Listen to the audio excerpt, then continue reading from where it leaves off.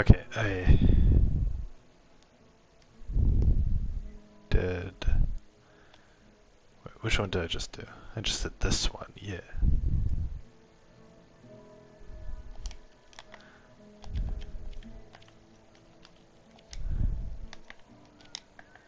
Okay. Now which ones do I have left?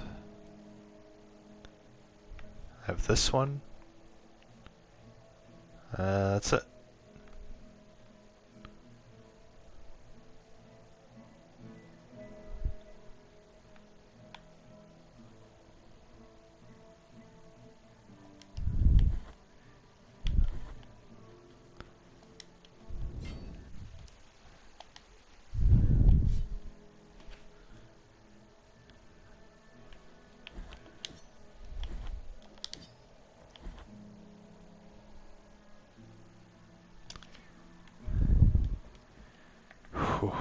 Alright.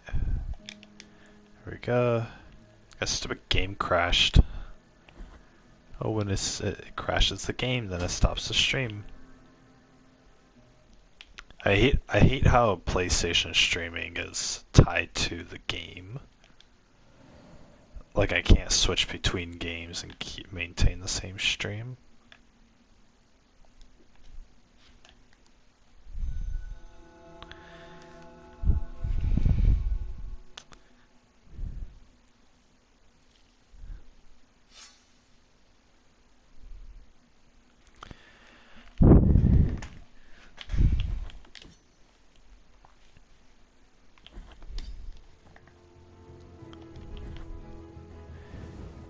Alright.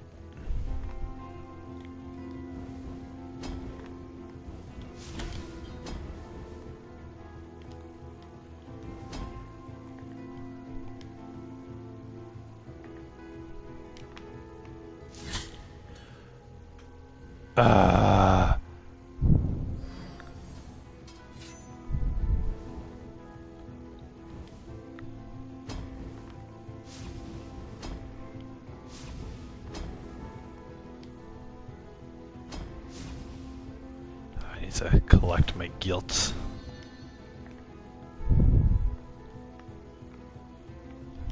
I should probably go this way.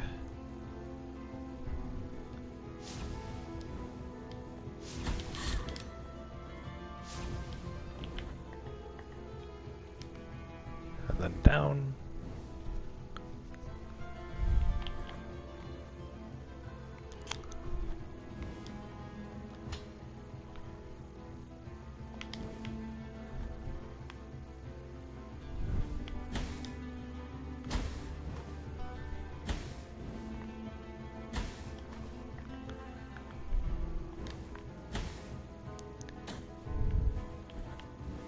Guys gotta kill me just to get over here.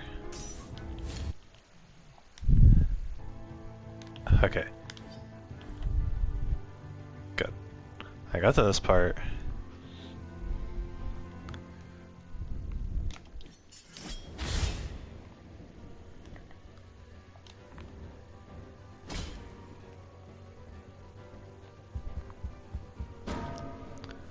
Ding dong.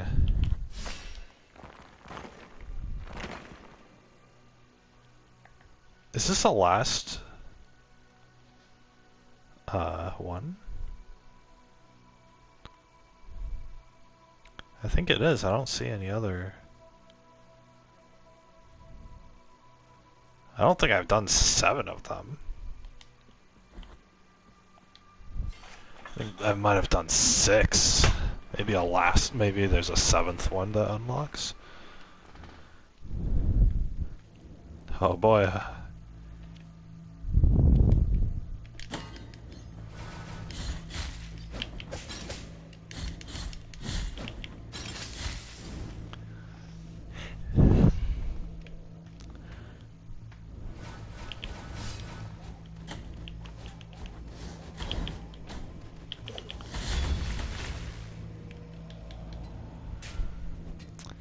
Yeah, stab his belly.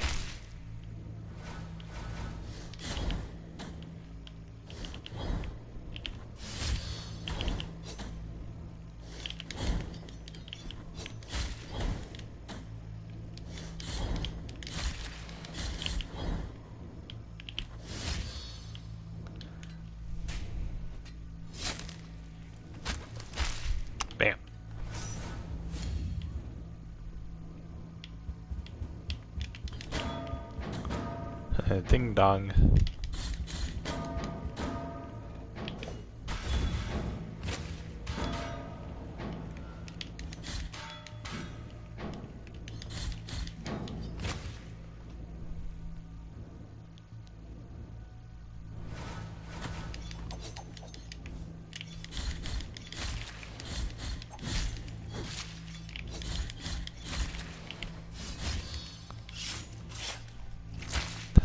I fought plenty of those guys.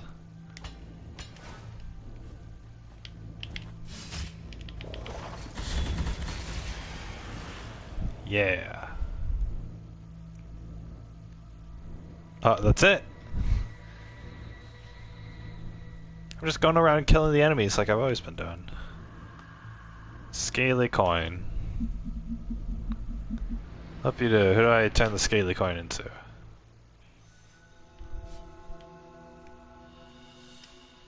Vine, braid, and blood. Alright.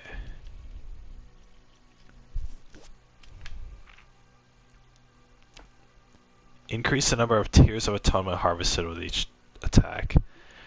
I could have used that.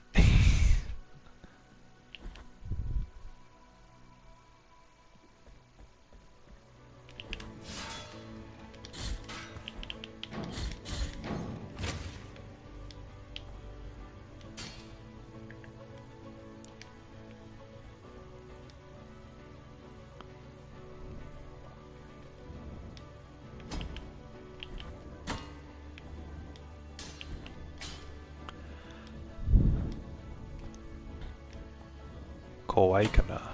Ah, shit. Well, whatever.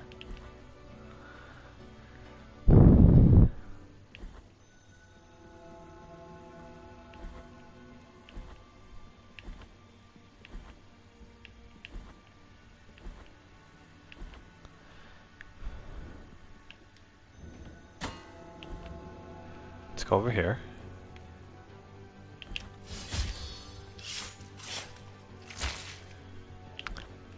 Recognize this area, guys? I just spent like the first hour of the stream grinding here. Haha.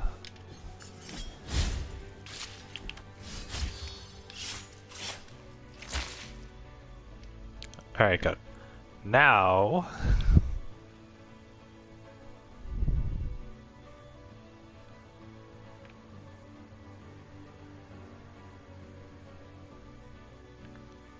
Where's another place to go?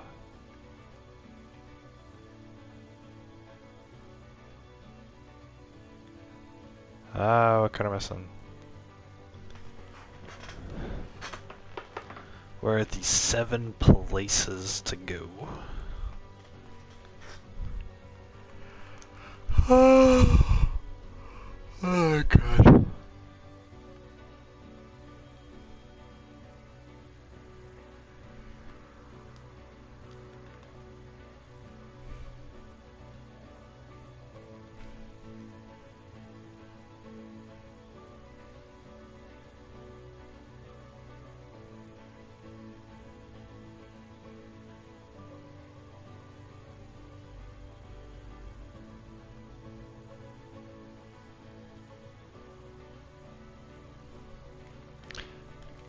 I don't know where to go. Where's my laptop? Over here.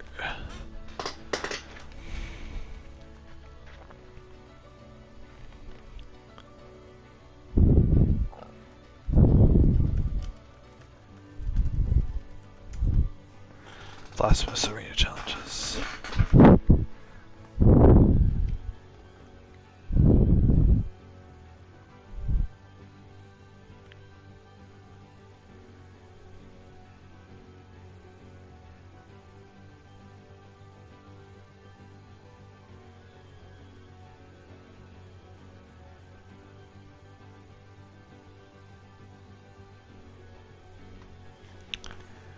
I did the one in the library, didn't I?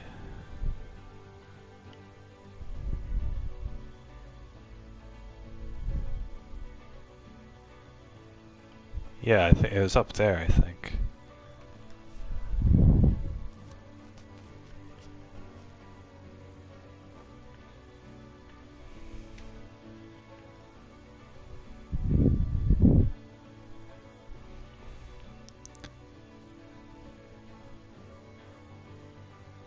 Mother of Mothers, I did that. Yeah, because I had to go all the way down there. Graveyard of the Peaks, I did. Brother of Silent Sorrows. Graves of Sons. Mercy Dreams. Did I do the one in Mercy Dreams? I don't think I did. I didn't know there was one in Mercy Dreams.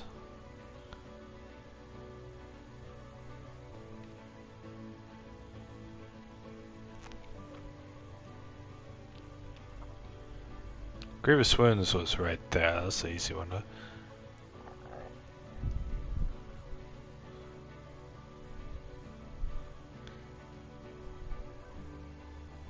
I didn't know there was one in Mercy Dreams.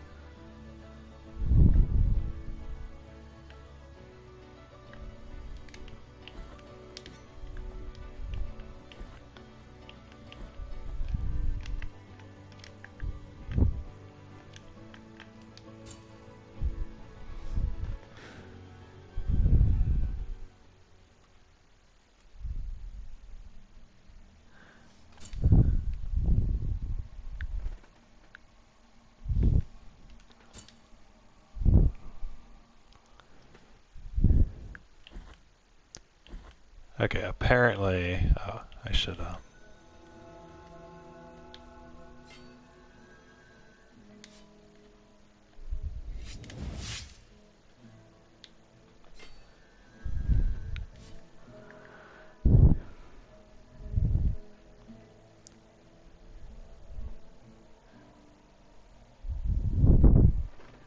Okay. Oh, I missed this door. What the frick?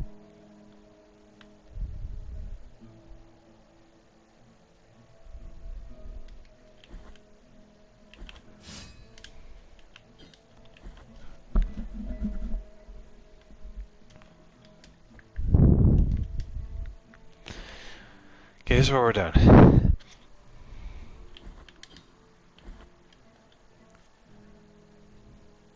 We're gonna go in here. We're going to donate.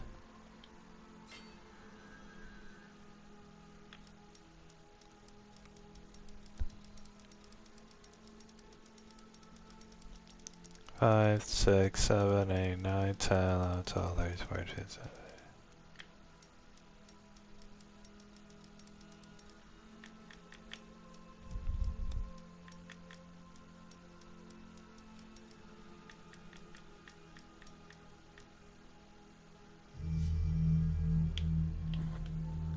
There we go. There we go. There we go.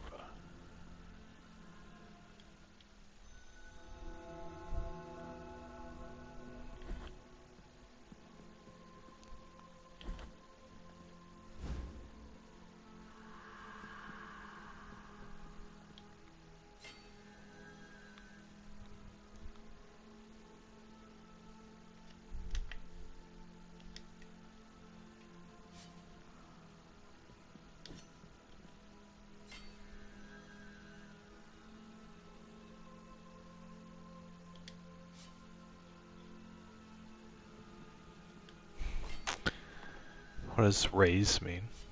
Oh, rise. What did I just get?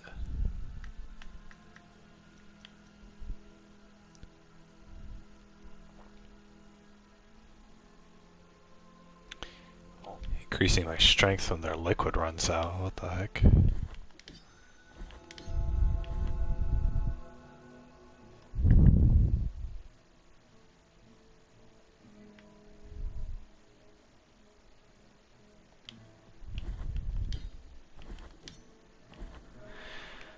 Okay.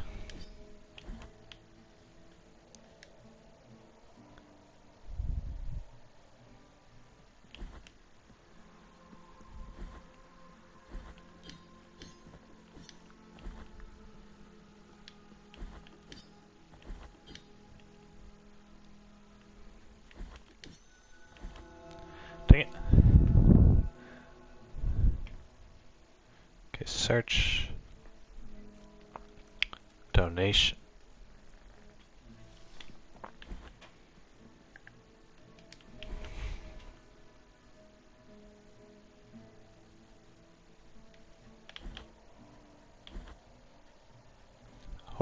heck?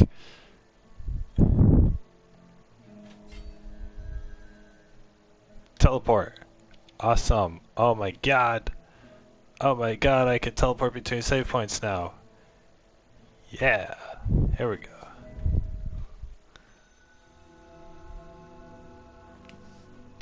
Boom, perfect.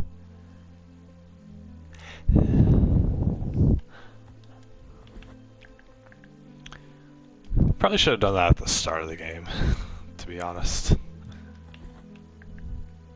I never went in the store.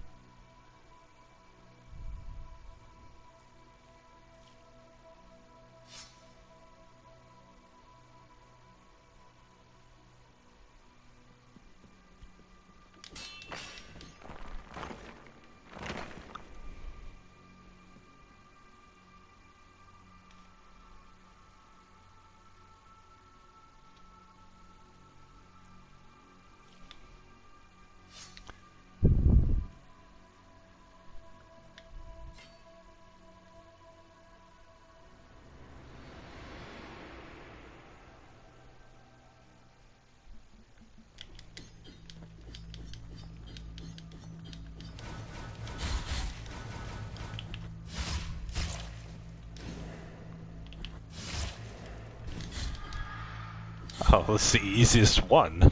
Oh my god.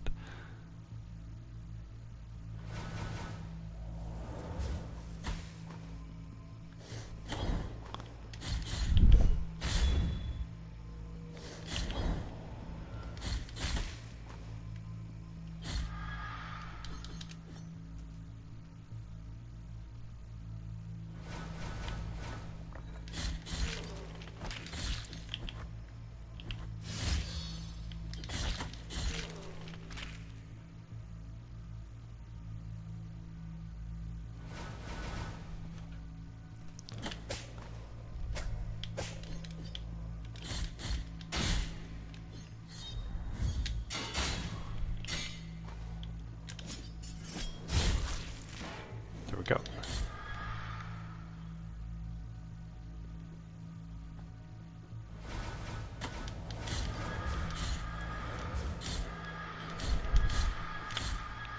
Yeah, yeah, yeah.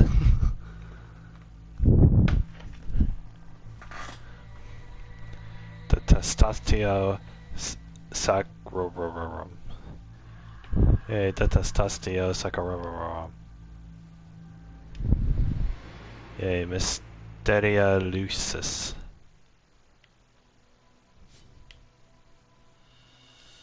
Yay, the Stovia of Sin. Whoopie-doo. What do I get to do now?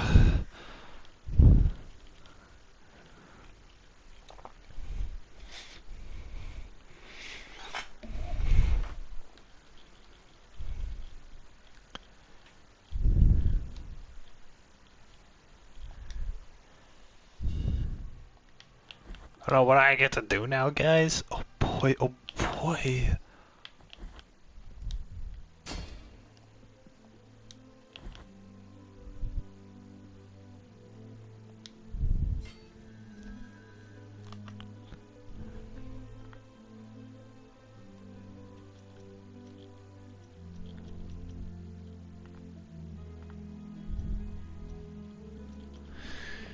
Where's my phone? Okay. I need to...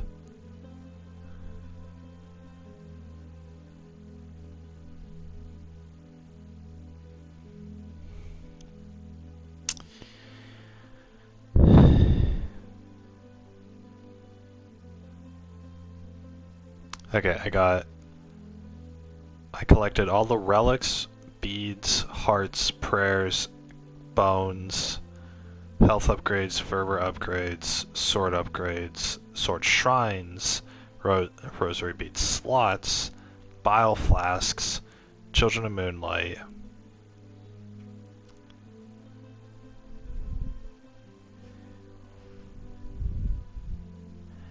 And I did all of the character quests and the arena challenges, and I got ending B.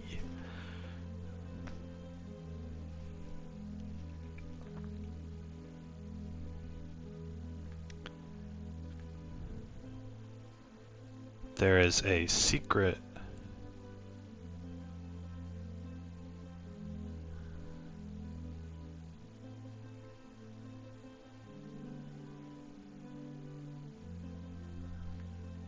Okay, this isn't doing me any good. I need to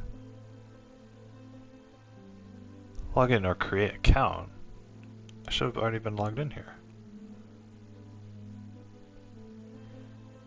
Welcome back, Ijakuna.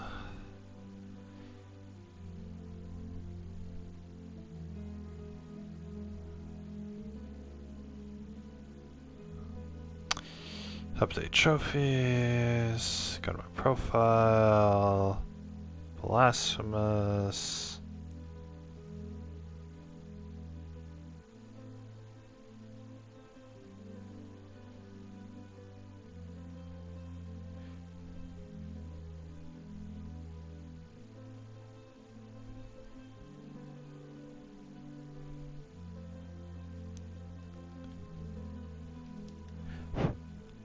Okay.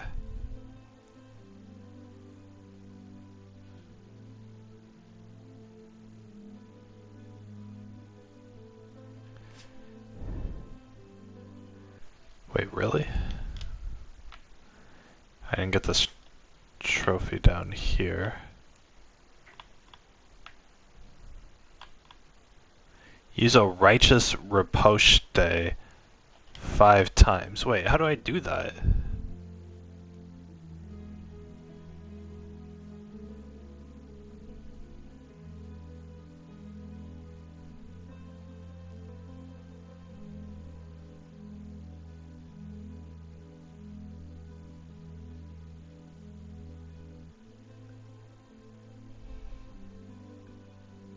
To parry, press R1 at the exact moment an enemy attacks you.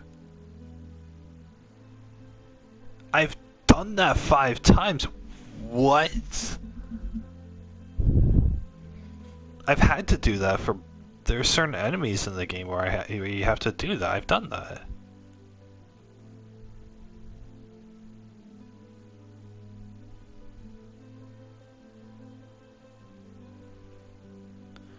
I've done that. What? Yeah, whatever, I guess.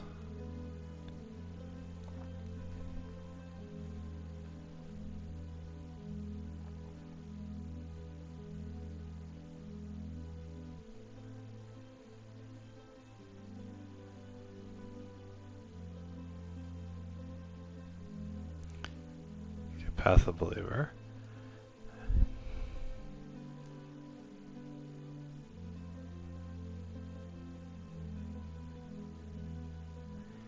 Cool. Alright. So. Oh. I needed to switch out my heart.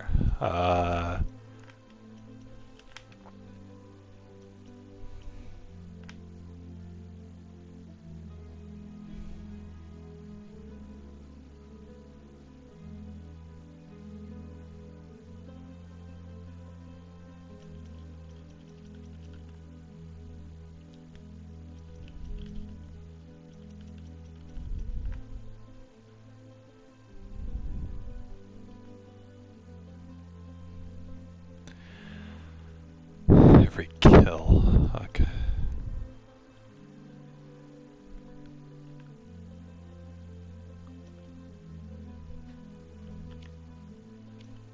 Yeah, whatever.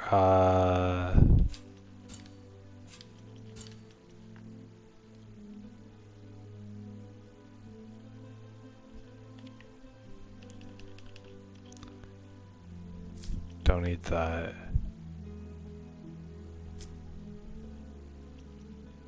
My vitality, good.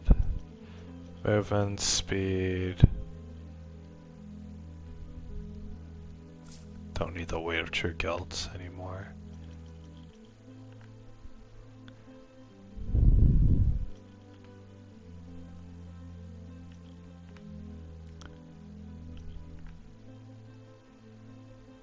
Increase fervor generated with attacks. Nice. Alright, cool. Do you have a good prayer?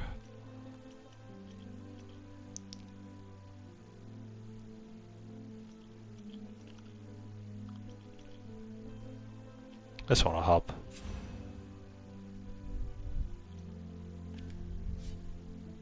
Nice. Alright,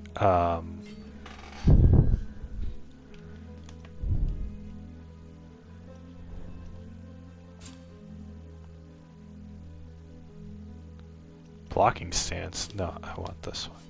There we go. Yeah, look at that. Alright. Now, I can actually teleport. All the way up here. Boom, time to get ending A, boys. Ending A. Ending A. Yeah. I am at like max power. I've gotten everything in the game. Every ability.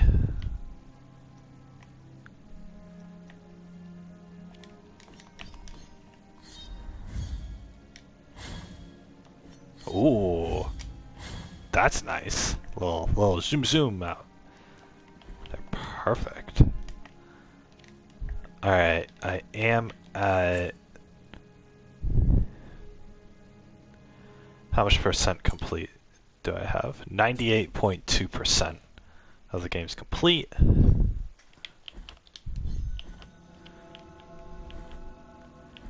Now I'm going to kill the final boss and get ending A.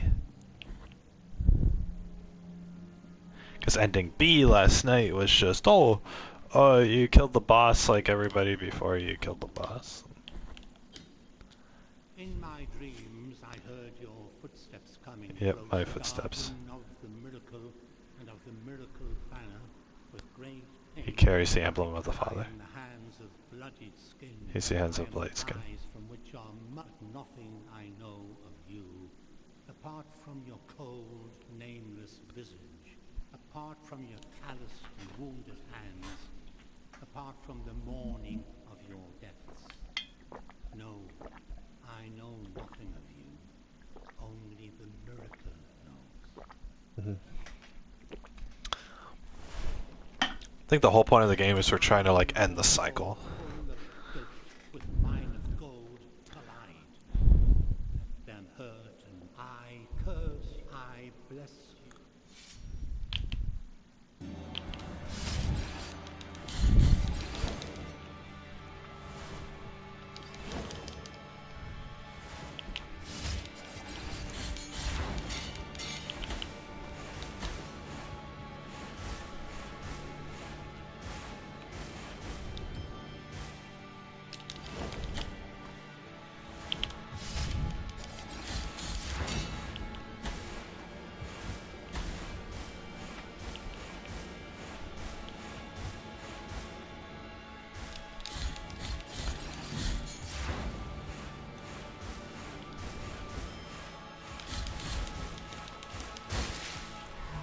Well, there we go.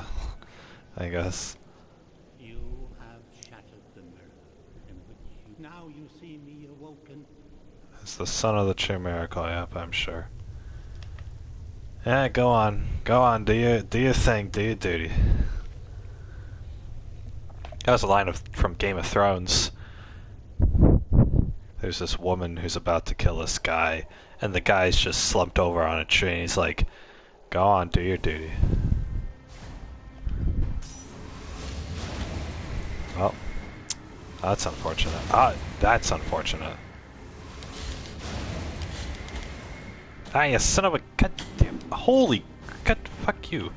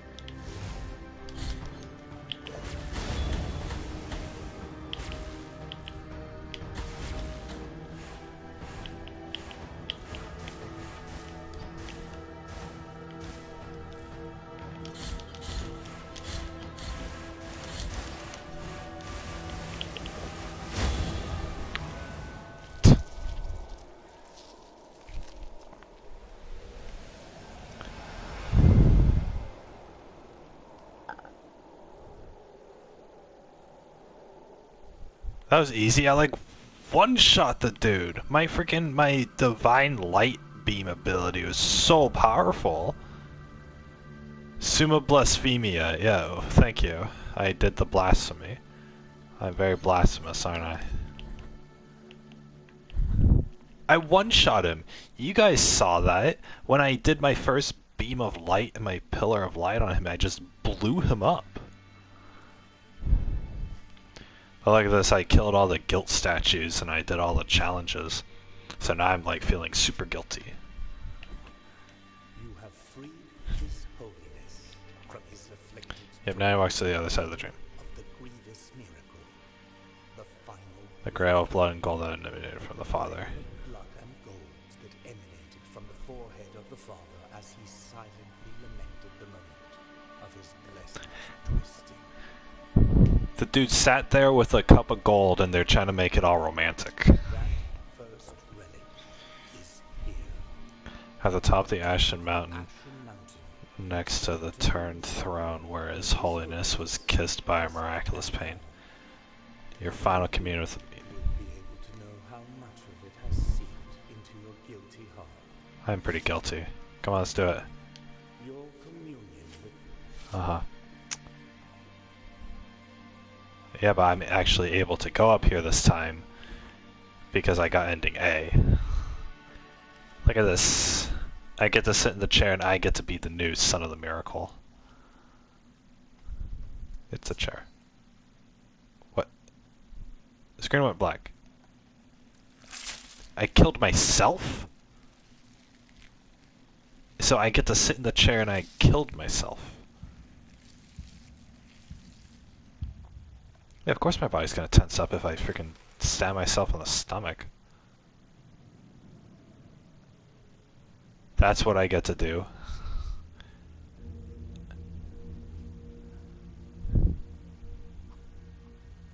Yeah, everybody gets to pray at my dead body.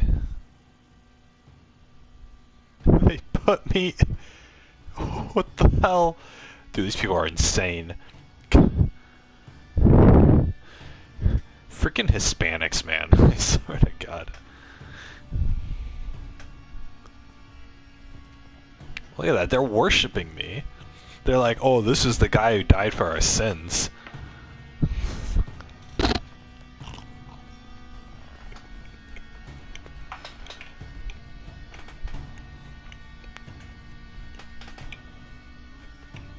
thus came the moment of final communion with the sword born of guilt. A last sacrifice in order to finish penance and break off with the ungodly will of the grievous miracle. But the plans of the miracle are capricious. Penance never ends, but changes, hurts, and condemns at will. At will. There is no place for the penitent one on the other side of the dream.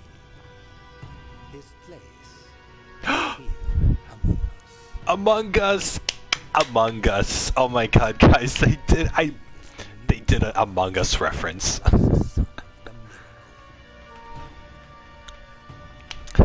He's Among Us. Among Us. Dude, what if I was the imposter the whole time, guys? I was the imposter the whole time. Witness of the miracle. Whoopie-doo. Beat 100% of the game. Yes, I beat 100% of the game. Wow. I did it, guys. I beat 100% of the game. Oh. And thus shall your name be erased under the heavens. Dude, it's Cassandra. She didn't like me. Look at this one. Oh no. They took the sword from me. I'm the one who took the sword from the body at the beginning of the game. And now somebody took the sword from me. Guys, it's like the ending to Attack on Titan. That's exactly what happened. 99.95%. Okay, so I didn't get 100%. Look at that, I only used 2 health pots. Wait, why did I enter the game again?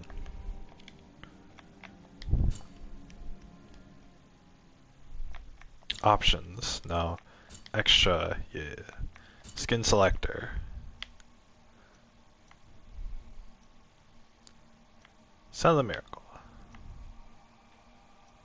It's like a lighter tint. Yeah. Yeah, this earns me a new background. No, it doesn't. There, that's my new back. Stupid game.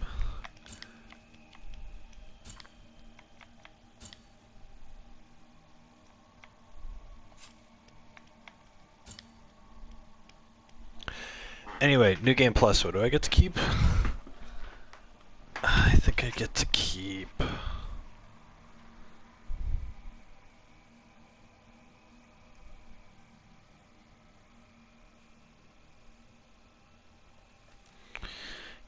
Keep. Blasphemous New Game Plus.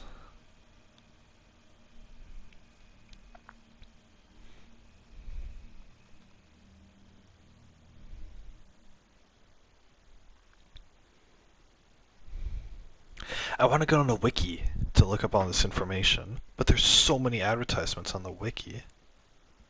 Oh my god. Necessary cookies. No newsletter.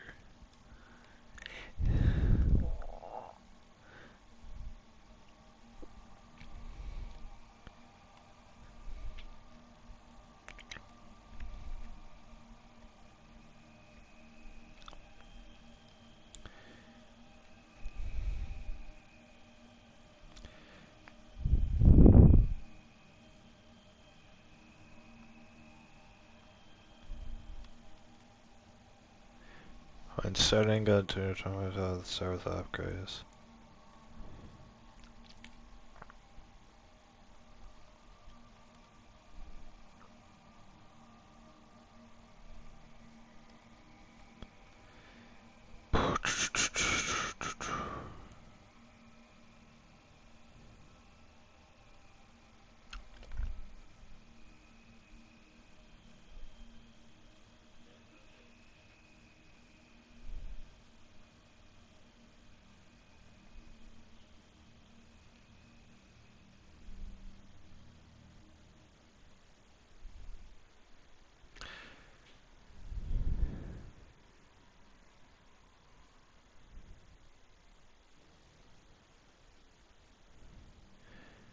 Those I managed to choose pendants were available. We rewarded with a new skin, as well as a new garage for repeat. Show the theme of each pendants.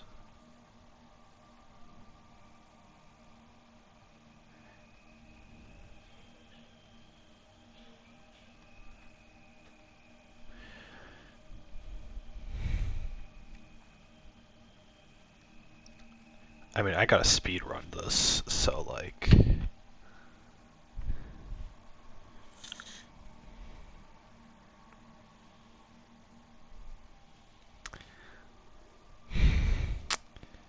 PSN profiles...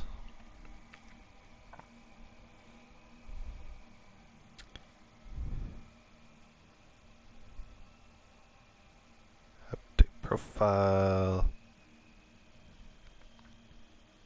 Can only be done once every 60 minutes. Okie dokie. Kinda wanna play Tribes of Midgard again.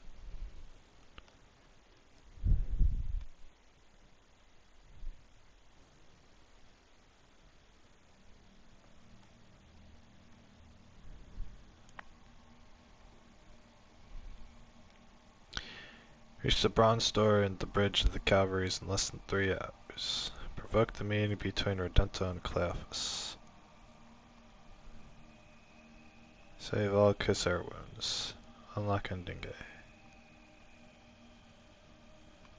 Be perpetual. So I'm gonna have to do a whole nother playthrough, but this time without using flasks during the bosses.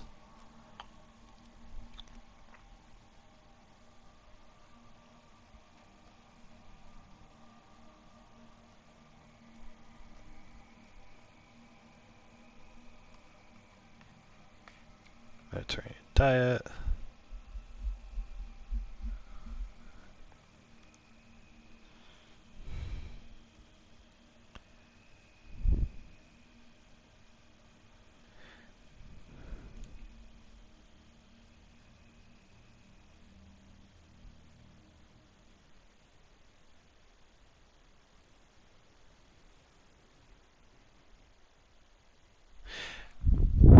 Alright, so I have to do the Kisser of Dreams quest, and I have to do, and I have to get to the bridge in 3 hours. You guys think I can do it?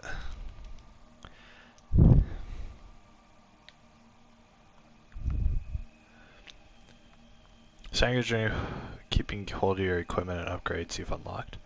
The Penitent One's pilgrimage is considerably more dangerous. The Altar of Penitence is unlocked. Savostia hides secrets that will only be revealed to those who walk this path. Nope! That doesn't sound fun. Alright.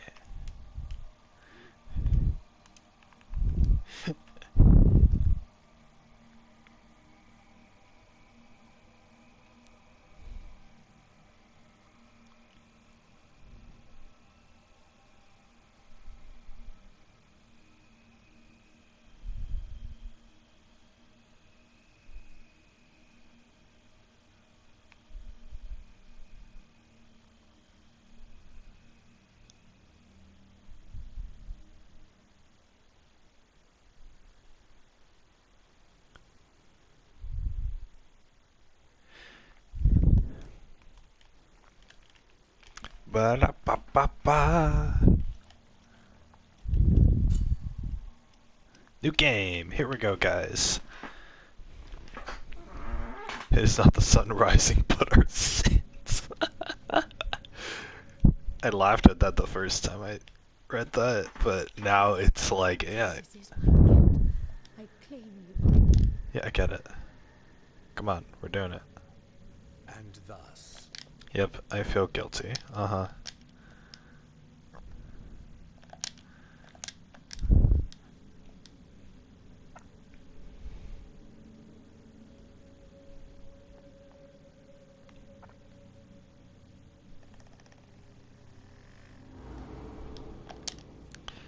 Yep, I was born from a dead pile of bodies.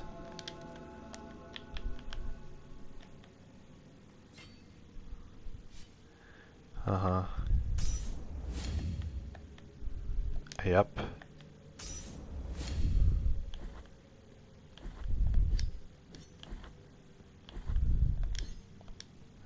Oh, I like my red cape.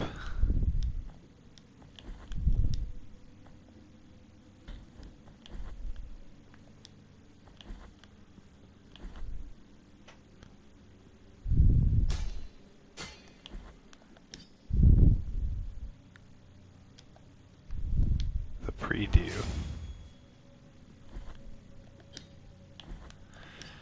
Oh boy, guys. First boss. Y'all ready for this?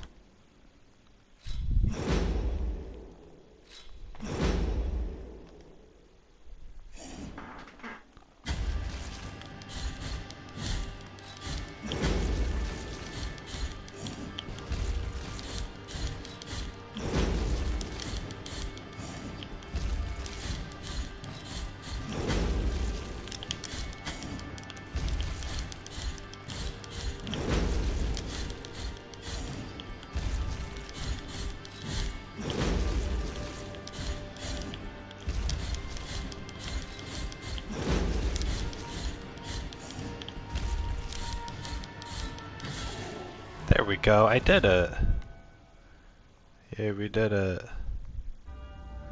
Requiem, the boss died. Yep, I love the boss died. Yep, and I'm gonna drink the blood of the boss, I remember. Alright, let's go.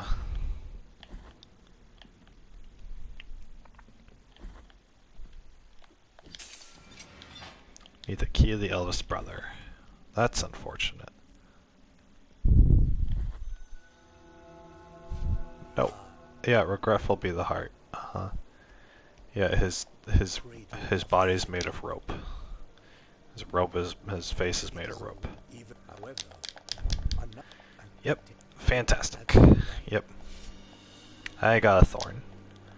That's wonderful. Yep, that's an item.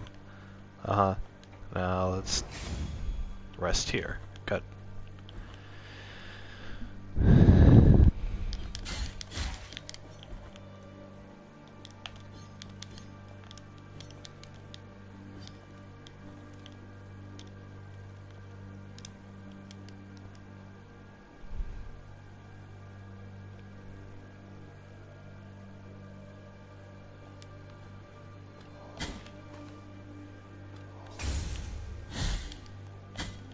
Oh, I see.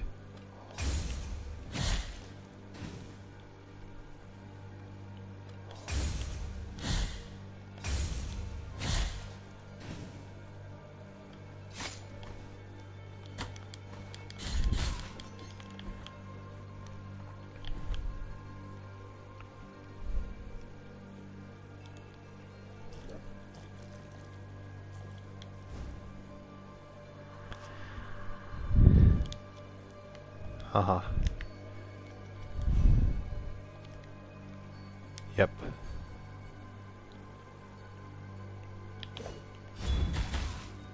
Oh yeah, it's the spinning circles one. I remember that.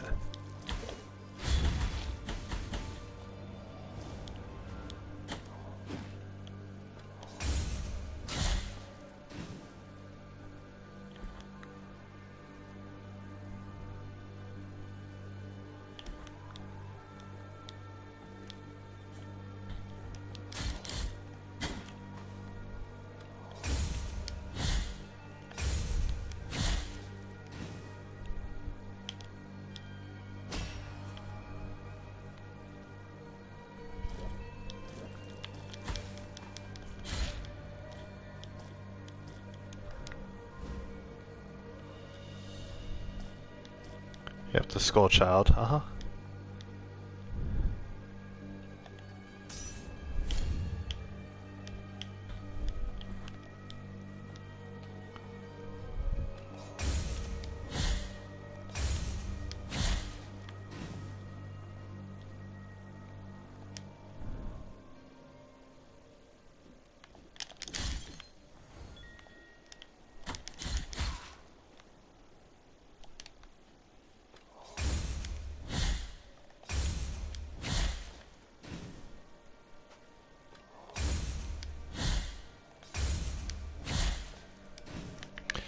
Okay. Gameplay tips. Press that to parry. During a counter, press that button at the moment of impact to perform a retribution. How am I supposed to perform like one of those perfect ripochets or whatever? So I'm missing that achievement too. Yep, it's this dude. Yep. Yep, Alberto. Alright, here we go. Guys, it's gonna be a lot of the same.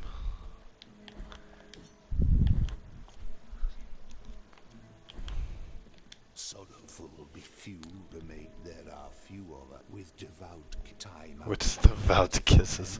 The will. Good. Uh-oh, hey, look at that. Look at that. A dove skull. That's my first bead. I can equip beads. Whoopie-doo. I am so excited to equip beads. Boom. Slightly strengthens my defenses. Time out, but if your penance, sorrowful. Sorrowful be the heart. Penitence one. Oh yeah, here's this dude raping this woman, that's right. I remember that. That was my favorite part. Let's go this way.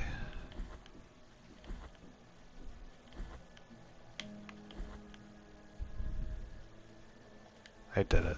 I got this one. Phalanx the Gravedigger.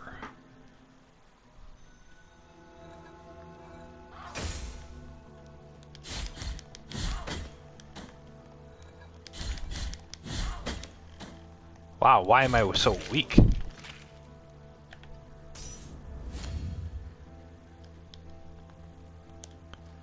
I forgot.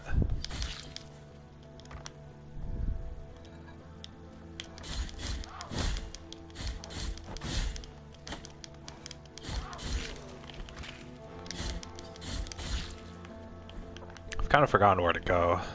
TB Honest. I miss my thrust ability. That was my favorite one.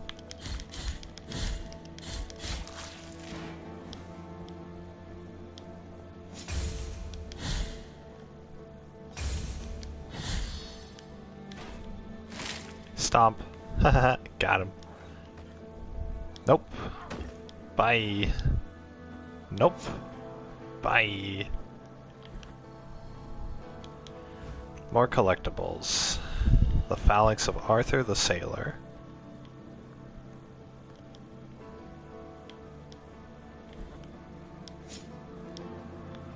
I want this item.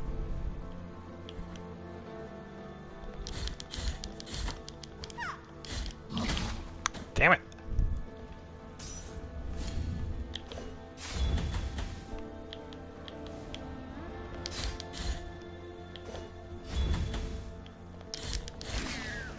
Good. He died.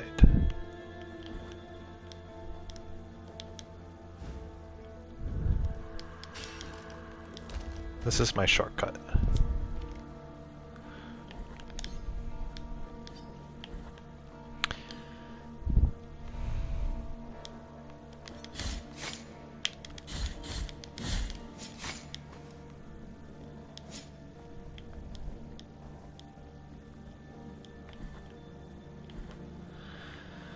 Okay.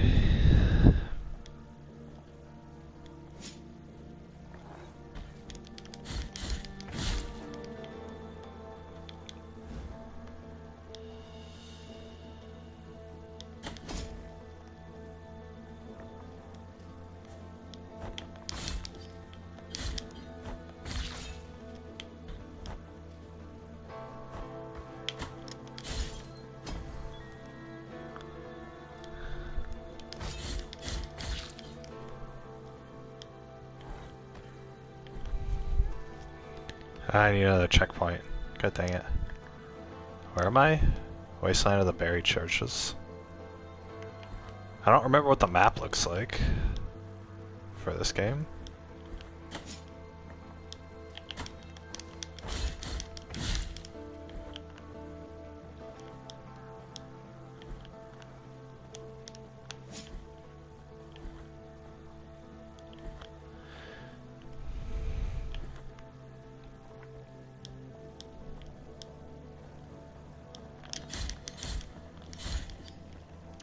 I remember having to go through this area a lot.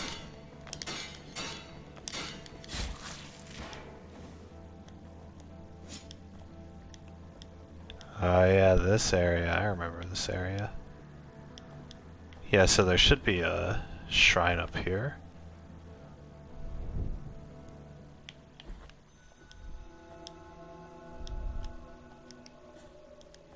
Yeah, there is. Perfect.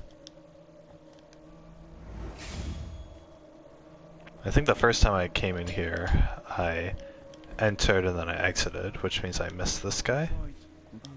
Do not, perhaps the miracle to a promised land. Let me ask of you the favor of bringing as my last one. Take this. Yep, he wants to burn with the oil or whatever.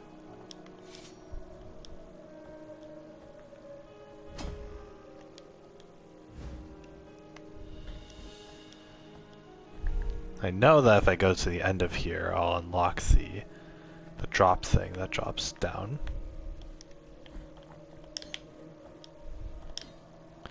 That's a little shortcut, so I might as well do it. Might as well. Might as well. Then I'll access Cassandra's shop.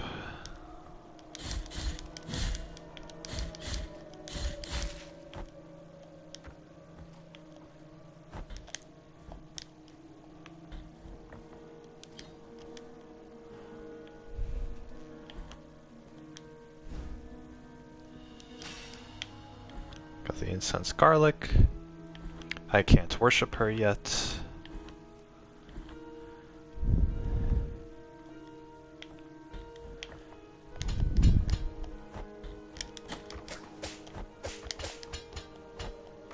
Don't got time to waste on you guys. Oh yeah, these people.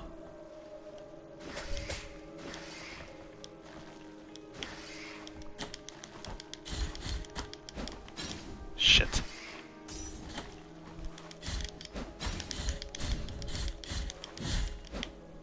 Holy crap.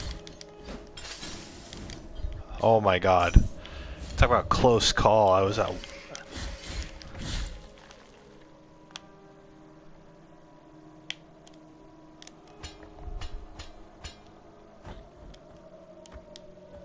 My god, okay.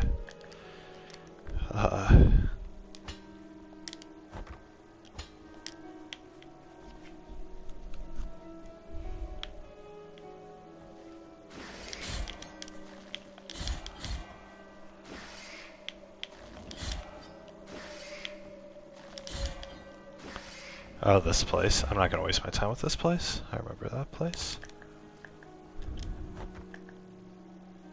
This place has a treasure in it. Alright.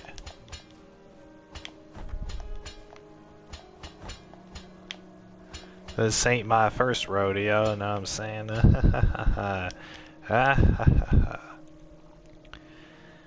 God, going through this on 2 health pots is really tough.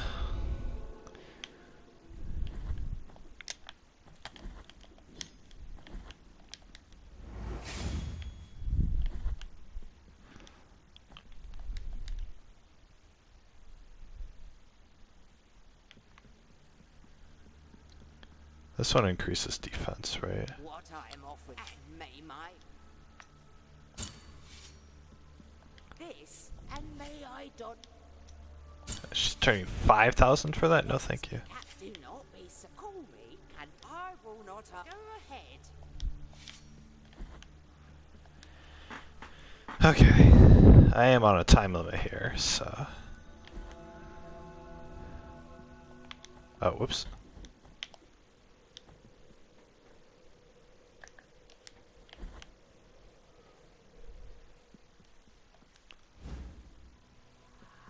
The Immaculate Bead.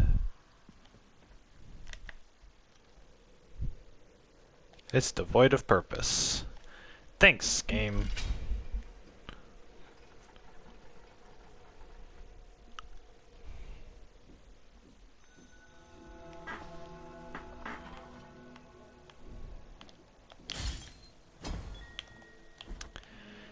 I need 20 of those for the relic. I have a little bit of a general knowledge of what this game is about. Here we go. Yep. Yep. Alright. So guys, just in case you're all wondering, I have a few achievements I'm going for. I have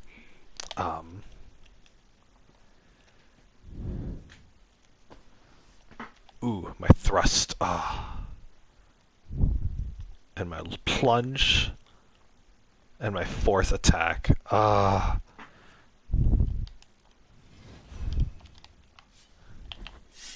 Yes! It's not as good as how it is normally, but, you know. Yeah! I did it.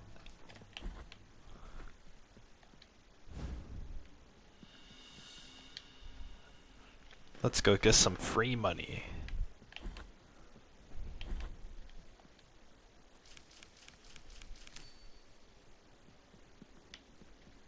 They didn't give me any money for that. Well, can't win them all, am I right? Anyway, once I acquire 20,000 souls, I can teleport between places.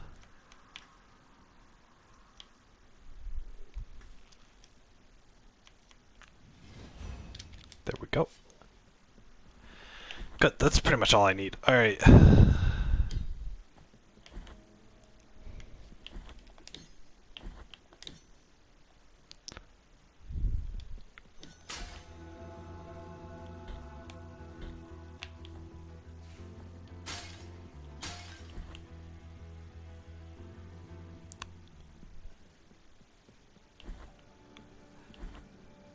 Oh hey, look, this guy isn't dead. Look at my chest. Look at my chest. Sentence, if the grace of the miracle is bring me the quicksilver. Bring me the quick. How much is it? $1,000. Not too bad. Alright, let's go. Bring me the quicksilver. And do not tarry long, for I am hard of hearing.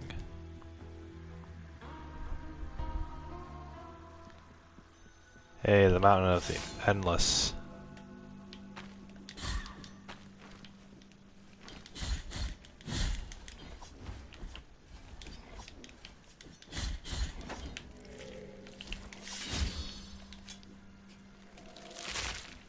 Ah, rip his head off. Alright, there's an item down here.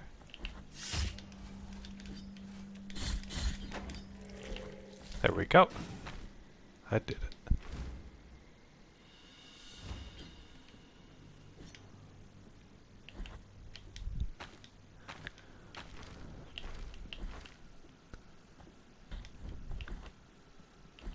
Tarry no longer. Hurry! Bring me the quicksilver.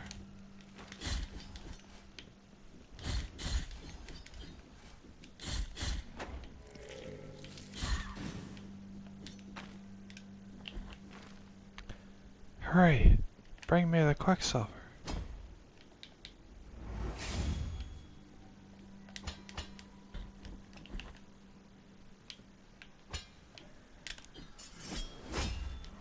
Really? He dodged it? Ah, shit.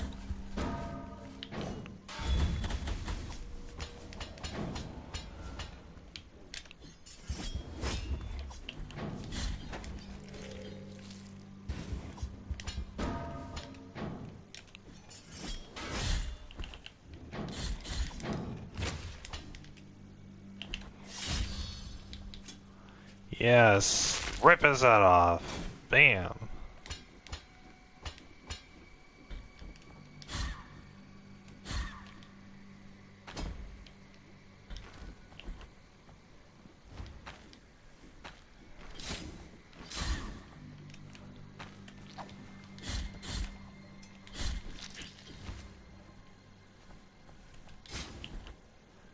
Alright guys, here we go.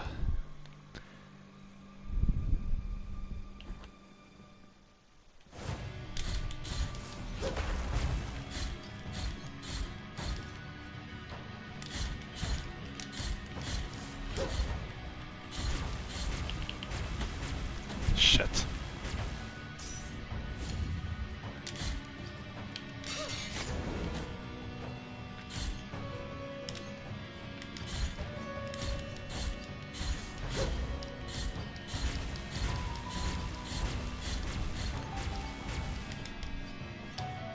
She wants to lunge at me? Kind of a weak lunge. Yeah, I did it. Already acquired Petra's protection. Very nice. So we exit that, and then we enter it again. And there's still no item there. Okie dokie. Oh.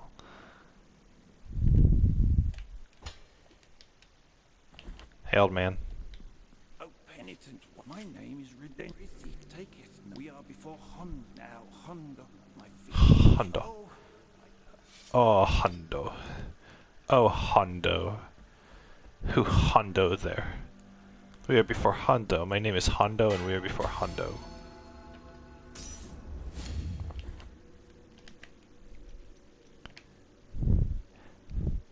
Protection against lightning attacks, oh Hondo.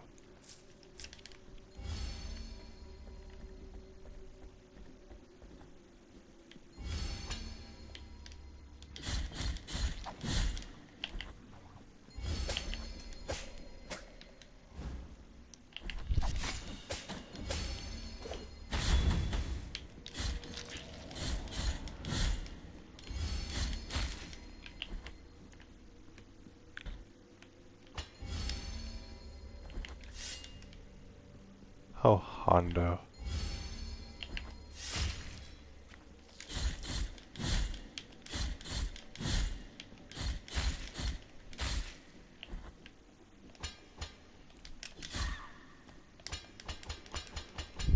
Whoopie-doo. I know there's a, God damn. It wouldn't slash my sword. God dang it.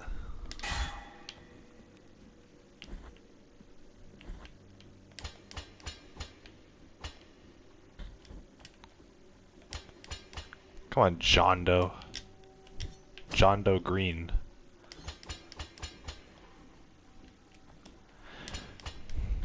My favorite teenage girl book writer, John Doe Green. Wow. No, no, no. No, no, no.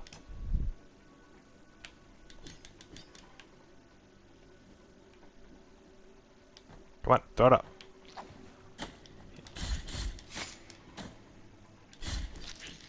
Okay, good.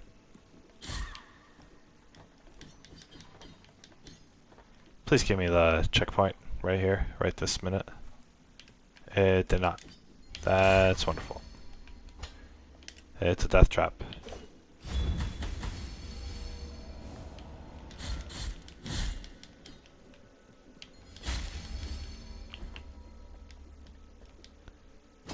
That is not going to work for me.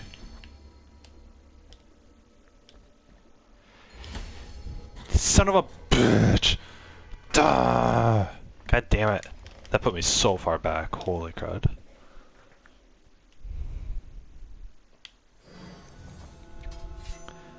Yeah, I get it.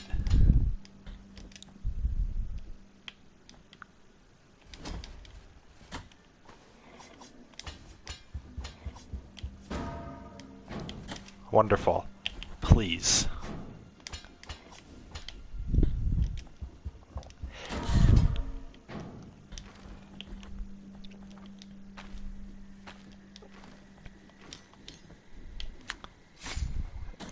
Unbelievable.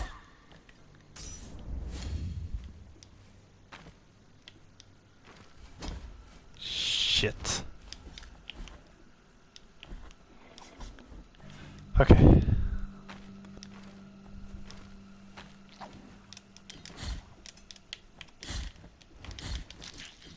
There we go.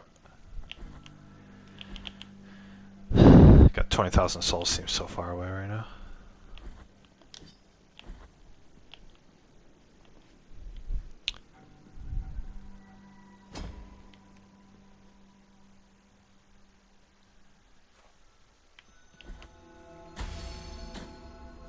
Uh-huh.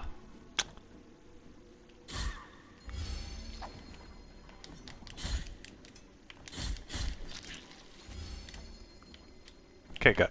I made it over here with most of my health and...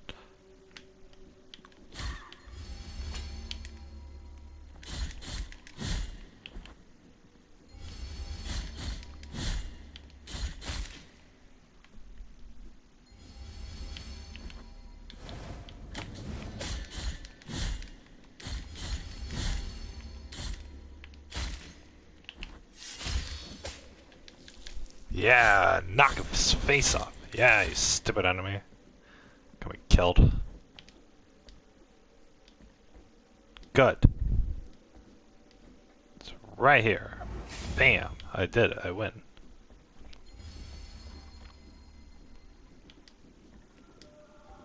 Come on, John Doe. John Doe Green.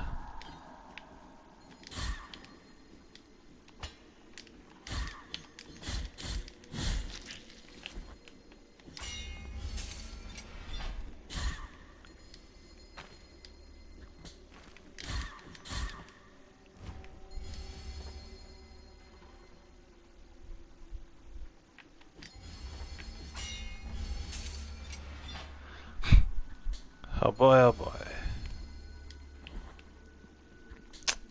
I am on a time limit here, guys, so if you could not distract me, that'd be fantastic. There we go, got that checkpoint. I can go under here. Ah, God. Ah, oh. Ooh.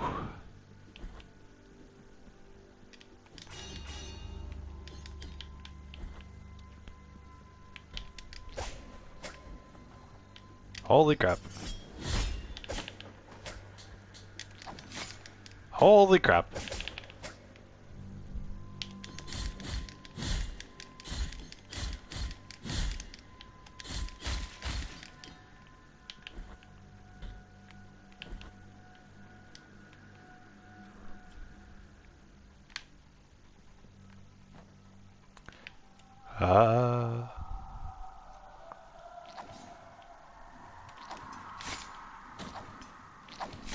Actually,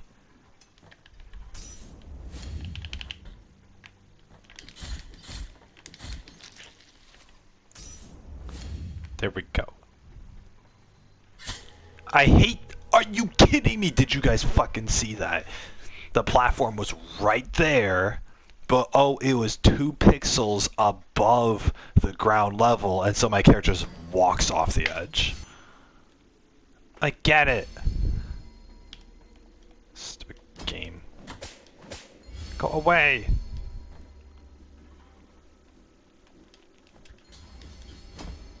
Mm-hmm. Yep, we're gonna go down there. Uh-huh.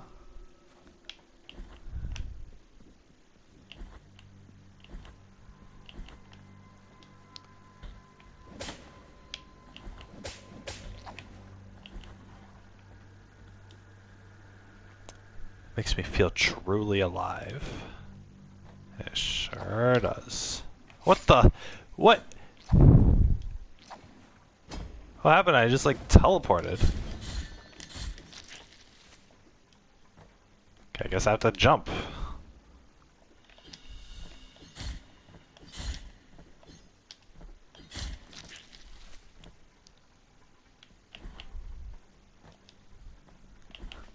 Okay, good.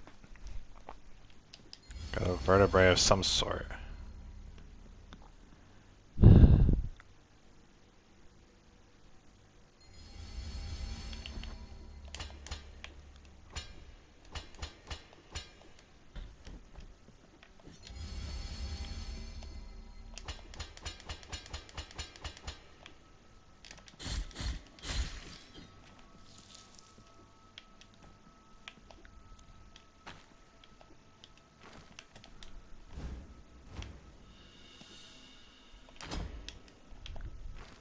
Oh my god, they put a thing there. Holy good.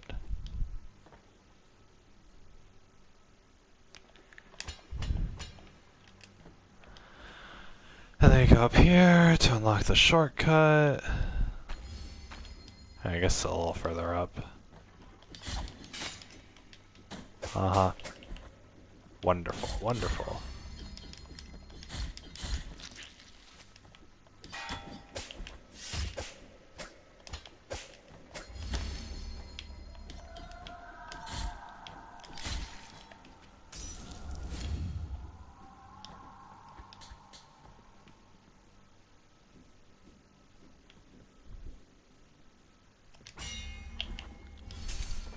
Good.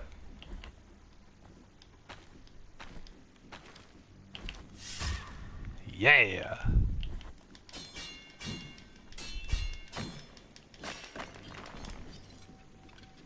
There it goes.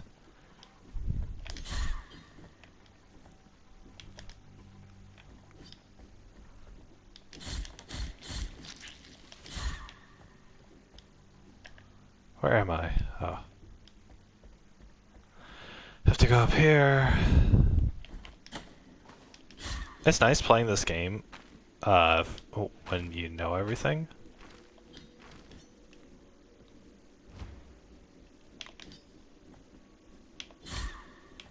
These birds are giving me anxiety.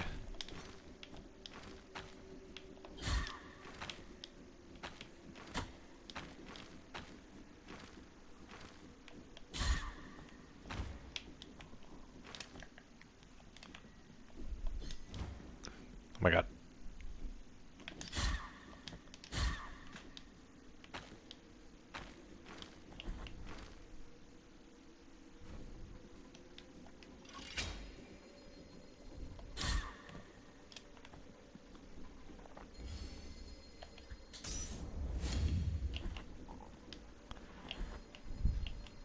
Okay.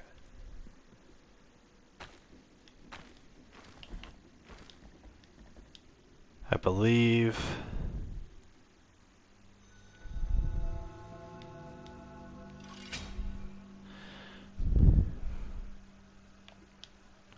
Oh wait, I can't jump on that yet, that's right.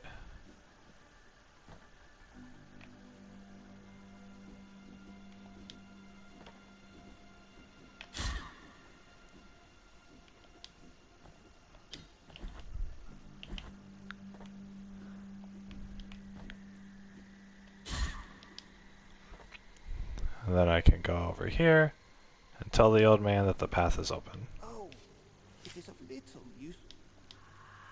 The fourth Tome limestone. Thank you. It is of little. Uh-huh. It's of little use.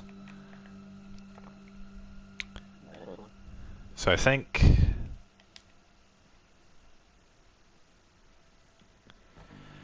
I can go all the way to the Brotherhood. From here... And there should be another checkpoint.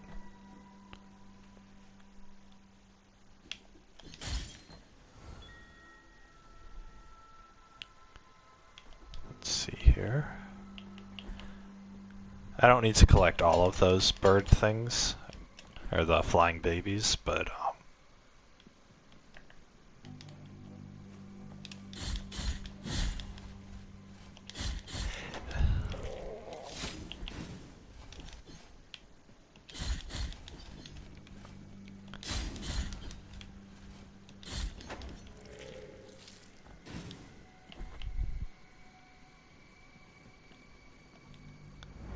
yeah, here it is.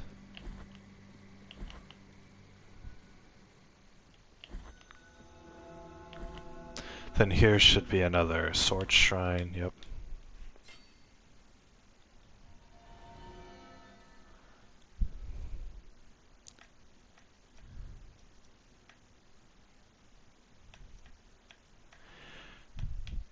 The dash reaching further would be nice.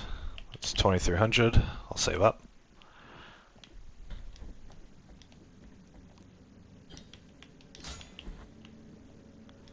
Then this is the portal.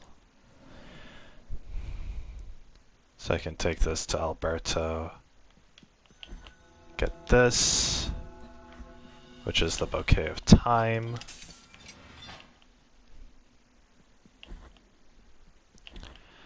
Then I can give this to Alberto, and hopefully he'll give me enough to get my second sword dash. Yep, give the instance garlic. Merciful be, penitent one. With your... He gave me the linen cloth.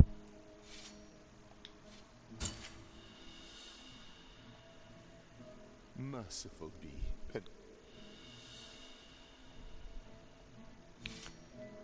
time outside, but if you're sorrowful... Sorrowful be the hot penitent one.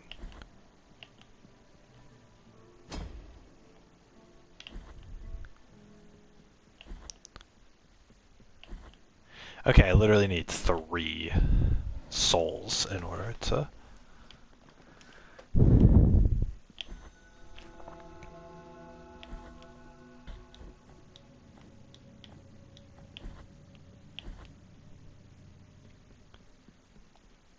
Do not fear my body. Solitat. The high will. I will wait. Okie dokie.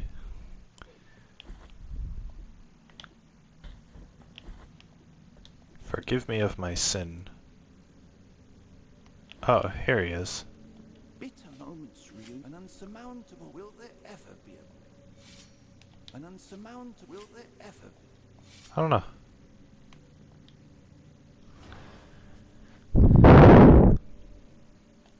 Actually, We'll do the puzzle, but not the second.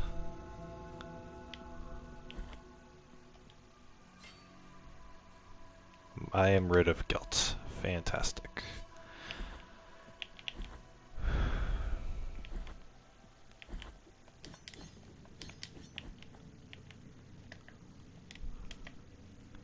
Let's see here.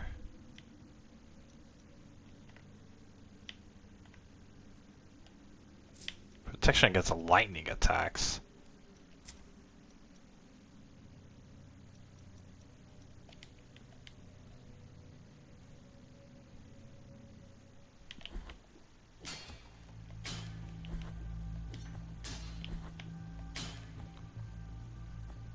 Hey, look at that. I have enough fervor now.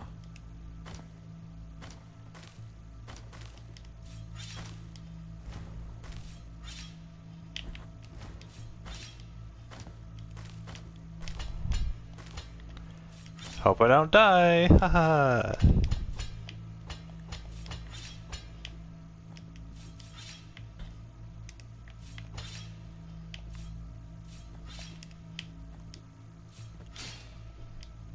Yay, it worked. I'm free.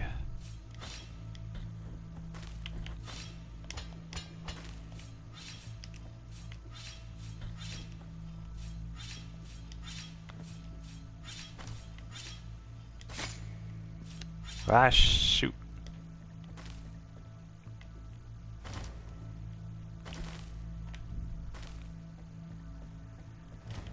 I did it. We solved the puzzle. Got a collectible.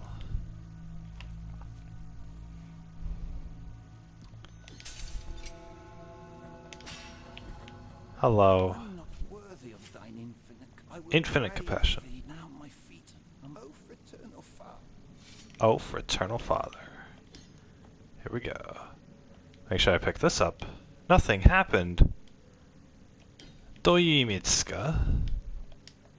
Let me put out the flames of flame.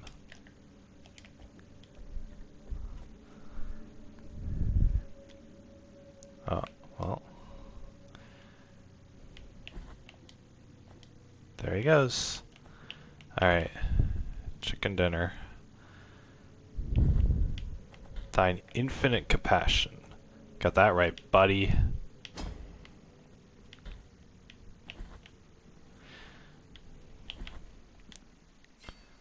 Look at this. It's been like a half an hour and I'm already this far into the game. There we go. Yeah! It's just a tad further than normal.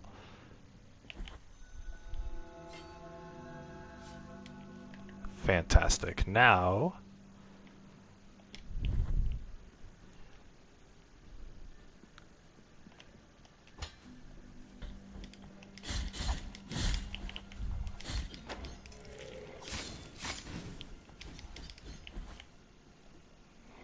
I can go yonder.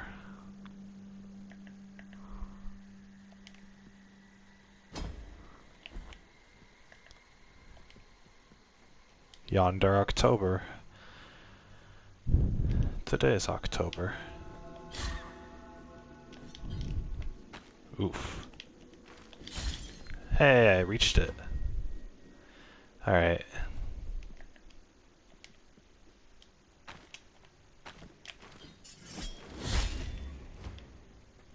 Got him.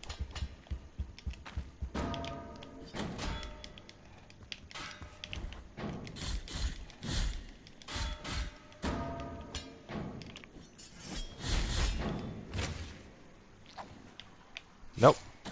Whoops.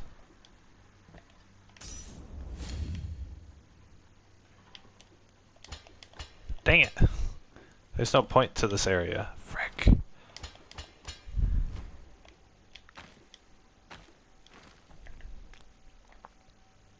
There's a treasure chest here. And also one there. There we go.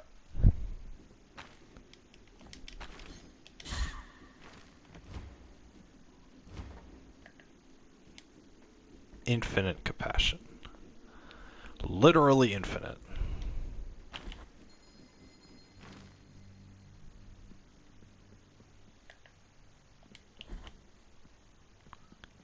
This puzzle.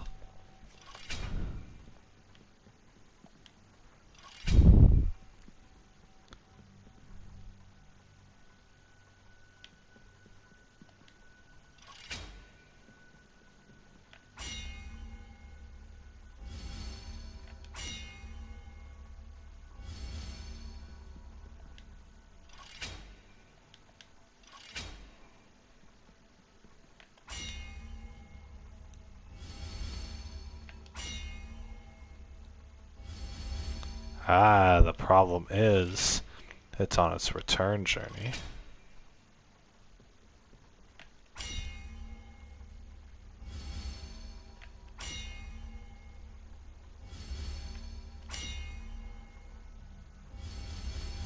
There we go. I actually thought about it instead of just wasting my time guessing and checking. Yay, the knot of rosary rope. You guys know what we can do with that. We can get another thing on our thing. Let's go do it. I don't feel like going all the way over there, actually. Now that I think about it.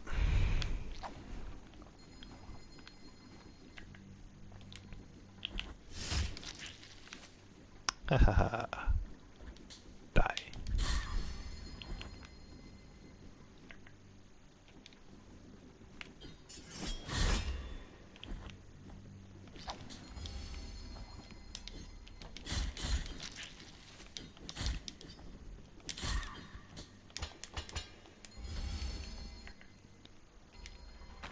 Yep, we're gonna go down here.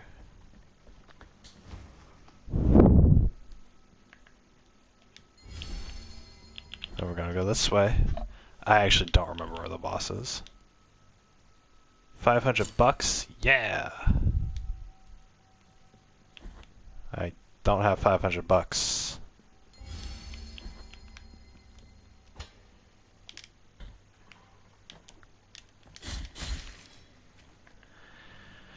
She only gives 30. Okie dokie.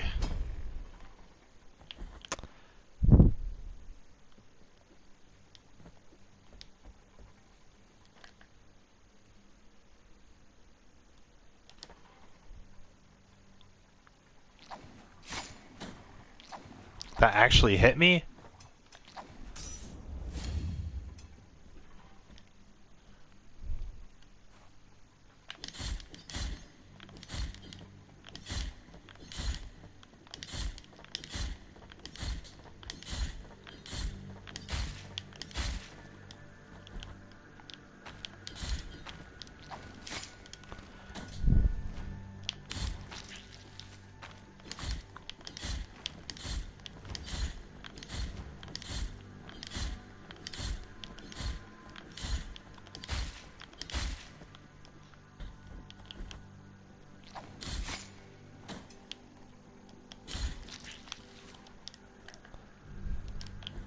Dang it. I want to upgrade my thing right now. Will I survive? Let's see here.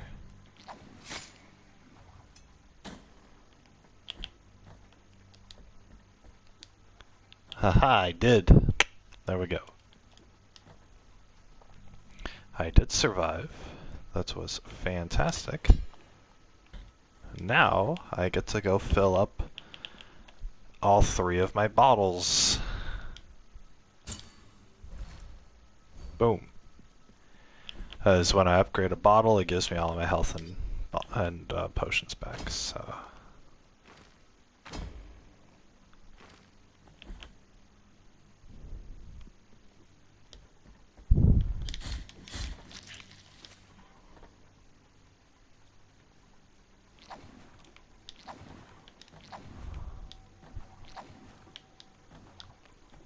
There we go. Now I can move all the way up.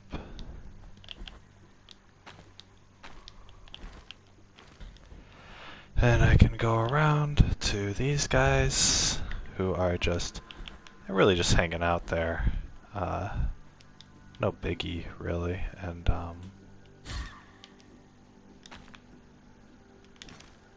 wait, what's the point of this room? I think I get it.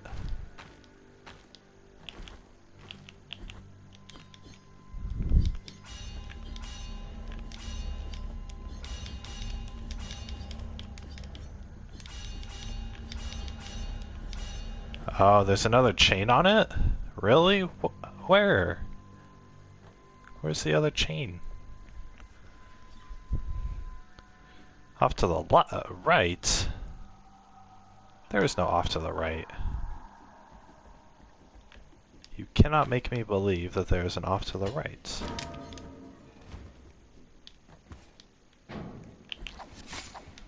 Oh my god.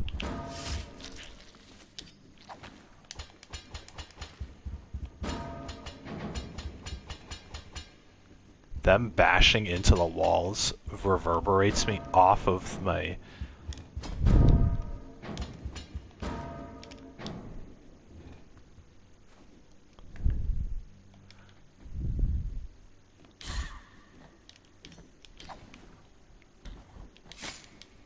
Uh-huh.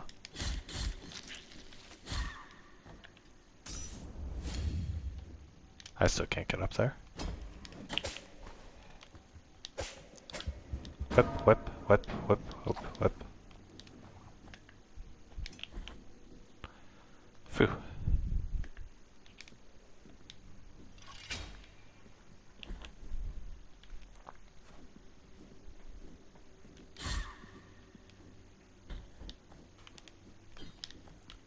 Oof.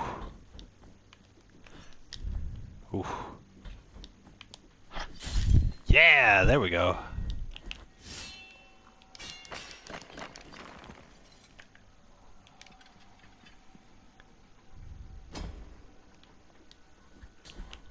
Okie dokie, let's go-y. Yay, checkpoint. Now I can go up here.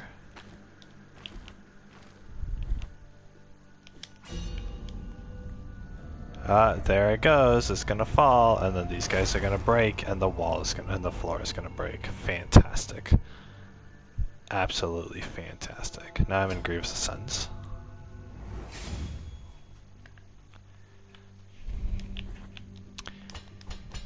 You guys know what that means? That means I should be able to access the boss in John Doe.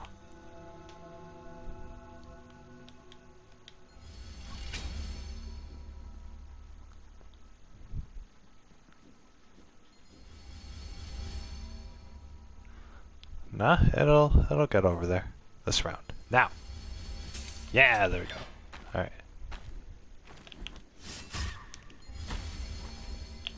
There's a treasure.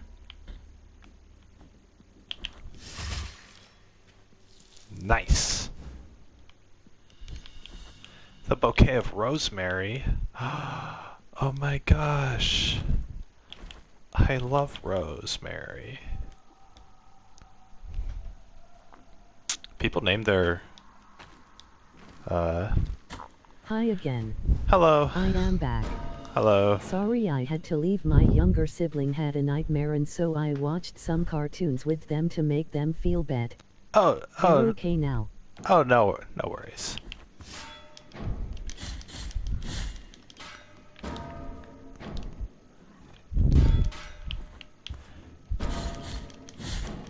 That's very nice of you to do that. They must appreciate having such a good older sibling. Or such a kind older sibling.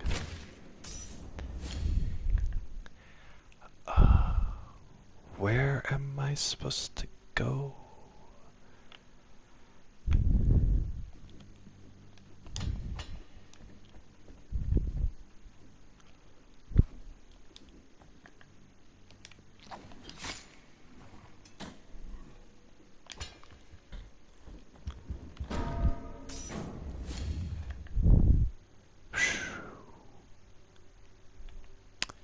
What has Jesus Monster Slayer Christ done so far? Jesus Monster Slayer Christ has started a new game and is trying to go through as fast as he can because one of Jesus's other professions was being a speedrunner, so...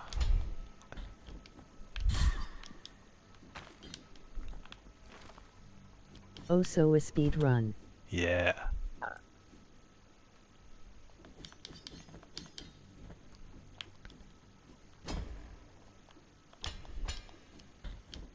Jesus ain't satisfied just killing monsters. He has to kill them as quickly as possible. Where? Yeah, Jesus was known to use Sonic's catchphrase as he did his speed runs. Gotta go fast. Gotta go fast.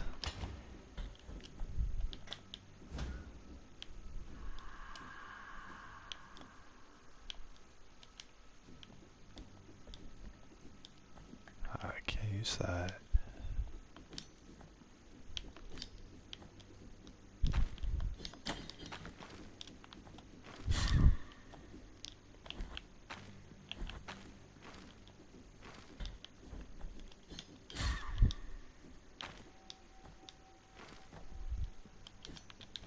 I like the mythos we've made for this game. Yeah. Just adding on to the story. This story is getting pretty complex, if I do say so myself.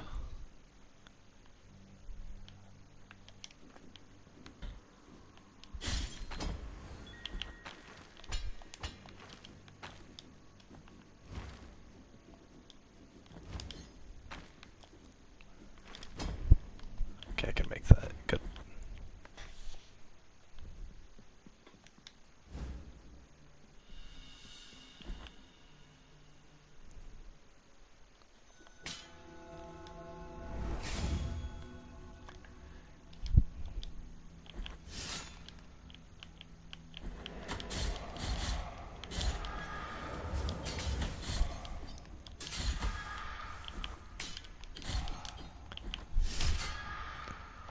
The ending for this definitely needs some work and more speaking roles for the cow god. Yeah, exactly.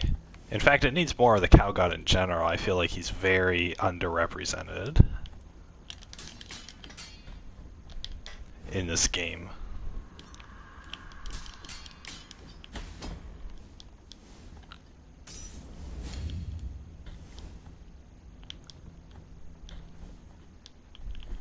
Yet a cow god is lacking.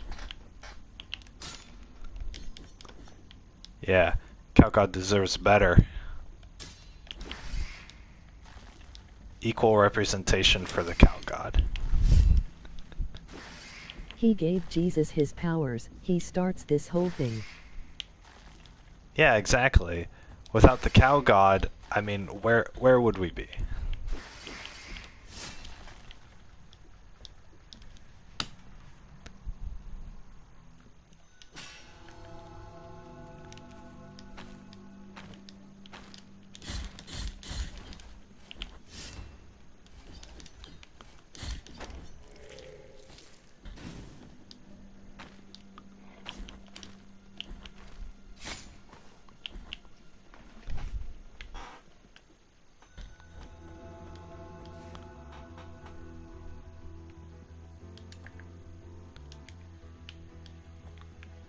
Alright.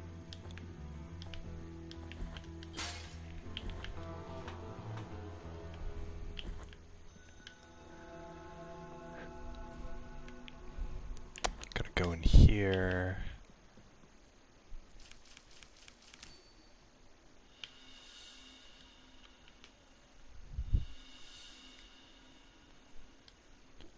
Ooh, perfect.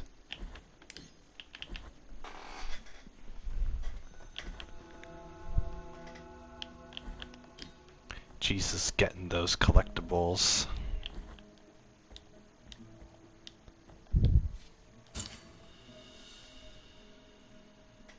Merciful be, penitent one.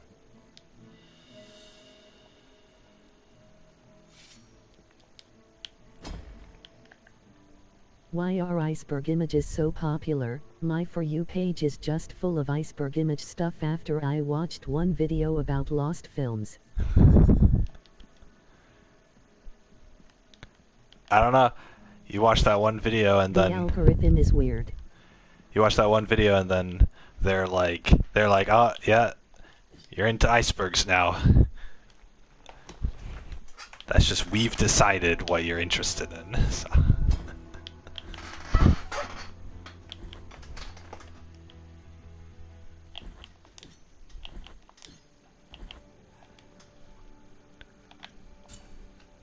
graceful be with this silk?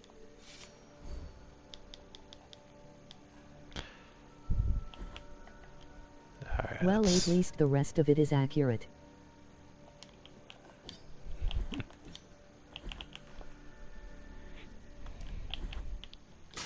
Mostly game theory and stuff like that. it's not just a theory, it's a game theory.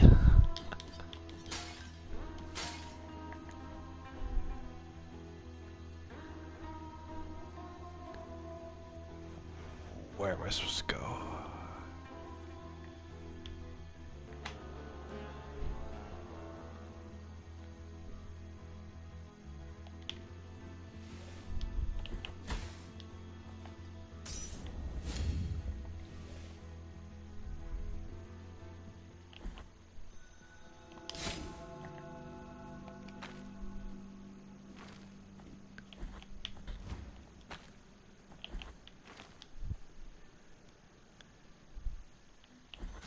Oh no, he says, but that's just a theory, a game theory. That's right.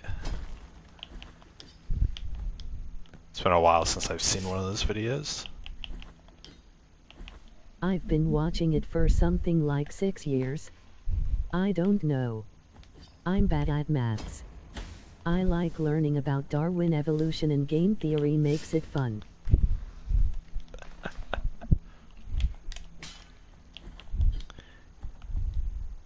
Yeah. What better way to learn about Darwin evolution than through the video games?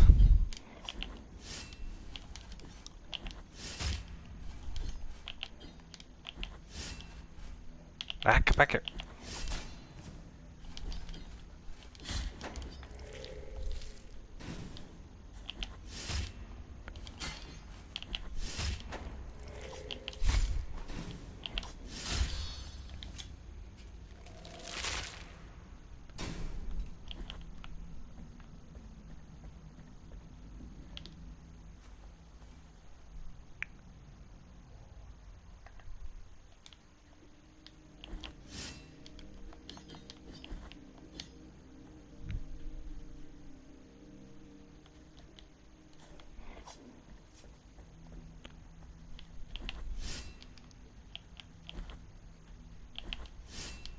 I think I figured out the FM equation exclusively from game theory.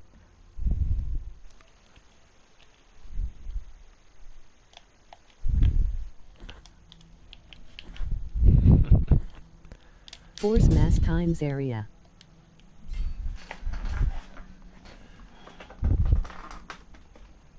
I mean, that's one way to learn it.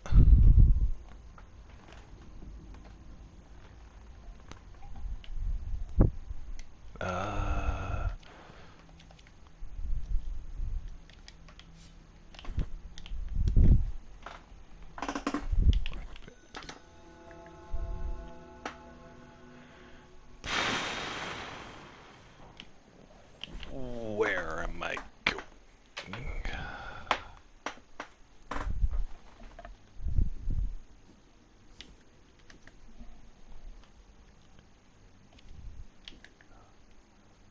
Let's see here. Yeah, came in handy seeing as the following year for science it was the main equation we were using.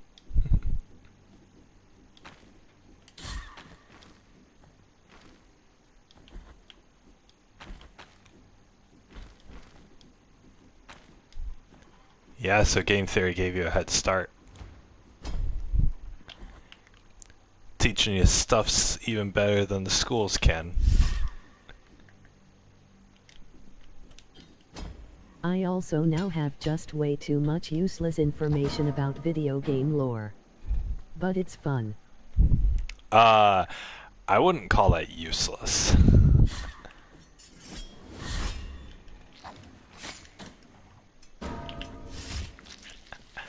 Video game lore is probably the most useful information out there.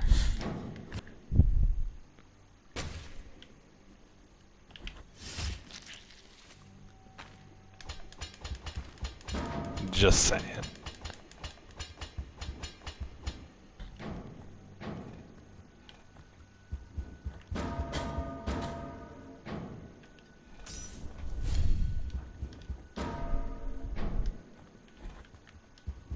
Ah, fuck.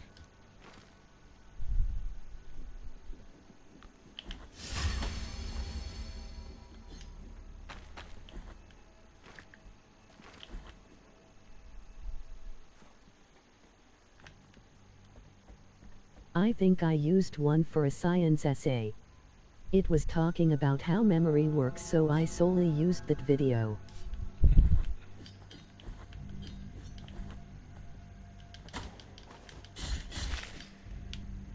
I think I got a B for it. Nice. Gotta thank Matt Pat for giving you that B.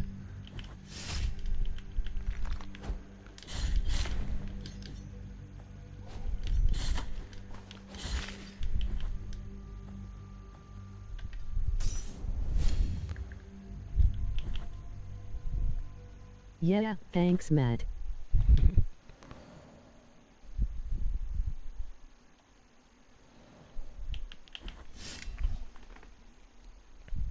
Alright, where's...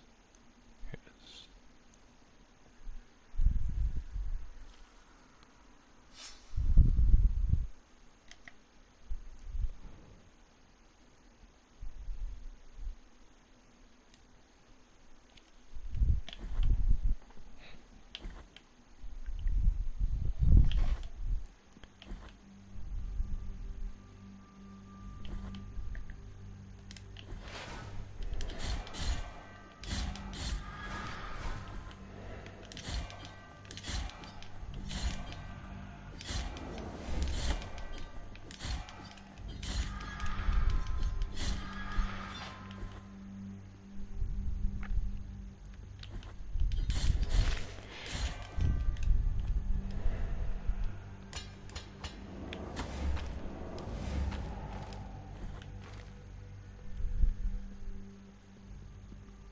There's a challenge for St. Jude's Children's Hospital going on right now.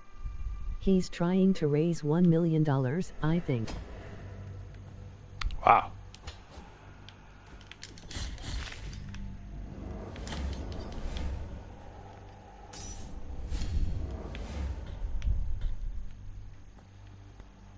Well, I'm sure I'll be able to do it.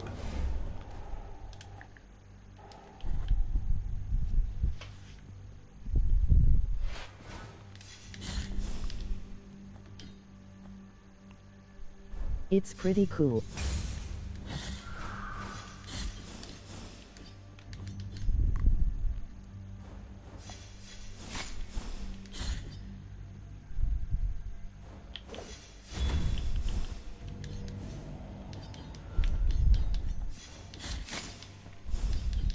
Last time they did it, they reached their goal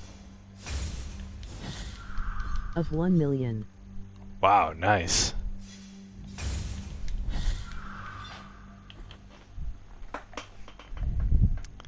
$1 million.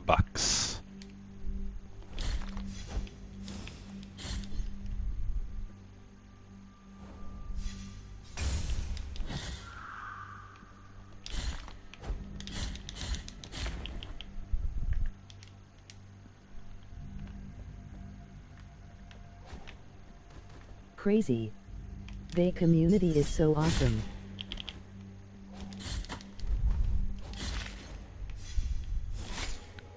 Yeah. There. I'm glad they're... I'm bad at spelling. I'm glad that everyone's able to come together like that. Really shows how good the world is sometimes.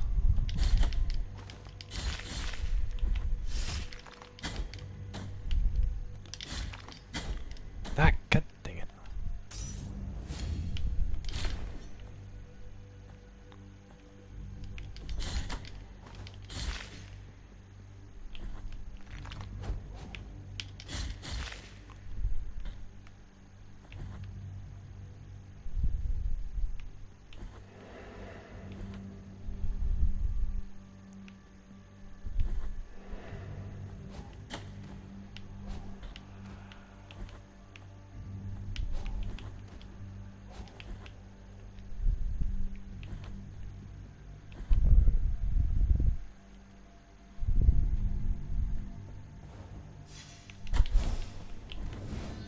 I wish I could donate, but I don't have a method of donating yet.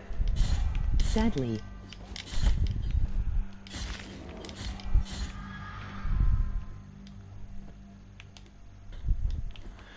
Well, they know that. I really want to help.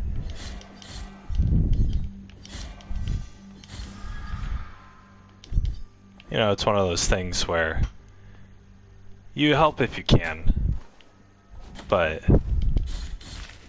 they appreciate, you know.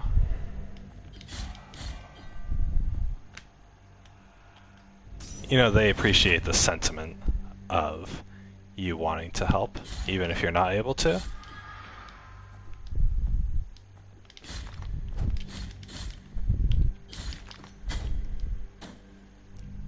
Because I'd like to help too, but I don't have like the spare money for stuff like that, so or for to be able to help, because I'm not doing too well myself. But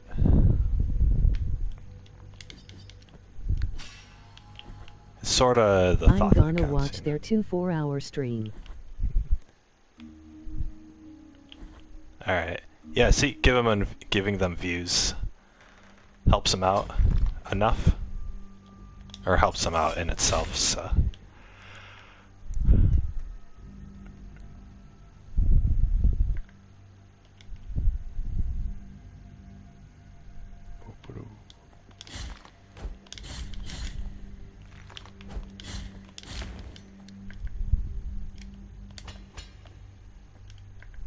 Yeah, I think it's on the day before Halloween.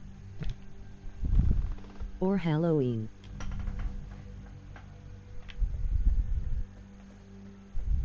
Nice.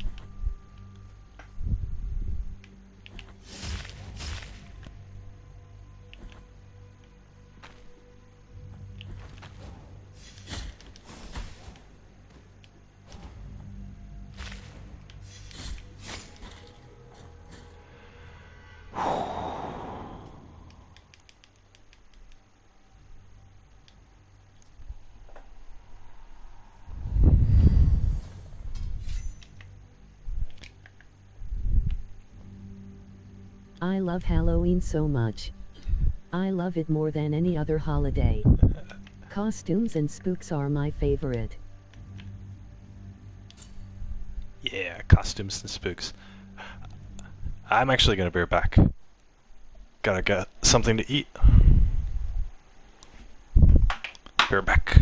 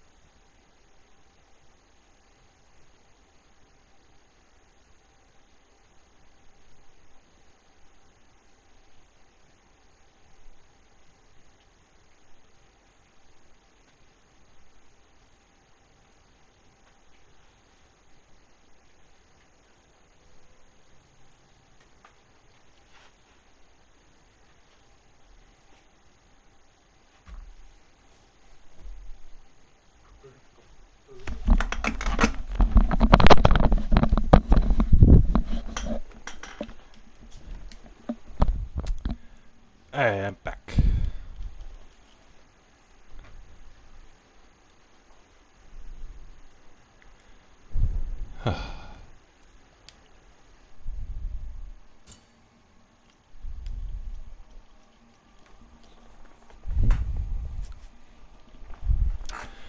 Shit, I should probably look up a map of this place.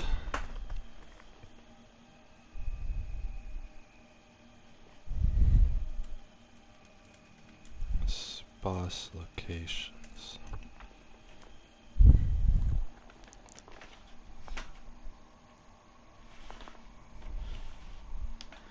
I gotta turn my fan towards me. There we go.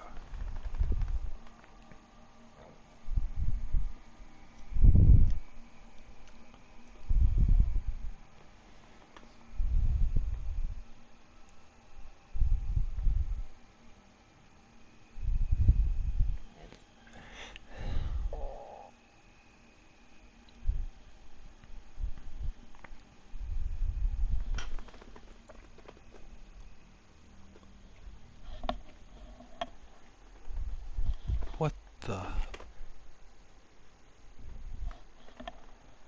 hell? Give me a big version of this. What?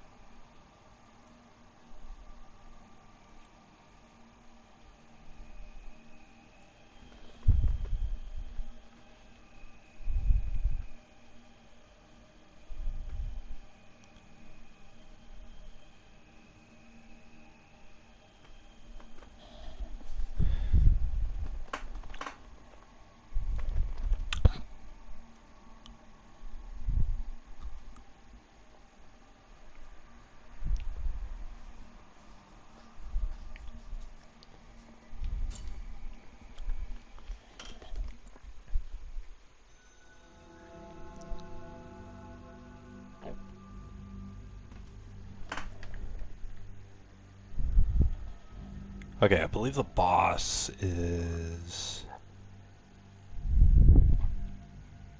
down here.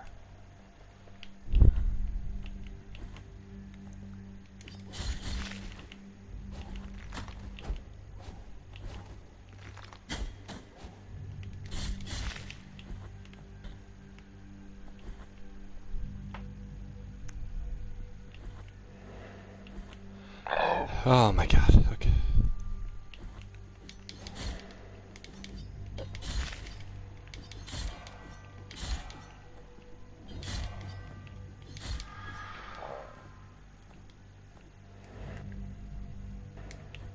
Oh no, I don't want this.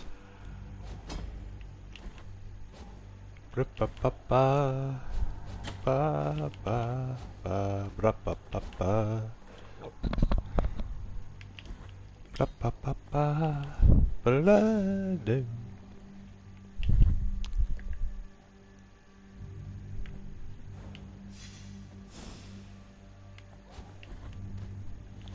Ah, God.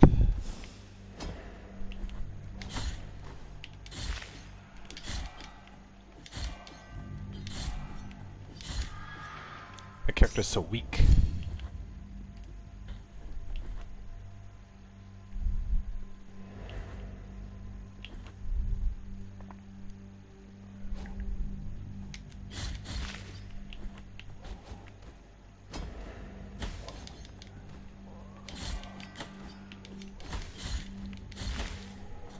You're actually... God damn it, I don't want to play this game.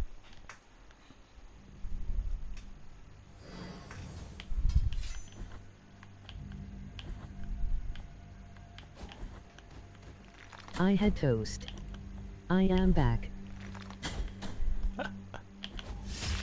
Welcome back, Toast.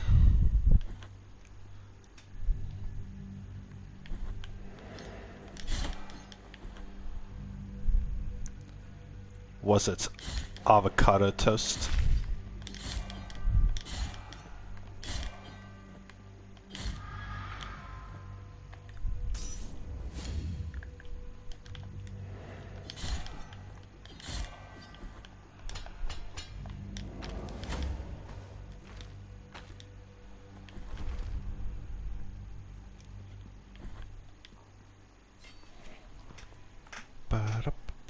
Nah, I hate avocados. I had jam. Oof. Avocados. Strawberry jam. Ooh, strawberry's good.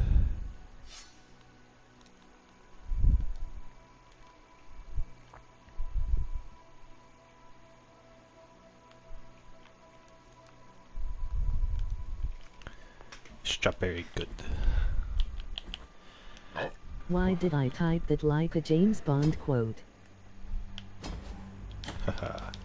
The name's Jam. Strawberry jam.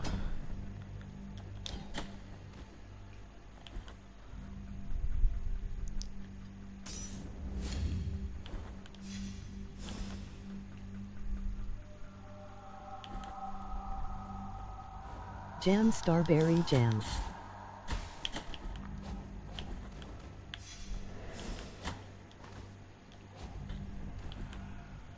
Jam. The new secret agent.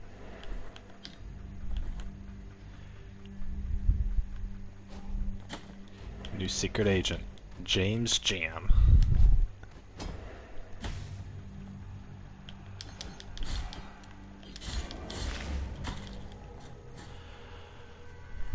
I can't get past this part. Oh my god.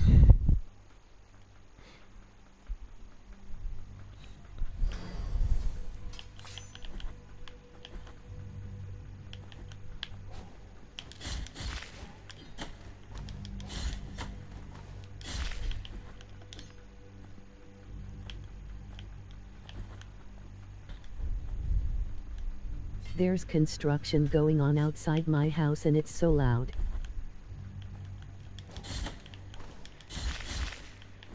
Yeah, that'll happen.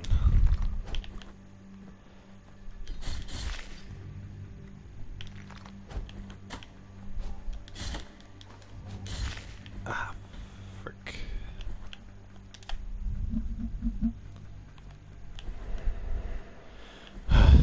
Gotta really focus if I want to get past this part.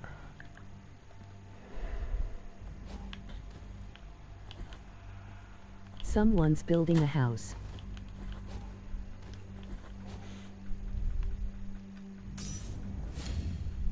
Doesn't that happen a lot in Australia? People building houses.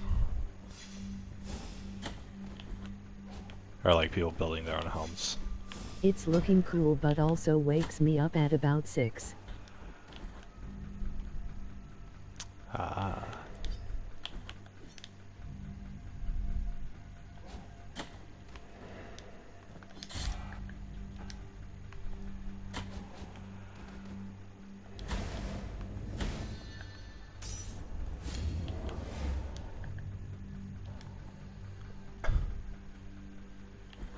Ah, finally. Yeah, lots of people are building homes because many lost their homes due to the fires.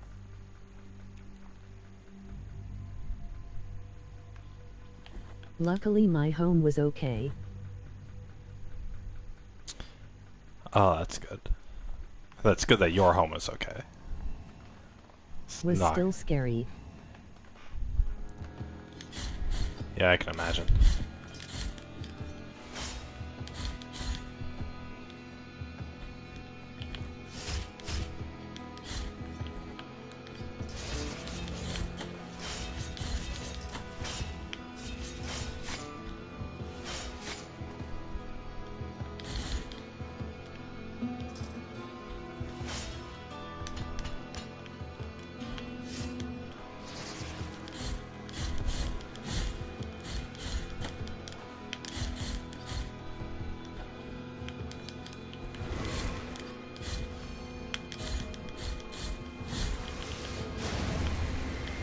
At least in the middle my favorite show started broadcasting again. It made me feel better. My favorite show is Doctor Who. Hi, Doctor Who. You're a Whovian.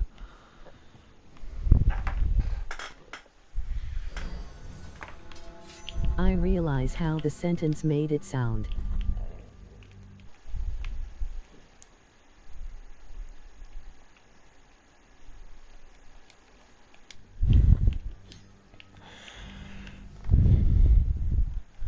Well.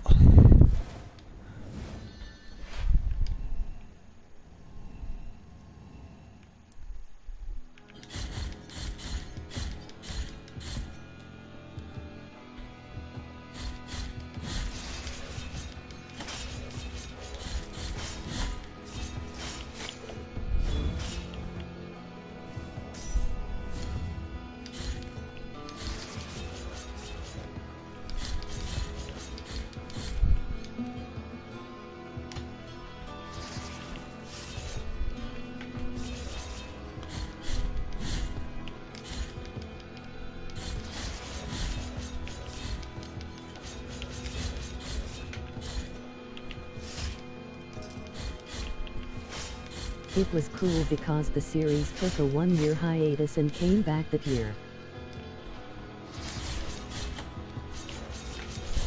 Ah, it's like it came back right when you needed it to.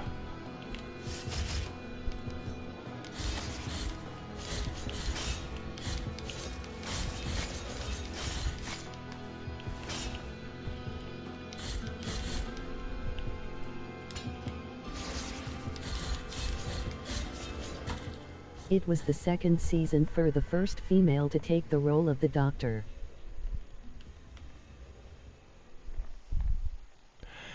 Yeah. I don't actually know anything about Doctor Who, so.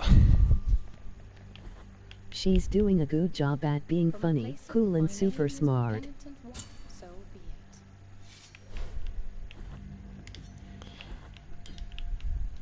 Well, good, that's what you want out of any main character.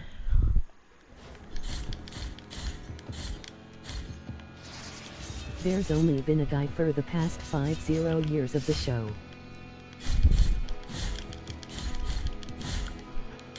Hey, what happened to gender doesn't matter?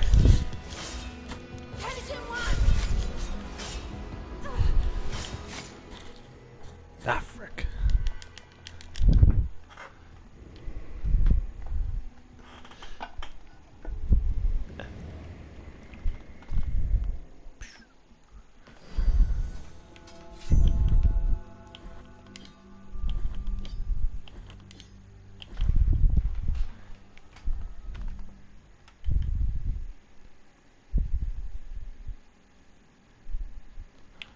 Well, Doctor Who isn't Jesus the Monster Slayer. That's true, actually. Yeah, I didn't consider that. Oh, oops. Dang it.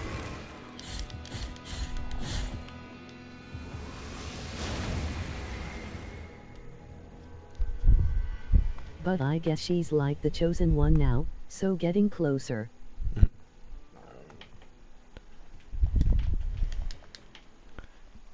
I mean, Doctor Who can't match up to Jesus, but the Monster Slayer, but, you know, it could come in a close second.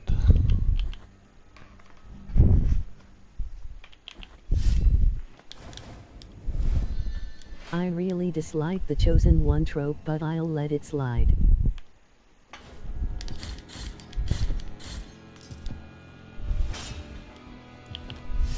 Yeah, I mean, if the rest of the show is good,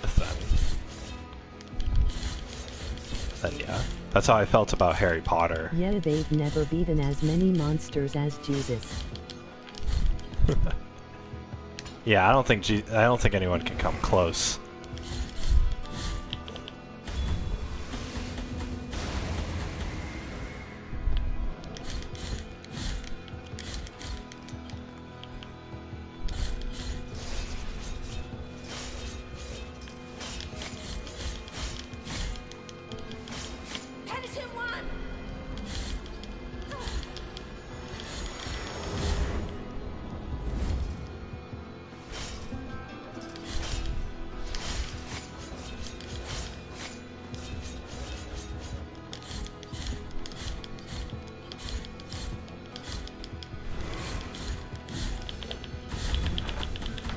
Harry Potter is okay, but just kidding, Rowling is not a great person.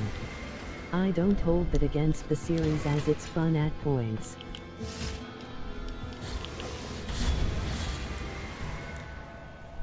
Yeah, I don't think a bad author, or yeah, I don't think a bad author is indicative of a bad story. It's just there can be good stories with bad authors. Or yeah. Why did it turn JK in Just Kidding? Is that what it said?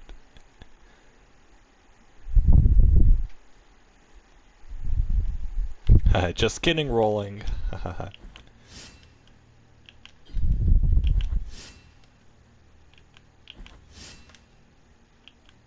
In the name of what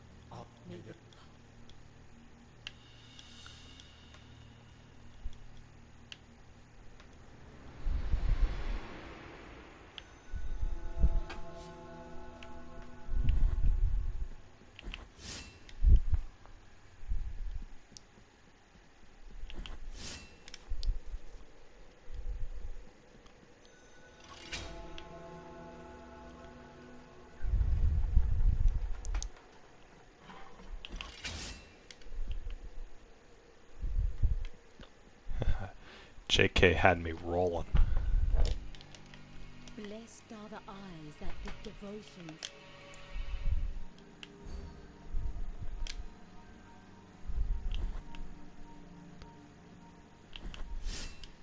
Got to Go might be back depending on how long it takes. I really enjoy joining your live streams. Lots of fun. Yeah. Bye. See ya, dude.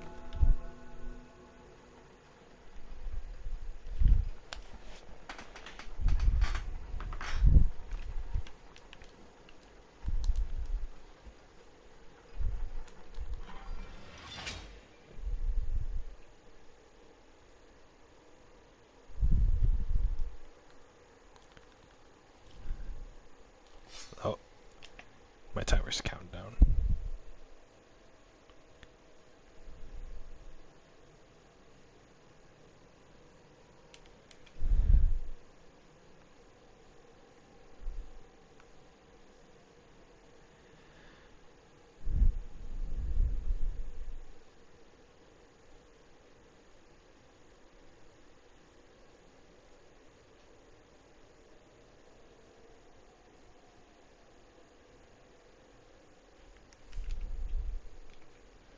Oh god.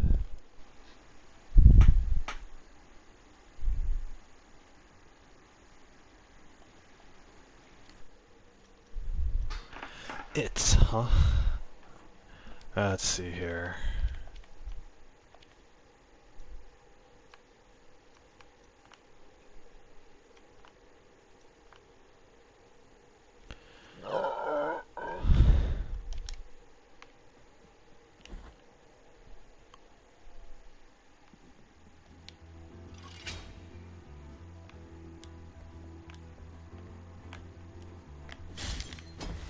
There we go.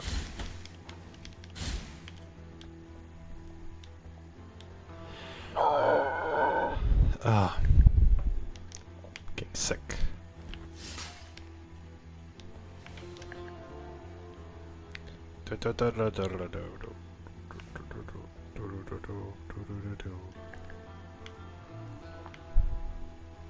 Where am I going next?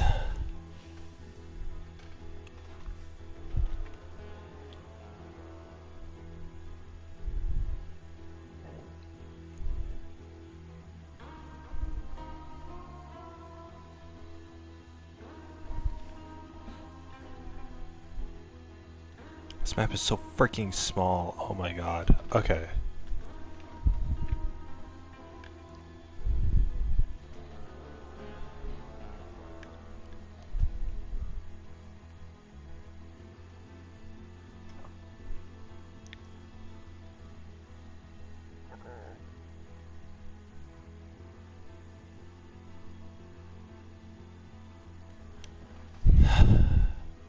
I don't think I'm gonna go for platinum in this game.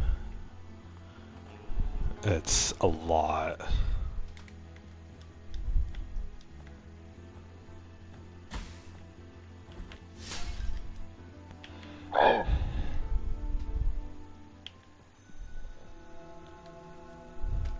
Miyadera tesoro no hoshikachi no hikari. Mireru todo no shita.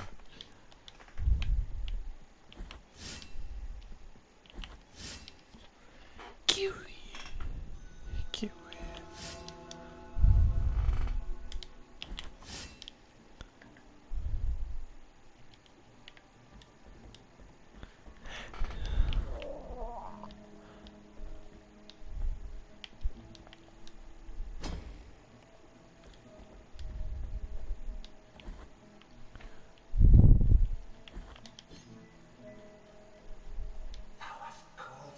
In this place, help us. Uh-huh. Uh-huh. Yep.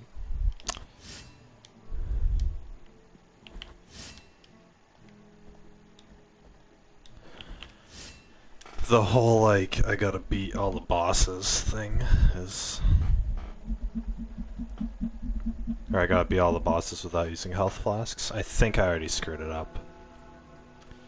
I think that first little mini boss encounter that I had with...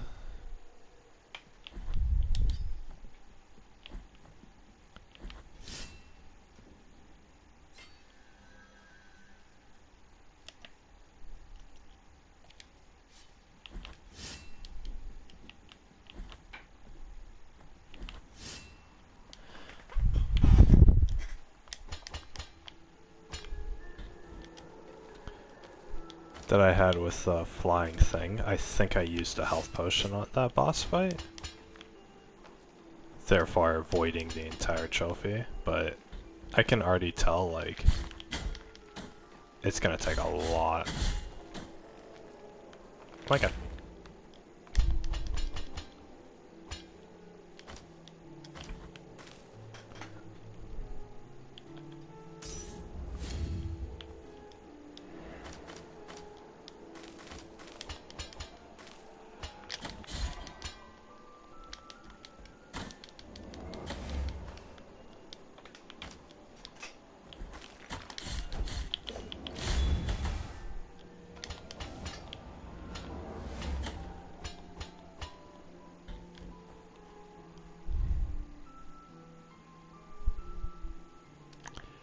No, no, no, no, I'm not doing that.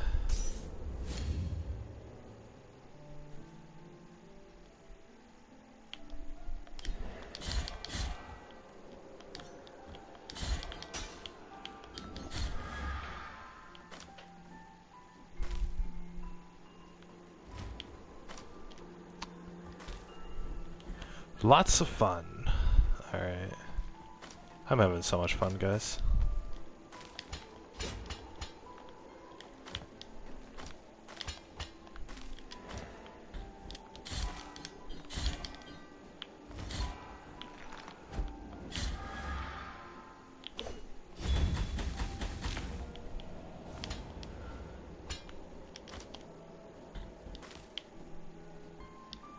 Ooh, I made that jump. Very nice.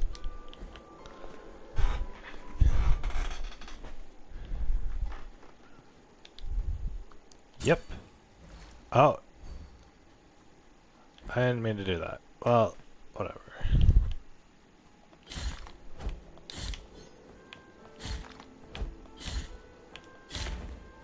This ice area reminds me of Celeste, like a lot.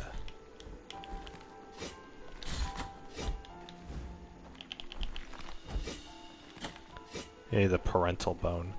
So, what I'm gonna do in this game is,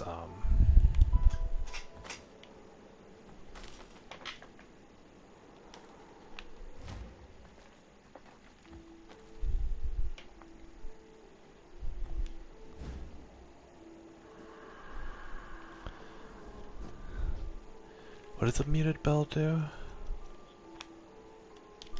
Magical attacks.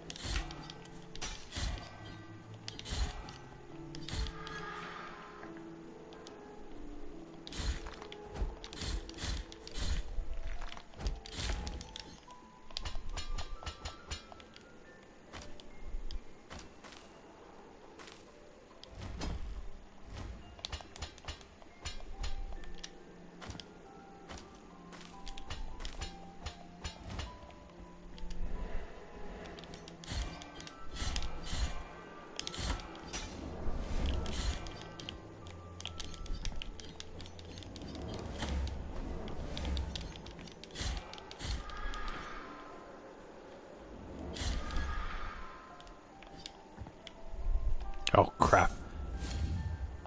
Almost died. Ah, forgot I go up, up, up, up.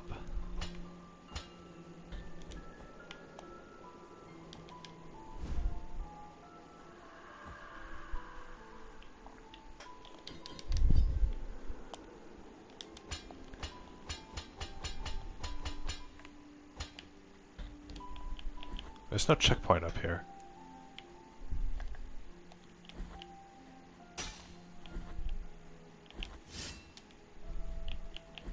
Or I mean there are checkpoints, but there's no like fast travel. Yeah. Sister of mine, I am ready. Hope you do. That's the guy I get to kill.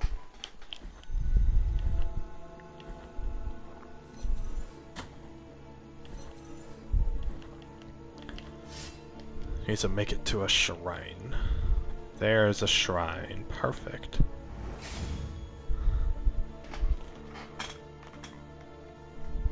I love you, Kiwi. I love you, Kiwi. Well.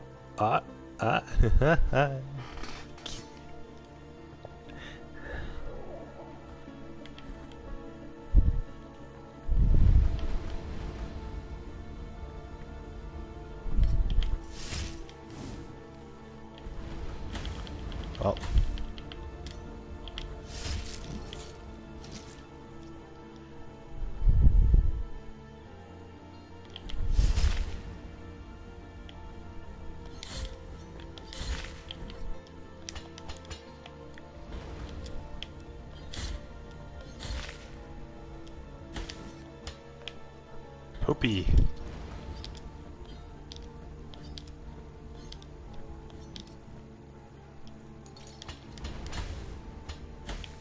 Fuck.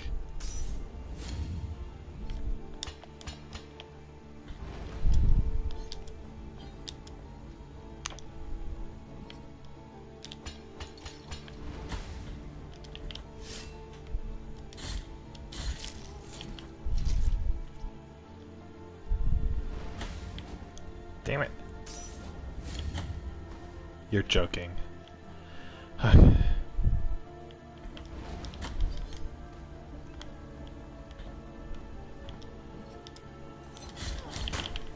Oh my god, are you kidding?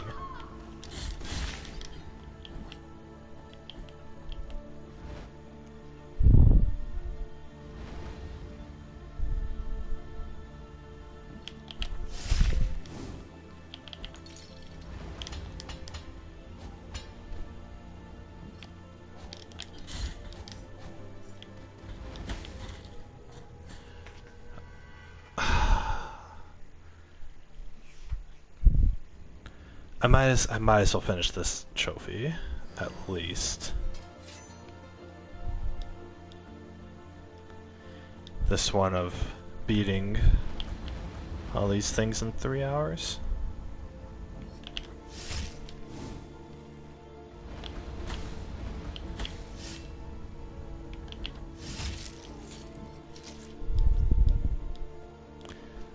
We're getting to the bridge in 3 hours.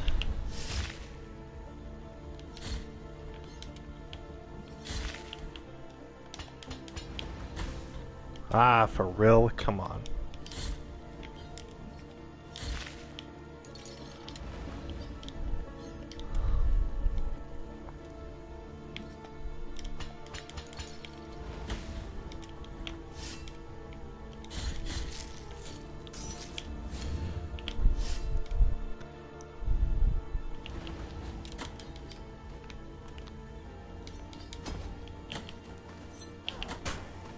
Come on! Let me through!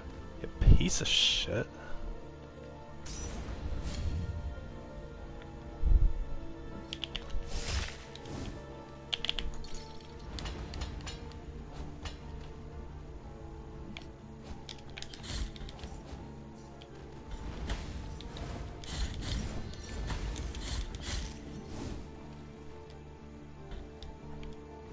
Can I actually get a checkpoint over here?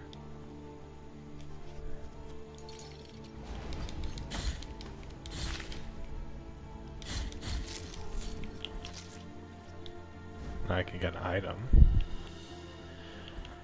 The checkpoint requires the blood thing. Oh my god, that lady's not dead yet. I gotta wait for this one.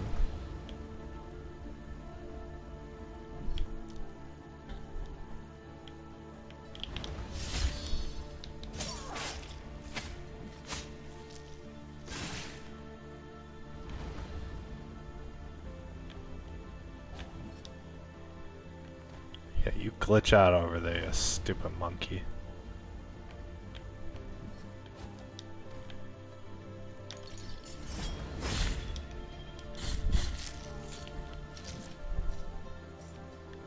You stupid monkey.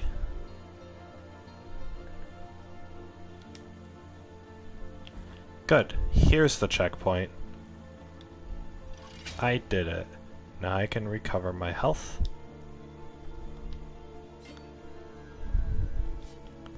And then go back.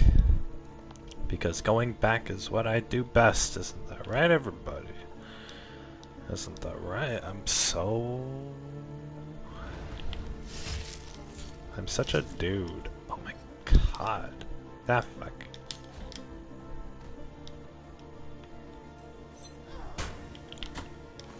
You're kidding. Half my health? Are you kidding me?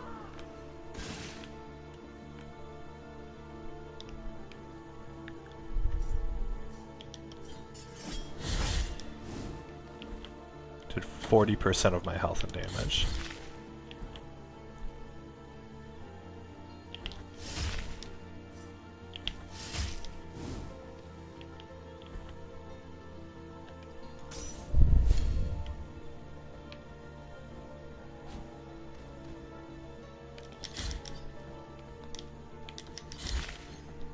Okay, cool. Bam.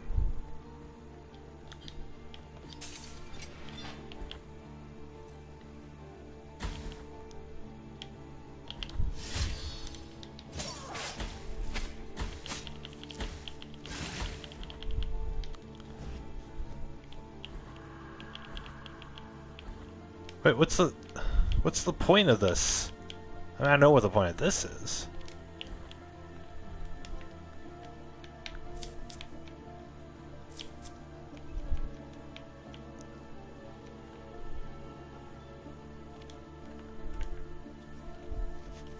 I need to go up this way. But I can't? Question mark, question mark? I think I need to go around to the left. Might as well rest at the bonfire again.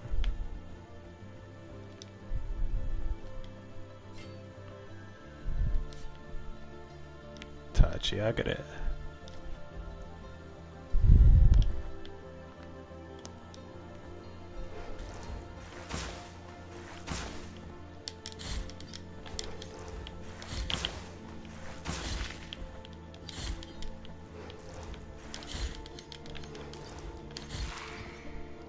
Thank God.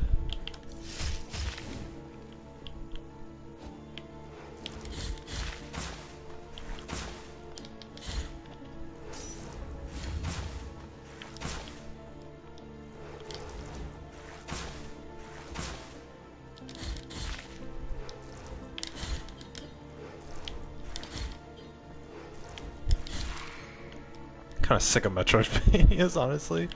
Like, I can only like these kind of games where you get this giant map and you gotta go back and forth and all that sort of stuff. Like, you play, like, I'll play, like they're a great genre. It's a great type of game.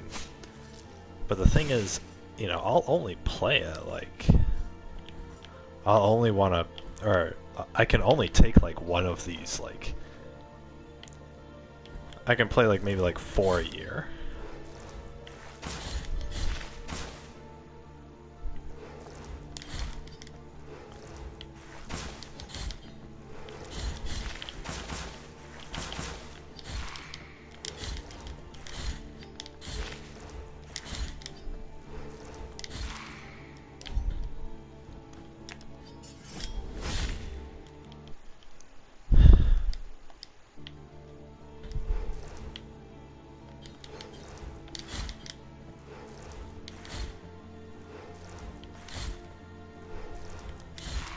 Halloween's my favorite holiday. Out of all the holidays, Halloween.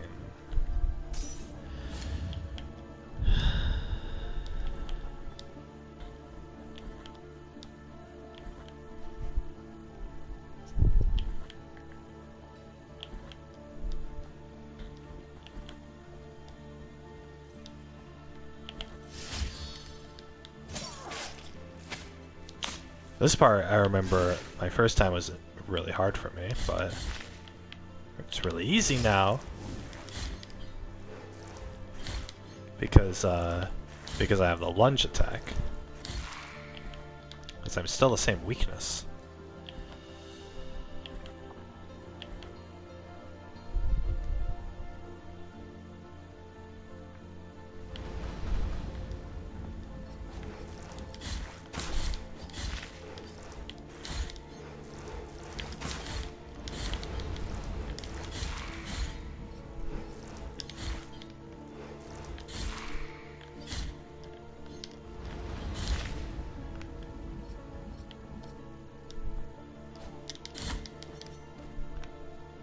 Shit.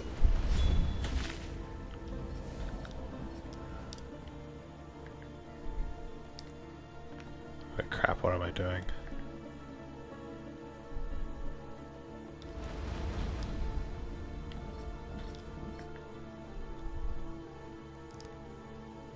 No, there's not a way.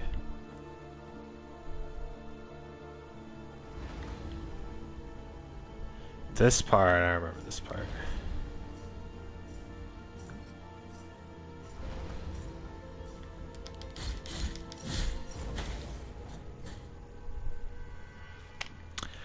Excommunications. Where was I? Had to go up, and then across, then up, then across. Let me tell you, that make you go a long way without getting a checkpoint.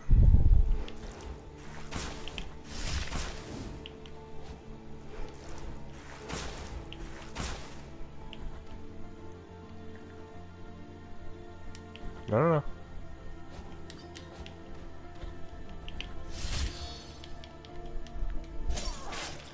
I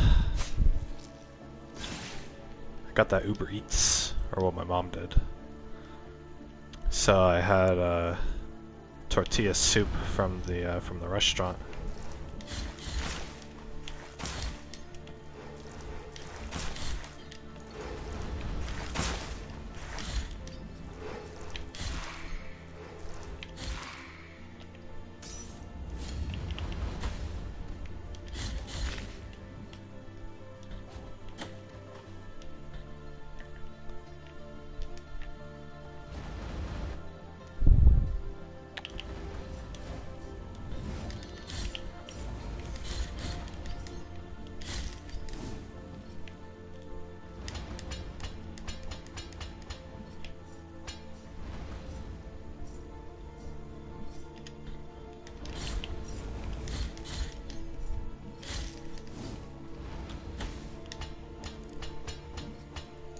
Stop it!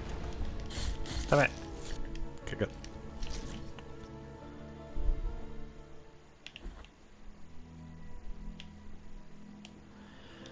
There's probably a singular room here.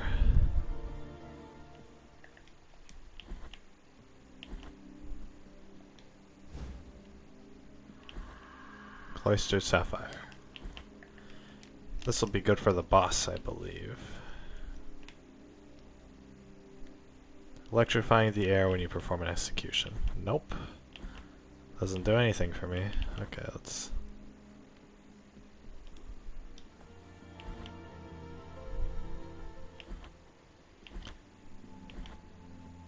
all these dead bodies that I can't talk to.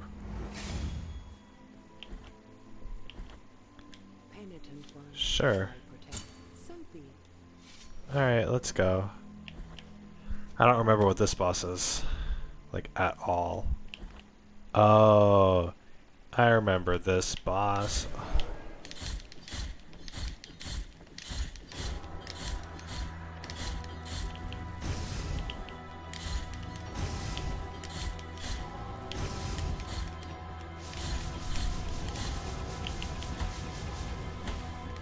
Die!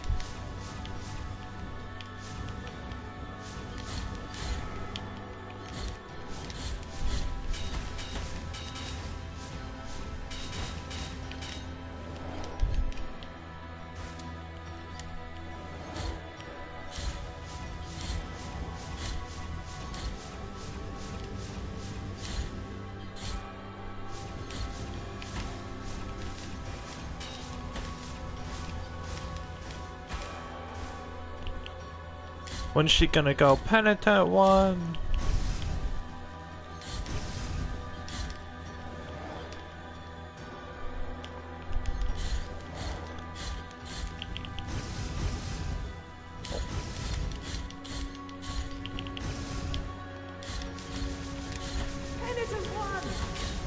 Ah, well, heal me. Die, you didn't heal me, you stupid bitch.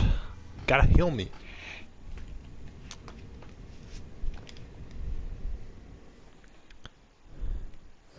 Quiche. Let's go. Quiche, quiche, quiche on the nice.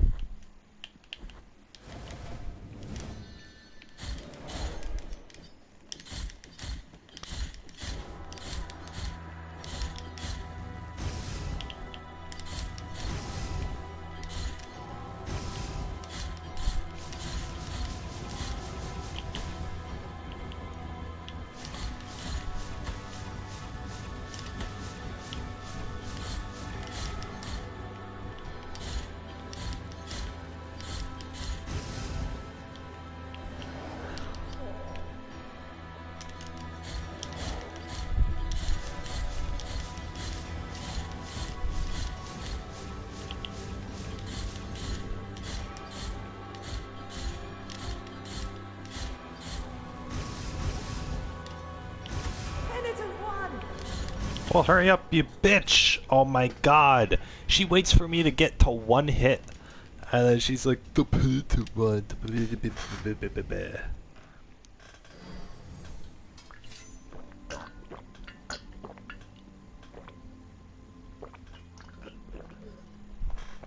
Ah.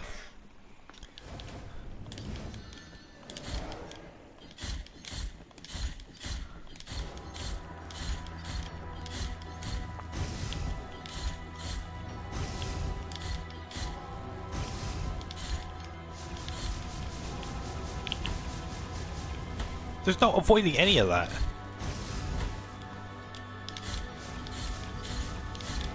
Those ones I can avoid at least. But of course I won't.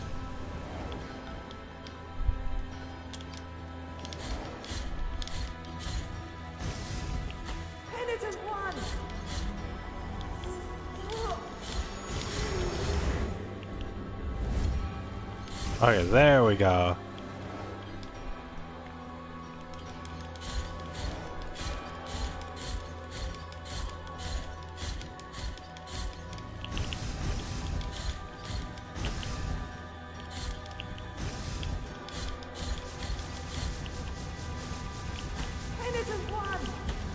Son of a bitch!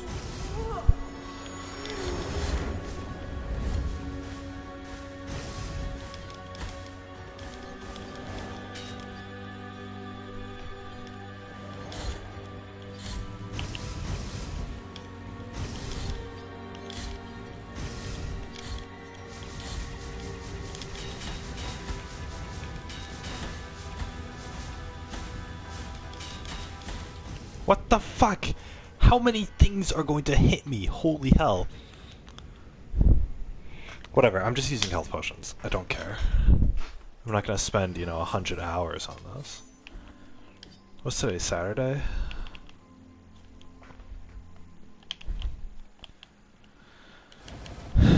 Today's October.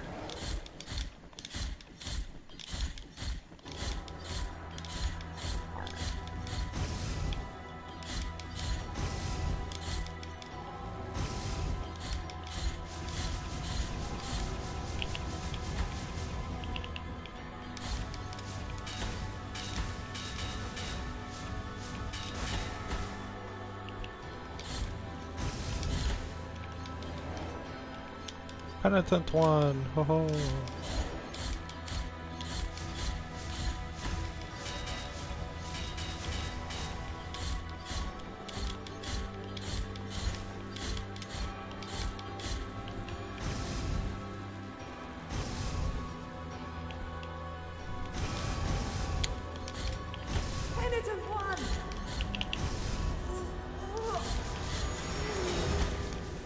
Oh my god! Gosh, she takes longer than Shion does to cast a healing art. Okay. True to my word, I am going to now start using healing potions. I'll use them when I get below half.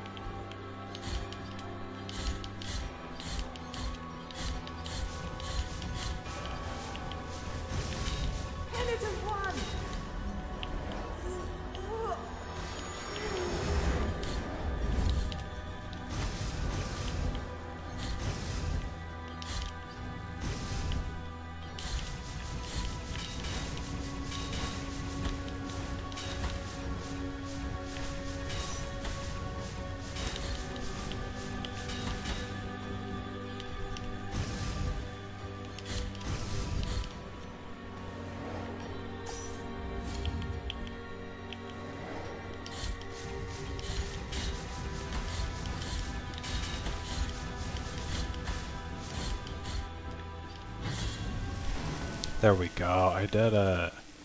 Let me out. Let me out. Yep. Requiem aposte. Come on.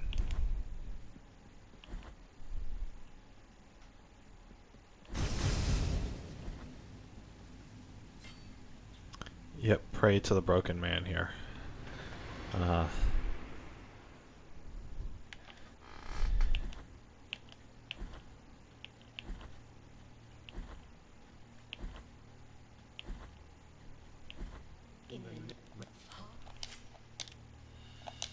Yep, holy wound of compassion. Alright, let's go. Bye.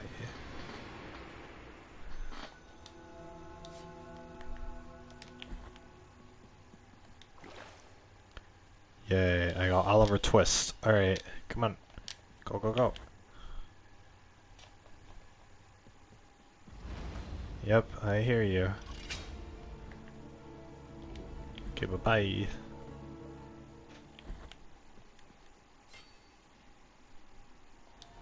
Wow, the virtue of the cup.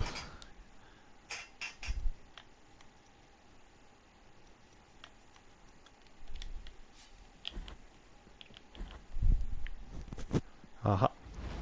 Nope.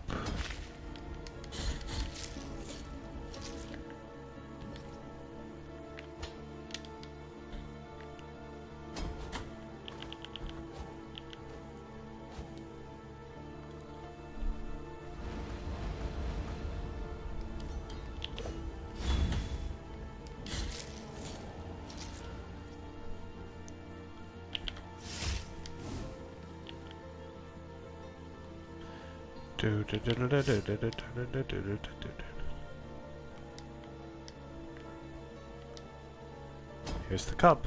Alright, here we go. Yep. Where am I going? I gotta go back, right? Let's look at the guide! Oh boy, look at the guide.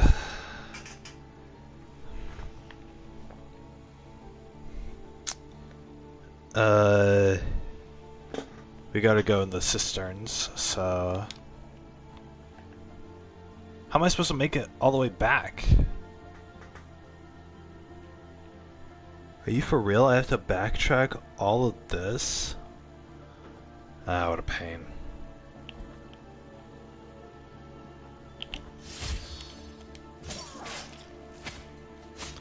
Yep, there we go.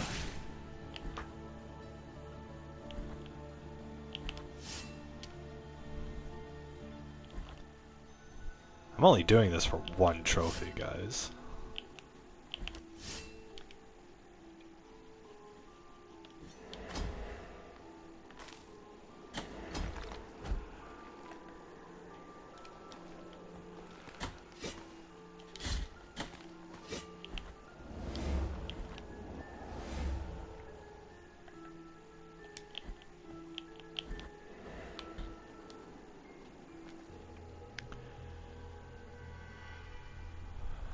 Oh my god, that's so much I have to redo now. Fuck. Anyway, I was at the grocery store, right? Because I never I never finished my grocery store story. It's not a real story or anything, but I was at the grocery store.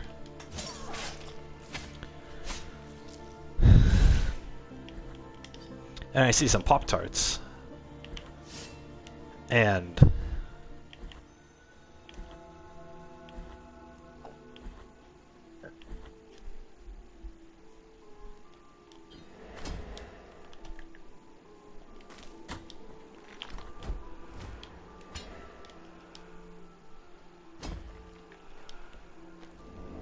I see some Pop-Tarts, and I'm thinking like, and so I look at the different kinds of Pop-Tarts, and they have pretzel salted Pop-Tarts, which, you know, pretzel salted anything sounds good, but on a Pop-Tart, because Pop-Tarts are supposed to be sweet, right? I was thinking like, man, this sounds so gross, but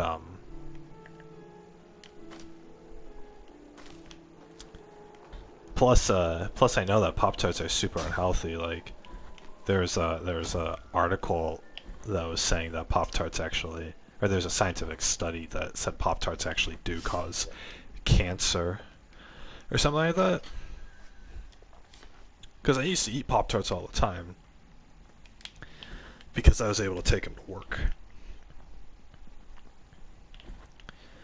And so I would take them to work, and then eat them, like, you know, because there was a period during work where I would have to be up and standing around, but not.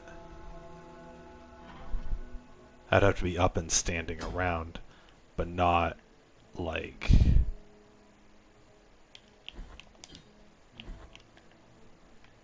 But I'm not necessarily like focused on anything, so I was able to eat my Pop-Tarts during that time, so which was fine.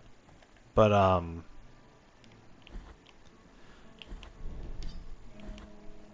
never gave Oliver Twist his monkey bars. Fine. But yeah, so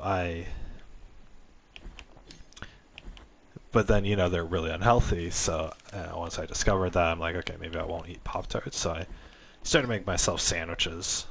Come in a plastic bag, come in a paper bag. I just eat, or a Ziploc bag, I mean. And I would just eat that instead of Pop-Tarts. And that was good, it was better for me. And all that.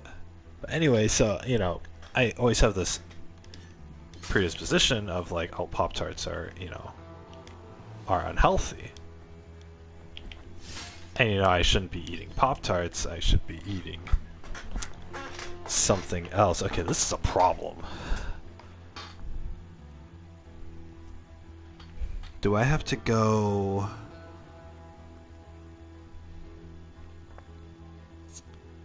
Okay, I think I have to go up here, and then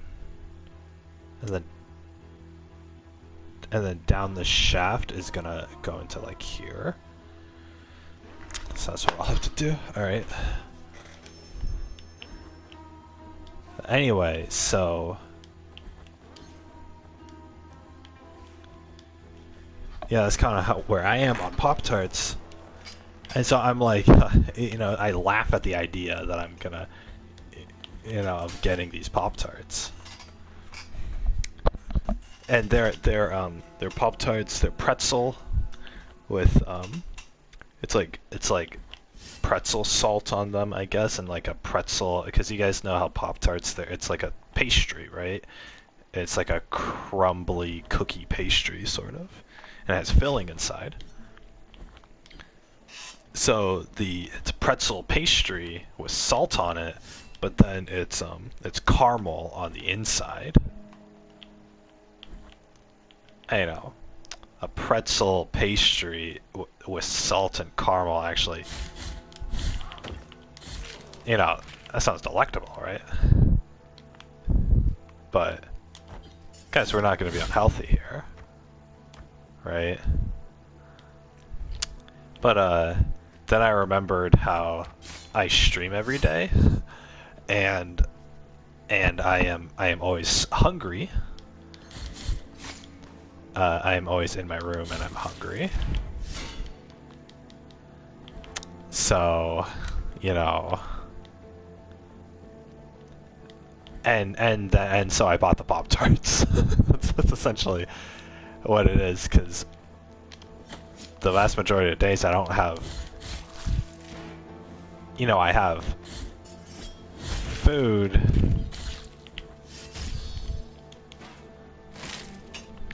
Or I have like a breakfast, but it doesn't last me long enough, right? So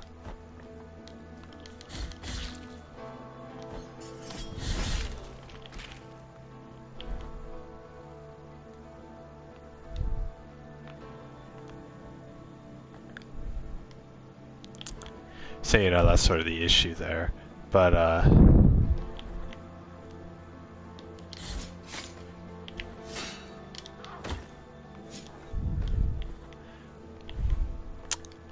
anyway, so yeah, I got the Pop-Tarts. Ah, yeah, this guy again.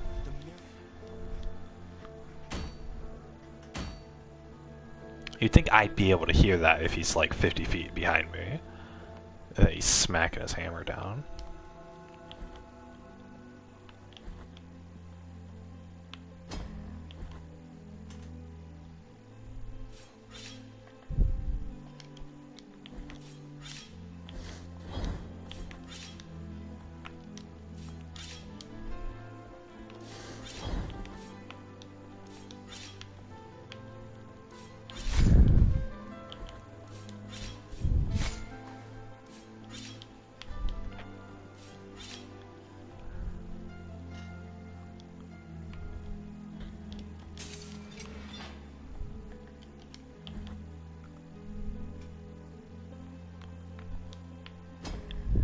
But yeah, anyway, so I got the Pop-Tarts, and so I go to the cashier,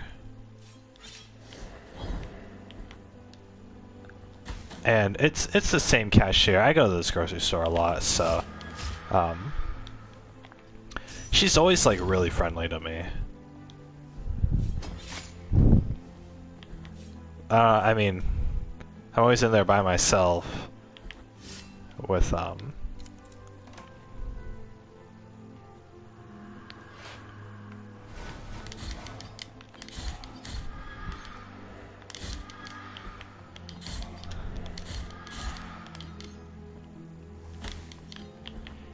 you know, I'm always in there by myself, just buying bagels and pepperoni and cheese and marinara sauce, so she probably has a really good idea of what I'm making.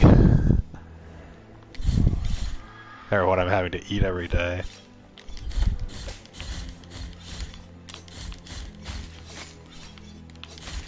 But yeah, anyway. So, anyway, she's like really friendly with me, like, all the time.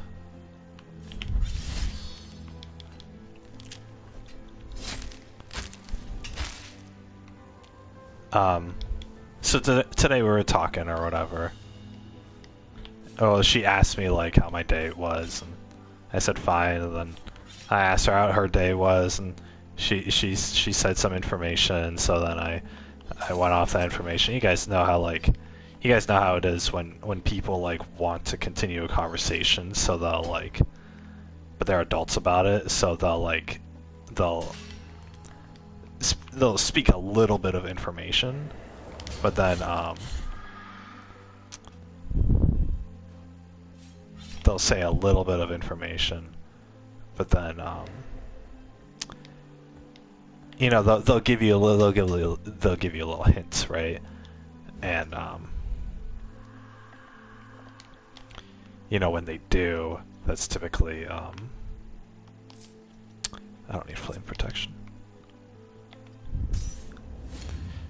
You know, and then if you're, you know, they'll give you a little bit of information, but not too much, so they're not overbearing.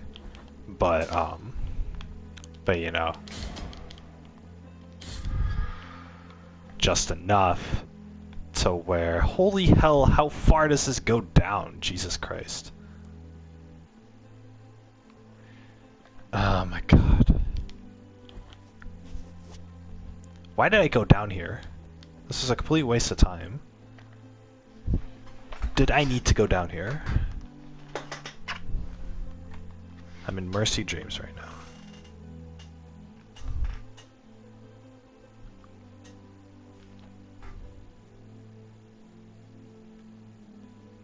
Wait. This area is not on their map.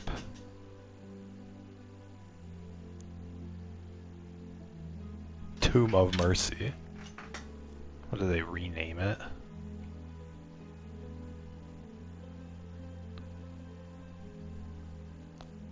Wait, they redid this map, like, entirely. Anyway, I was supposed to go over here, I was supposed to drop down here, so now I gotta go all the way back up. Ugh, what a pain. But yeah, anyway, so...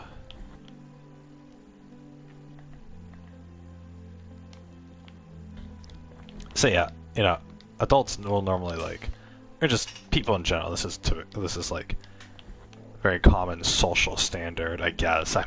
You know, I just, you know, within the past couple of years I just found out. But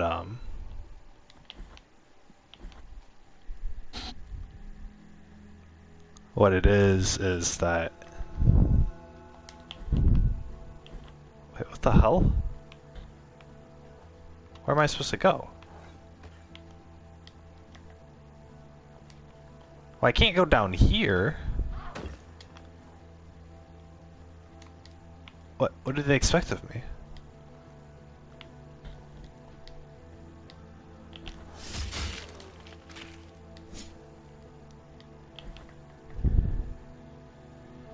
Am I supposed to go down to the bottom of Mercy Dreams? I can't go down there. I guess because the dude showed up there, so I guess I'm supposed to go down here. Oh, there's a door right here. Okay. Oh, it's a checkpoint. Well, I'll take the checkpoint. More susceptible to die. Some games like this, they'll tell you like, "Oh, beat the game without dying" or something like that, right? For a trophy. It's like, dude, I barely beat your game. In general. Now you're asking me not to die? Let me in! Stupid ghosts. Stupid ethereal ghosts.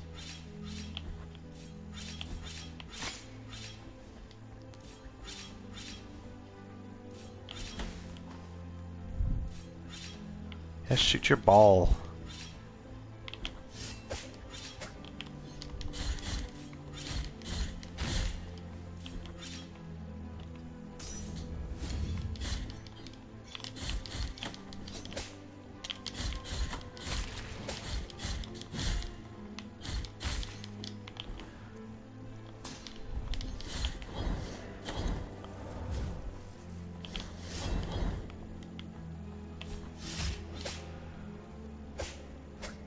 But yeah, anyway. So yeah, adults, they'll like, they'll ask, "Oh, how are you doing?" Whatever, try to make small talk, and then they'll Pay no heed, penitent, so be. yeah, whatever, grandma. All right. But yeah, they'll typically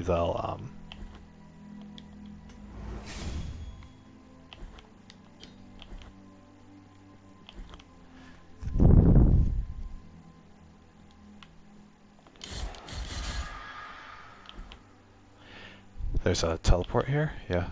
Okay, cool.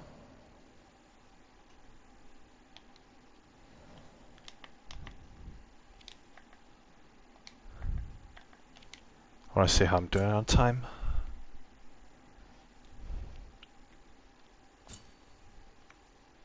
Hours. Shit, I have 45 minutes. I have 45 minutes to kill this next boss and then to get to the bridge, and then to beat that boss.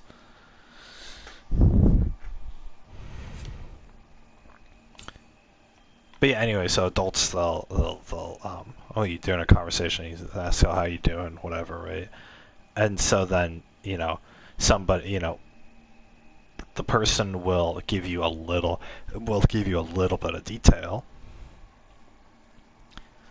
And then if you're and so as to not be overbearing, right? It's just a sentence or two, and then, you know, they say that, and then if the person they're talking to isn't interested, then this person hasn't been overbearing, you know, not talking to their ear off, whatever, right? But if they are interested, they'll inquire about it. Oh, what do you mean? Or, oh, I get that way too sometimes, or yada yada, right? Or they'll add details of their own, and so then they'll start talking about like something or whatever, right? So anyway, as far as this cashier goes at the place, at the grocery store, she was doing a little bit of that. So I asked her how her day was, yada yada, and then I made some couple inquiring questions, and then she like responded, and she gave her own thoughts and stuff and whatnot, and then she was like kind of laughing about it and like going along and stuff, like joking a little bit or whatever, and like as I'm, you know, getting ready to leave and stuff. So anyway, point being is that like, because I see her a lot, or I see her like almost every single time I go over there, because I go over there at like the same time of day normally, right? I normally go there before I stream. So the fact that, you know, she's being friendly to me and stuff or whatever, right?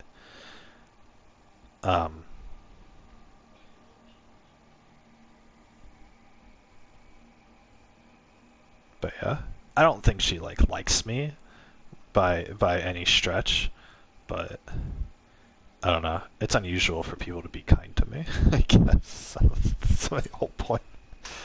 I don't really care. She's a little uggo, so I'm not really like into that. Plus, there's been no like actual conversation or anything, so.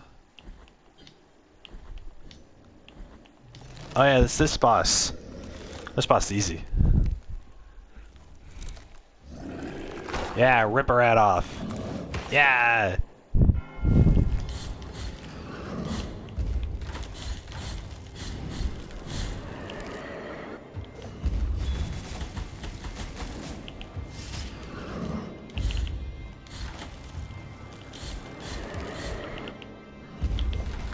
Yeah, rip her head off. Yeah! Oof.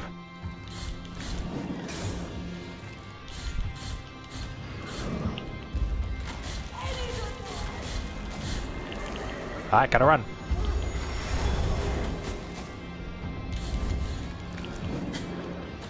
No, she did heal.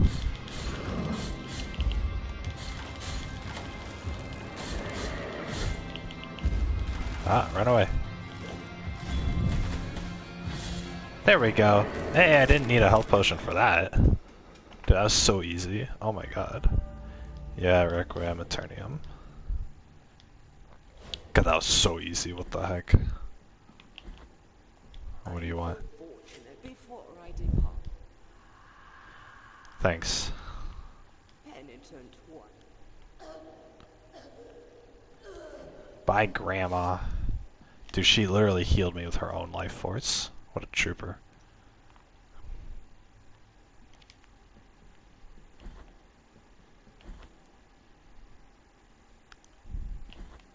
Kiwi like twitches in her dreams. You guys know like how a dog, like a sleeping, like the comic of like the sleeping dog, and he'll be running. Like he's having a dream about chasing a ball or something as he runs and runs.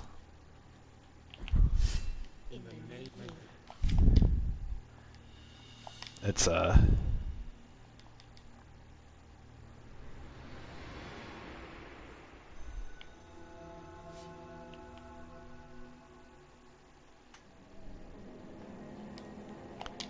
yeah, the bridge unlocks, thanks.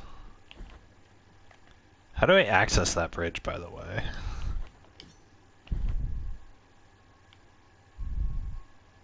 Tokoro de nani shiteru no?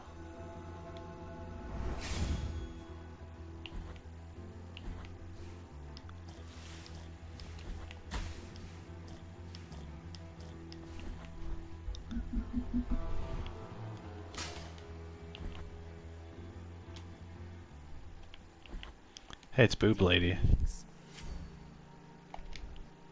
I shouldn't have skipped that cutscene where she like pulls a sword out of her breast or whatever.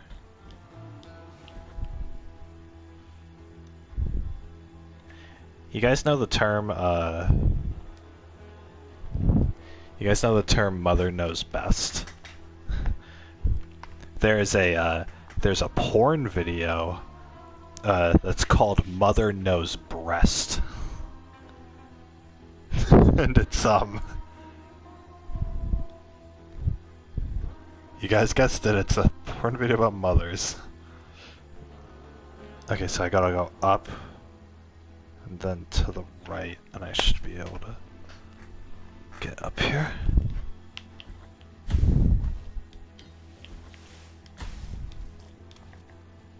I need to go up. Not. No, no, no.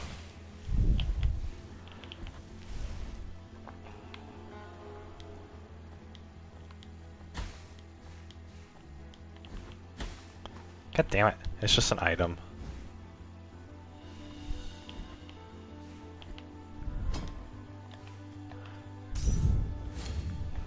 I'm probably gonna have better luck if I just backtrack up this way. Not like it matters, I'm deleting this playthrough once I get my trophy for it.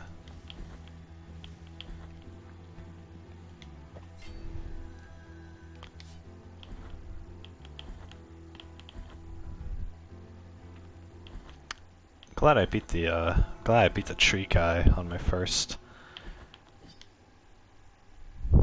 attempt. God, I was gonna say I'm glad I beat the cow god, but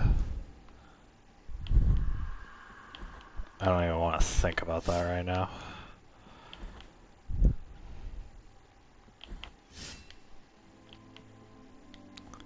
But yeah, anyway, I don't want to be one of those guys. I'm going the normal way. I don't want to be one of those guys who thinks that like everyone who's being nice to me is flirting with me. Or you know, whatever, right? I just think that people who are nice might be open to the idea. Actually, I don't even think that. That's what regular guys think.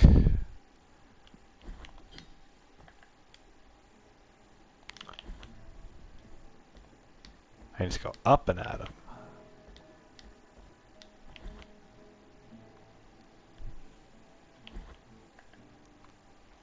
Okay, I need to go this way. I need to go over here. Stay your course, young one.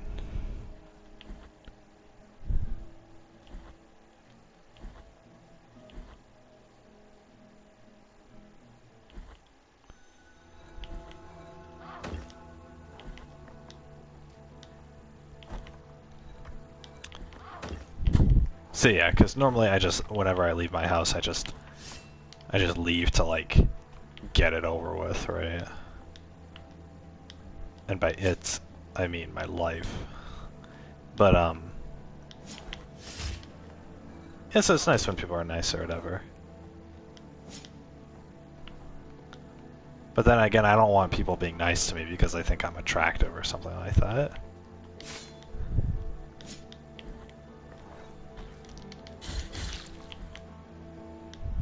Unless I think they're attractive. But then that would imply that I have to date them. And I don't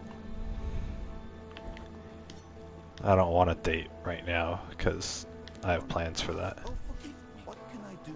later in life. Oh, what can you do, old man?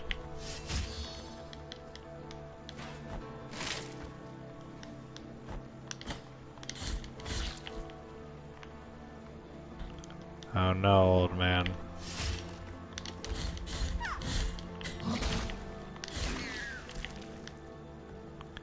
Head.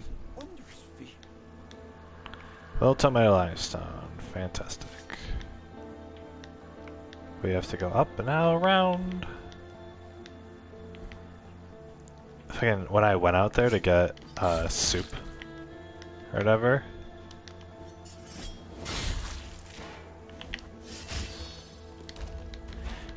my cat who I had kicked out of the room, like, she saw me come, come out, and then when I went to go back into my room, she chased after my room, and she like ran into my room, and then she like cemented herself in at my desk. And I wasn't, Sister of and on.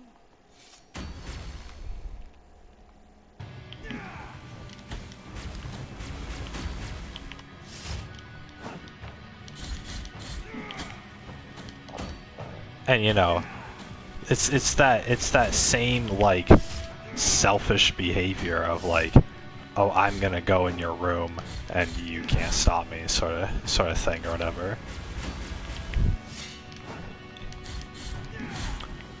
It's exactly the same as like the little kid who grabs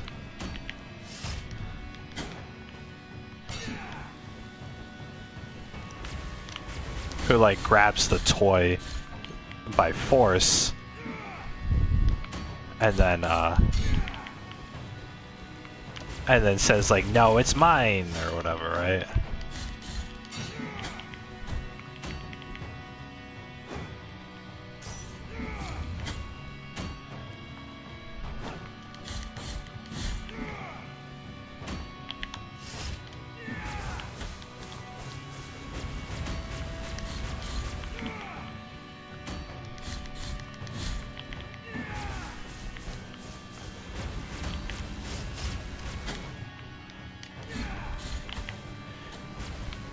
So anyway, I was annoyed at that.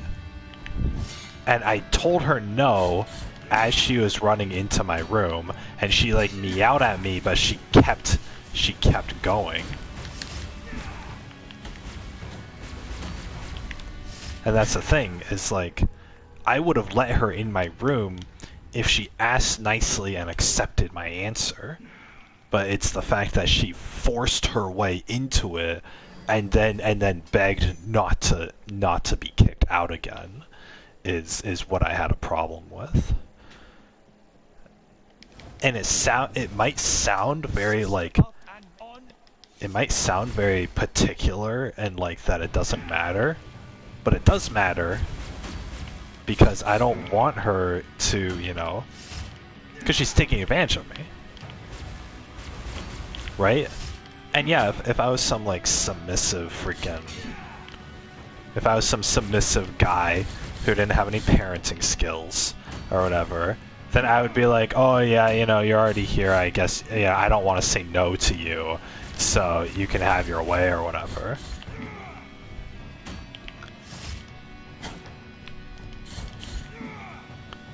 That doesn't teach respect. What that teaches the kid, or in this case the cat, is that, if she wants something, that, she's just allowed to grab it, even though other people have said no. If she wants something, then she can just get it.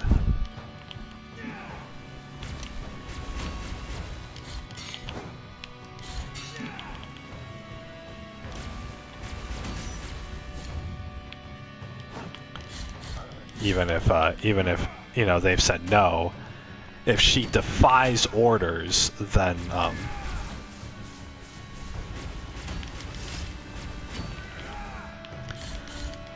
or if she disobeys, then as long as she's forceful about it, then whoever's giving the orders will just give in.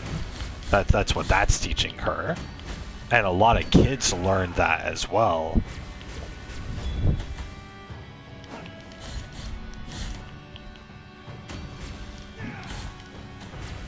a lot of kids learn that from their parents because their parents replicate this, right?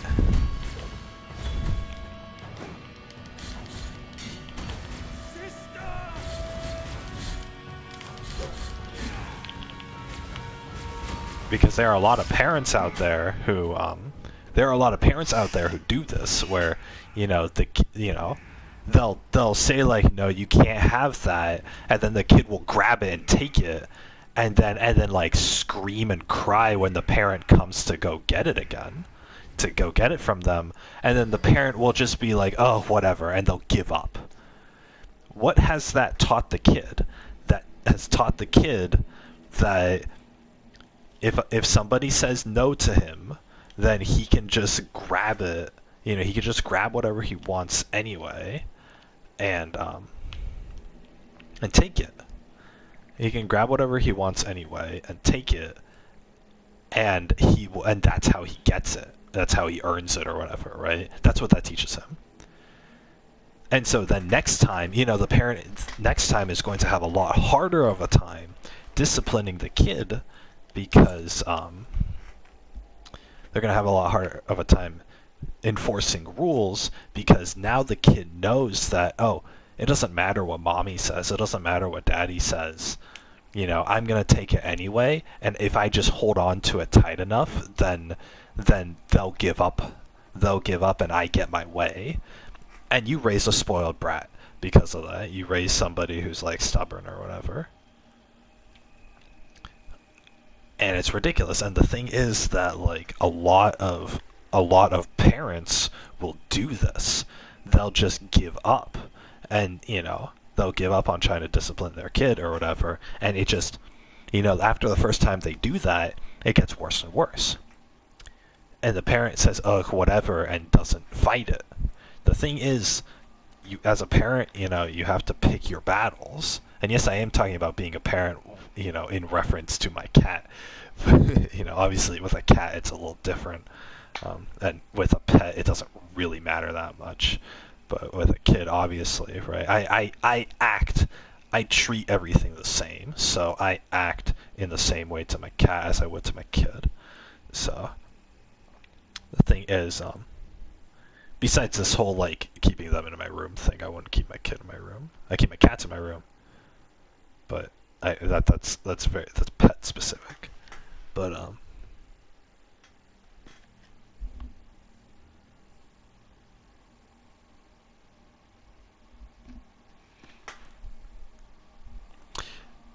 yeah, it's this fact that like if the parents give up, the kid tries to get their way and the parent lets them because the parent doesn't want to fight it.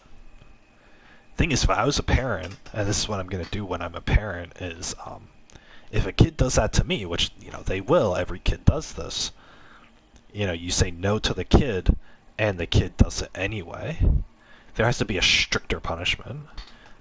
Not only have I said no to you, but you've disobeyed me now, right? You've actively gone against me, and you've shown an inherent lack of respect, right? They're disrespecting you. If you put down a rule, and the kid disobeys that rule, then they don't have respect for you, right? And I'm talking about children under the age of 6, right? I'm talking about when parents have kids under the age of 6. Obviously, this doesn't apply to teenagers. This doesn't apply to, like, there's a lot of special cases out there. I would go so far as to say, like, this doesn't even apply to, like, 10-year-olds, right? Like, it's something you have to establish from a very early age, because after a certain point, it's too late. You've already set this precedent of, like, of these rules or whatever, right? Like, oh, this is how things are or whatever, right? By the time the kid reaches like 10 years old, then it's like too late, right? If you did your job as a parent for the first 10 years, then the kid respects you. And the kid learns how to treat others well in general. But if you don't manage to get that through, but to that point, then it's a lost cause, and you got to deal with the aftermath, right? You made your cake, you got to eat it too, right?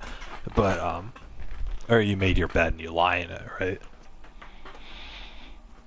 But as far as like when they're young, if they go actively out of their way to disrespect you or to, you know, you say no and they still do it anyway, then you have to enact a stricter punishment, right? Because in the real world, if somebody says no to you and you do it anyway, you could get in a lot of trouble, right? As an adult, if the law says no killing and you go out and shoot somebody, you say, no, I'm not going to listen to that, and you go out and shoot somebody, yeah, you're going to jail for life, right? So, these are like important, and it applies to a wide range of situations, and these are very important skills or important things to ingrain into your child. So when the kid says no, obviously a kid is going to go through their life making all these mistakes, all these faults or whatever. And the job of the parent is to guide them through that and to show that, hey, there are consequences, and to be able to simulate that. If you have a 4-year-old kid and he says, the kid asks for a candy bar at the store, and you say no, we're not getting the candy bar for you. And the kid behind your back, the kid takes it off the shelf and tries to sneak it into your cart.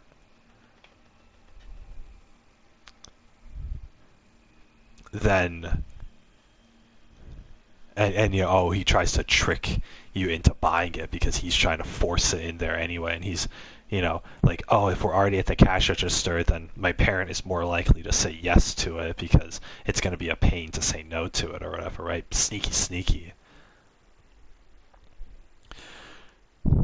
Then there's going to be more of a consequence because he's causing a situation. Now he's escalating the situation, right? We're in the aisles, he sees the candy bar, and we discuss it then. We come to a decision, and the decision is mainly the parent's decision, right? The kid's 4 years old, so it's mainly the parent's decision, right? And the kid disrespects that decision. He says, no, I'm going to do it anyway. I don't want that kid becoming, you guys know those people, who there's like, if you go into like a group project, if you have like a group project in high school or college, and the entire group agrees to do something, and then one person in the group just does his own thing and doesn't follow what everyone else has said, they cause a lot of problems. This is exactly what this 4-year-old kid in the grocery store is doing with the candy bar, right? Parent says no, the kid sneaks the candy bar and puts it in the basket anyway, or puts it in the cart anyway, and hopes that it doesn't get noticed. He's escalated the situation now, because now we're at the cash register, and the cashier scans the candy bar, and I as the parent notice it. I as the father notice it. And I turn to my kid and say, how did this get in there? I said no candy bar. And the kid's going to be, and the kid is going to have all these thoughts, like, oh shit, I got caught, maybe the kid says like, or maybe the kid is thinking like, yeah, but I still want the candy bar. Thus, like, subconsciously, the kid isn't accepting the answer that I have given him, and so as his parent, and so there's going to be a stricter punishment, right? We're putting this candy bar back, and you're going to apologize to the cashier about causing this inconvenience, and when we get home, you're not eating candy for a week. That's your punishment. Because, let's face it, if I have a kid, I'm going to be good to the kid. If the kid wants a candy bar, if we can't buy it at the grocery store, then I'm probably going to order one off Amazon for cheaper anyway, right? And give it to the kid. Or maybe I'll get a better one and we'll split it, right? That's my plan as a father, because I want my kid to be happy, and I want to give my kid these little surprises that are joyous, right? So if the kid is disappointed in that, oh, he can't, like, let's say, we go through the grocery store thing. Kid really wants this candy bar. I say no to him, and he gets all sad. He has to accept that decision. And for the rest of the grocery store trip and on the ride home, right, let's say he was a good boy and he didn't he didn't try to sneak it in, right? I'm going to reward that. I'm going to as a parent, I'm going to reward that, right? Maybe tomorrow, or maybe like tonight, after dinner, I'm gonna pull out a candy bar from behind my back and I'm gonna be like, "Hey man, look what we have. Look what I found." And he's like, "Oh, a candy bar." And I'm gonna be like, "Yeah, we had one extra in the cabinet in the back, and that's we didn't get the candy bar today, but you were good about listening to me, so here's this candy bar. We'll split it. All right, you and me, father and son, right?" And and the kid's going to be happy about that, and it's going to be this little surprise, and it's also going to be positively reinforcing the fact that my kid listened to me, right? We were in the grocery store, we were in public, and he listened to me, right? He wasn't a whiny brat about not getting his candy bar. And then I can point out the other kids in the grocery store who do, cry about not getting the candy bar, and I could be like, look at that, son. Those kids disrespect their parents, and their parents hate them. And because of that, they're, if their parents hate them, then they're not getting their candy bars at home. They're not getting, all these nice things that you and I get to enjoy together, right? Because we actually have a functioning relationship, right? I'm probably not going to do that. I'm probably not going to say any of that to my kid or point out bad examples or whatever. But yeah, no, it's that same concept though, right? As a good father, I want to give, I want to give my children like good surprises. I want to make them happy, but I want to make them happy with, I want to make them happy by rewarding them for kind of following the social standards that I want to teach them, right? Because what's all this teaching the kid? It's teaching the kid that they're not always going to get their way. They're not always going to get what they want. But there are still something, even if you don't get what you want right away, that doesn't mean it's gone forever. You can still get things, and even if the thing you get, later isn't exactly the same, there's still, you're still able to enjoy life, even if it doesn't go exactly the way you want it to right now. And, being able to teach that to a kid over a period of 18 years is really it should really be the ultimate goal of a parent, because that's how life goes. You don't get what you want. You're not going to get you're going to apply for your dream job when you graduate college, and the people are going to call you back and tell you no. What are you going to do? Are you going to show up to their company on the first day anyway and say, "Oh, I figured, if I showed up here that, you guys would, you guys would just hire me anyway." Worked with my parents, right? and then the company's going to call the police. That's how it is, right? You have to teach kids to respect others, but still be able to enjoy life and be able to exist or whatever, right? Work around it or whatever, right? And obviously the whole candy bar in the grocery store, it's a very black and white situation.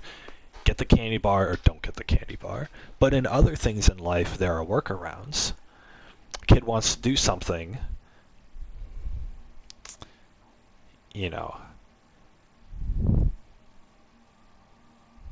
let's say they want to, I don't know.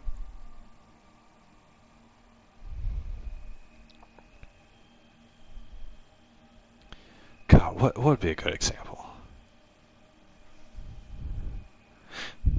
Let's say a kid wants to watch fireworks, right? Let's say it's 4th of July, 7 p.m., kid wants to watch fireworks. We go to the fireworks show, and, it's full. It's full. They sold tickets online that we didn't know about. They were $50 a piece. Who's paying that, right? And we don't get front row seats to the fireworks. we don't get the front row seats, but let's find another way to watch these fireworks. Let's go down a couple blocks and, you know, go to the top of a parking garage. Now we're 8 stories, you know, high, and we can see the fireworks off in the distance. Feel the night breeze on our face and stuff like that, right? Teaching the kid to, like, you won't get what you want that's right in front of you, but let's find another way to make this fun. Let's find another way to do what we want, but to make it fun without breaking any rules, right? You know, see what we can get away with, sort of thing. So, like, that's, you know. And then that kid, when he grows up and he's a teenager or an adult, then he's gonna, my son will take a girl on a date, and they'll be all, you know, he'll take her to a restaurant and the restaurant's full, and there's gonna be a wait, and so the kid's gonna be like, no, you know, let's go find something else, and then they get takeout, and he makes a makeshift fancy restaurant in the back of his truck, and they can eat, you know, their pickup truck on the trunk. They get a little, they go to the ramen shop and get a couple bowls of ramen to go, and then they go to Target and they get a nice little table and a couple of stools and a candle, and they go to the back of their pickup truck and they put the table down, the cheap plastic kiddie table, they put it down, the stools, light the candle in the middle, and they put their takeout, their McDonald's Happy Meals or whatever, and that's their romantic dinner, right? Like, a date is going to love that, because, and I think they're going to love that a lot more than, like, the fancy restaurant that was full they couldn't get into, because it's creative, right? It's creative, it's fun, it's out of the ordinary, and like that's what I would do, right? If I had a pickup truck and I was taking a typical girl on a date and something like that happened, you know, I'm gonna drop $100 on this fancy meal anyway. Let's go to Target, let's buy the table set and then get some takeout and then pretend like we're having a fancy dinner. We could even buy a rose and use the little rose petals to decorate, and, you know, fancy candlelit dinner under the stars in the back of my pickup truck in the parking lot, right? Whatever, right? We'll take the truck up to, like, the top of a hill and we'll just look out onto the city from above, and we'll eat the dinner like that. Like, that's romantic. That's romantic and creative, and it's those kind of workarounds that, you know, I want to teach. Whereas, you know, if I let my kid take the candy bar in the store and I let him get away with it, then instead of doing all that, the kid, you know, my son, when he is a teenager or an adult and he's in that situation where the fancy restaurant's full, he's just going to think, no, I'm going to get my way. And then he's going to go up to the manager and say, you know, and start complaining. He's going to be like, you guys need to let me in. I'm a paying customer, blah, blah, blah, right? And they're going to get annoyed, they're going to get thrown out. And his date is going to be very distressed because now he's caused conflict, he's whined about it, and now he's in a bad mood that he didn't get what he wanted, right? I'm not going to have my son go through something like that, right? That's so cringe. So that's why, you know, you have to teach these ways of accepting your losses and learning how to turn that around to still be something enjoyable, right? And, you know, and then who knows, right? Him and his little girlfriend, that can be their thing, is that they have plastic table and stools, and they eat, and they dress up all fancy, and they eat a candlelit dinner in the back of his truck, you know, in the open pickup trunk of his truck, and, you know, and they go to different places and they do that, and then they don't even need to sit down at the restaurants anymore. They take it to go, right? They take it to go because now it's more enjoyable to eat it in the back of his truck, you know, with a table and chairs set up and whatnot, right? And that can be their thing. That can be their thing that they bond over, right? And, like, that's, you know, that makes for a really good relationship. And none of that would happen if I let my kid be a spoiled brat at the grocery store, right? So that's why my cat is not allowed in my room right now. There we go. Alright, I'm gonna continue playing. Shit, I have a half an hour to beat this boss.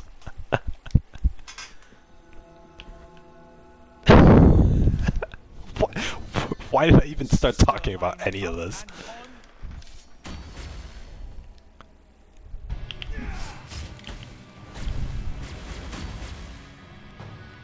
What are you doing?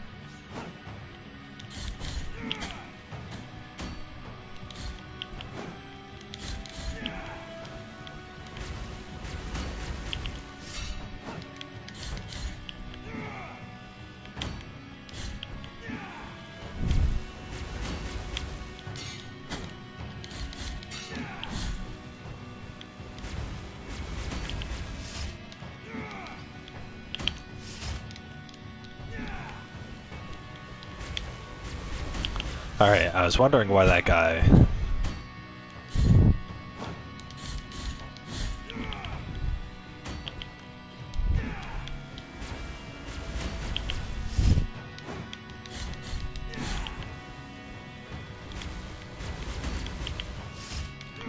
I've been avoiding a lot of his hitboxes.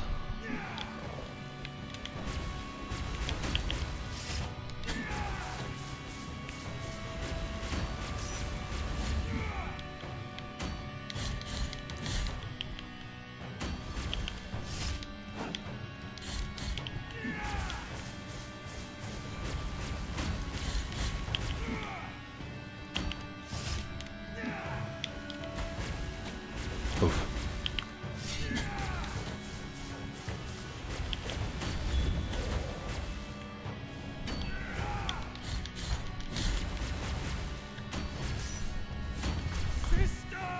Sister!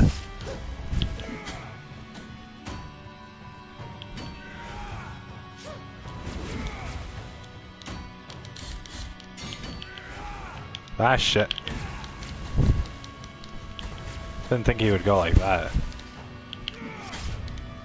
Oh, crap.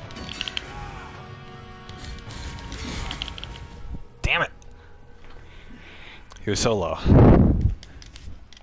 This better not take me a half an hour. I'm on 2 health potions here. This is the only achievement I'm going for, so... Sister, I know you are there, even if I can't see you. Hear my after your departure, and may the on your... Anyway, that's why disciplining your kid is a good thing, right?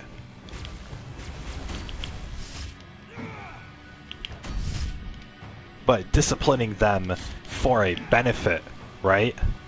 It's not disciplining them because I'm, you know, angry that they hurt my feelings or something like that, right?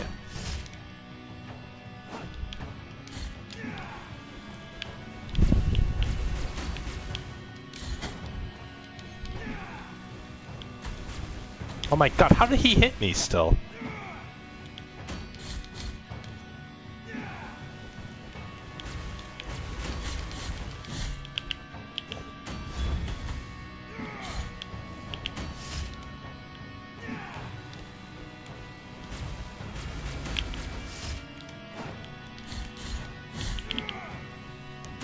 Okay.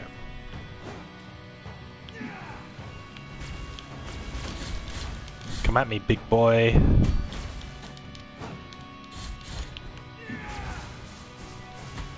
Oh my god.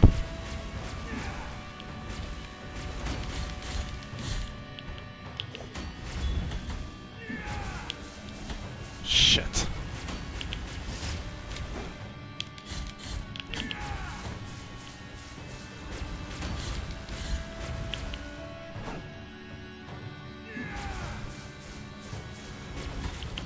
What? I didn't... I had the joystick pointed down and my character stands anyway. God dang it. Whatever.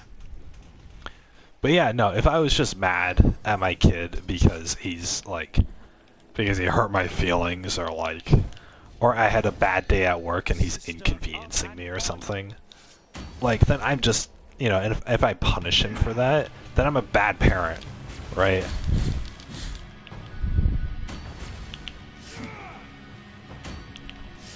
Because, you know, that's when disciplining is bad, right? Talking about like how your freaking kid has behaviors because they don't follow your every whim. Like if a kid has a sour attitude for not getting the candy bar, I'm not punishing him for that. He doesn't have to say okay daddy and then put on a smile for me, you know, and be grateful for his existence or whatever.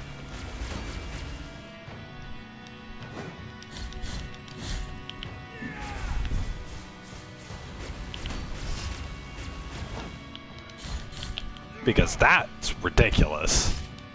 And I've heard of parents doing that too, and using the excuse like, oh yeah, I discipline my kids. And it's like, well, what, you know, for what? And they'll be like, oh, because they bothered me after work or something. Or they'll be like, oh, because, you know, they'll be like, oh, because, you know, I said we're going on vacation and they didn't want to go on vacation. So you know, I did this thing to like fuck them up. Or whatever. And it's like, holy shit. Like how much of an ego.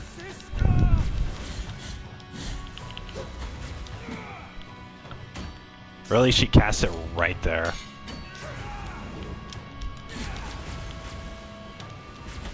Damn it. Thought I had a double jump.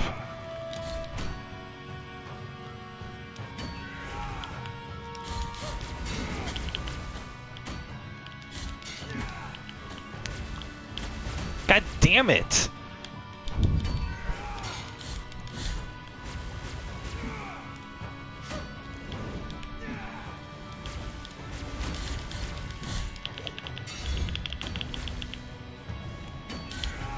Crap.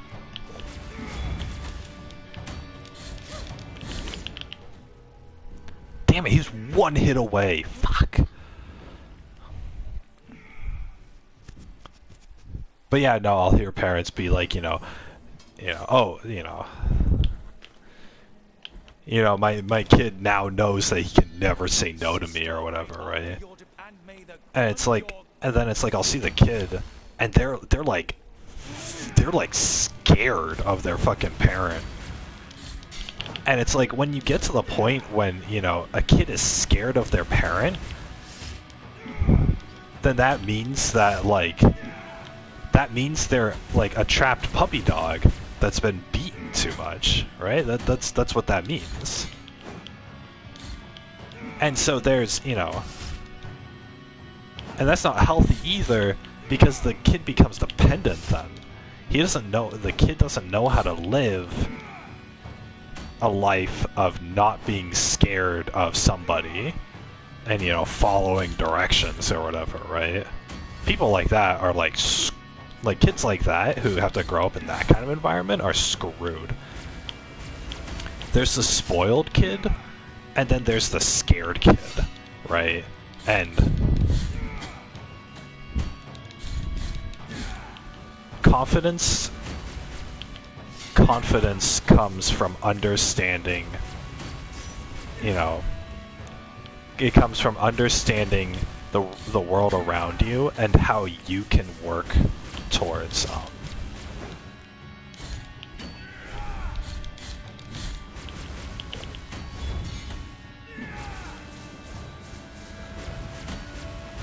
my god, god dang it.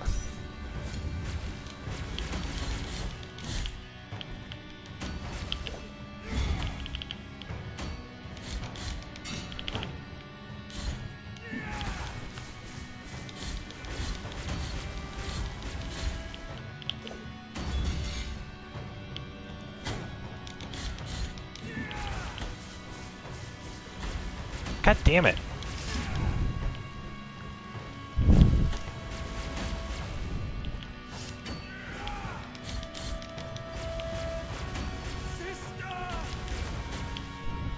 Dang it, I couldn't get out of— Are you kidding me? Shit.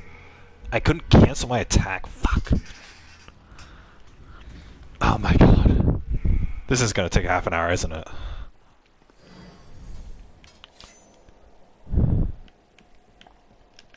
I need to check how much time I have on my time limit here.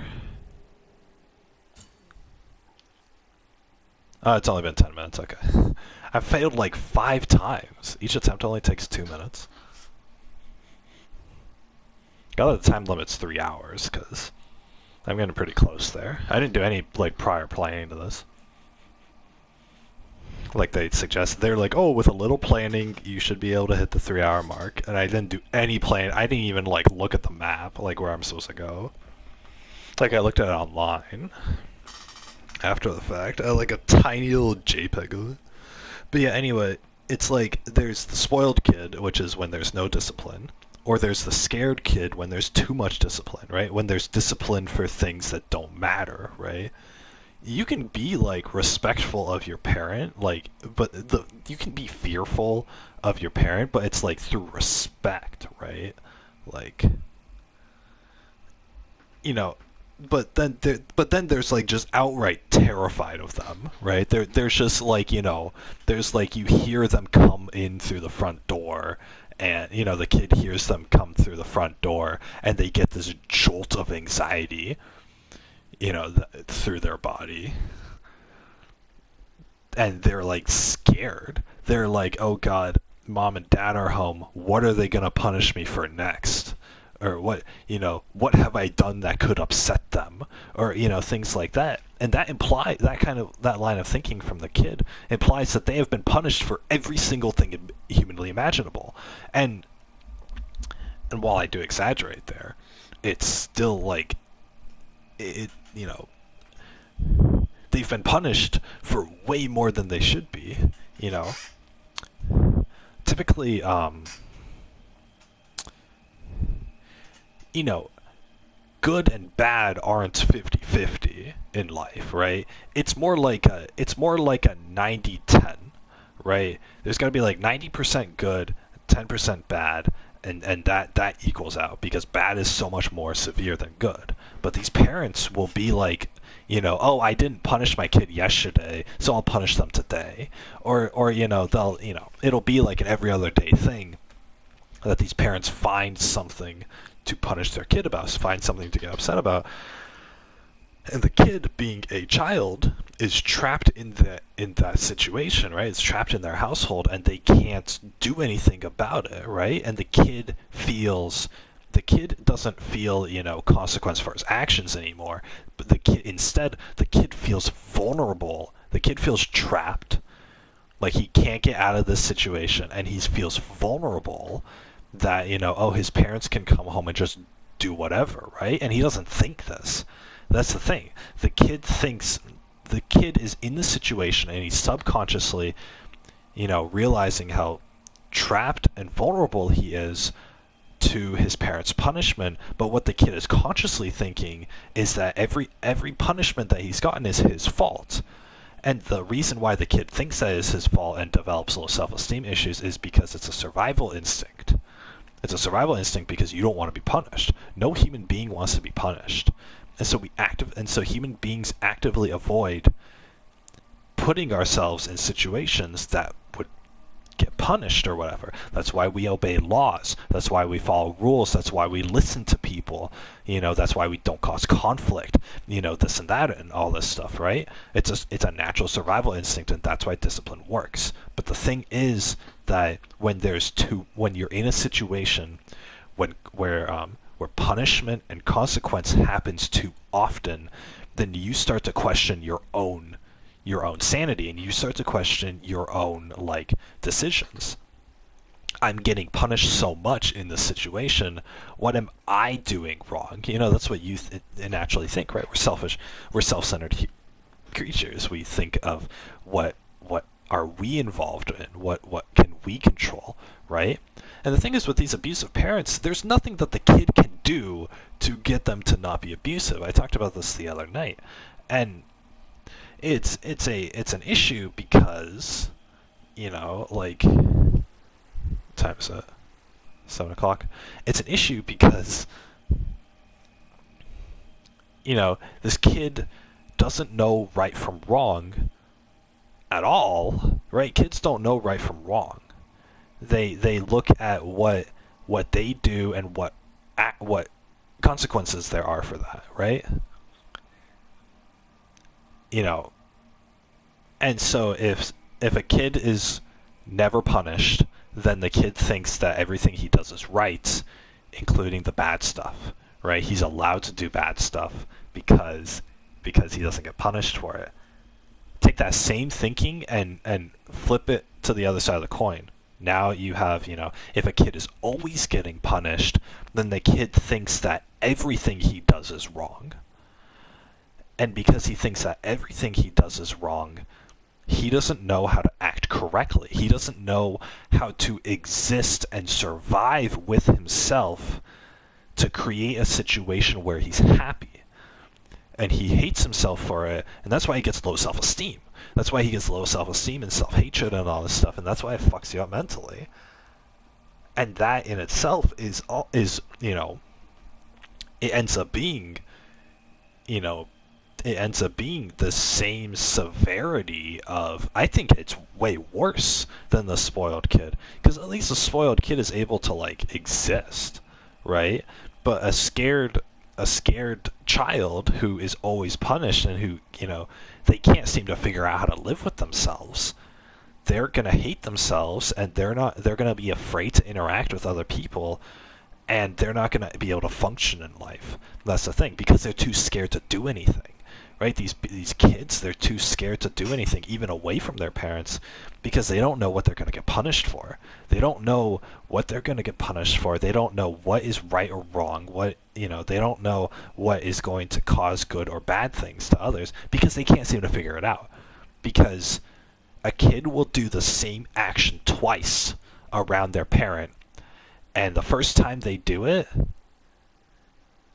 their parent is fine with it, and they just ignore their kid, and they let the kid do it. And then the second time the kid does it, the parent has had a bad day from work, and they're irritated, and they take it out on and they get upset, and they take it out on their kid, right? They turn the passive aggressiveness into aggression, and they take it out on their kid, and they use whatever the kid was doing a second time to justify taking their anger out on their kid, right?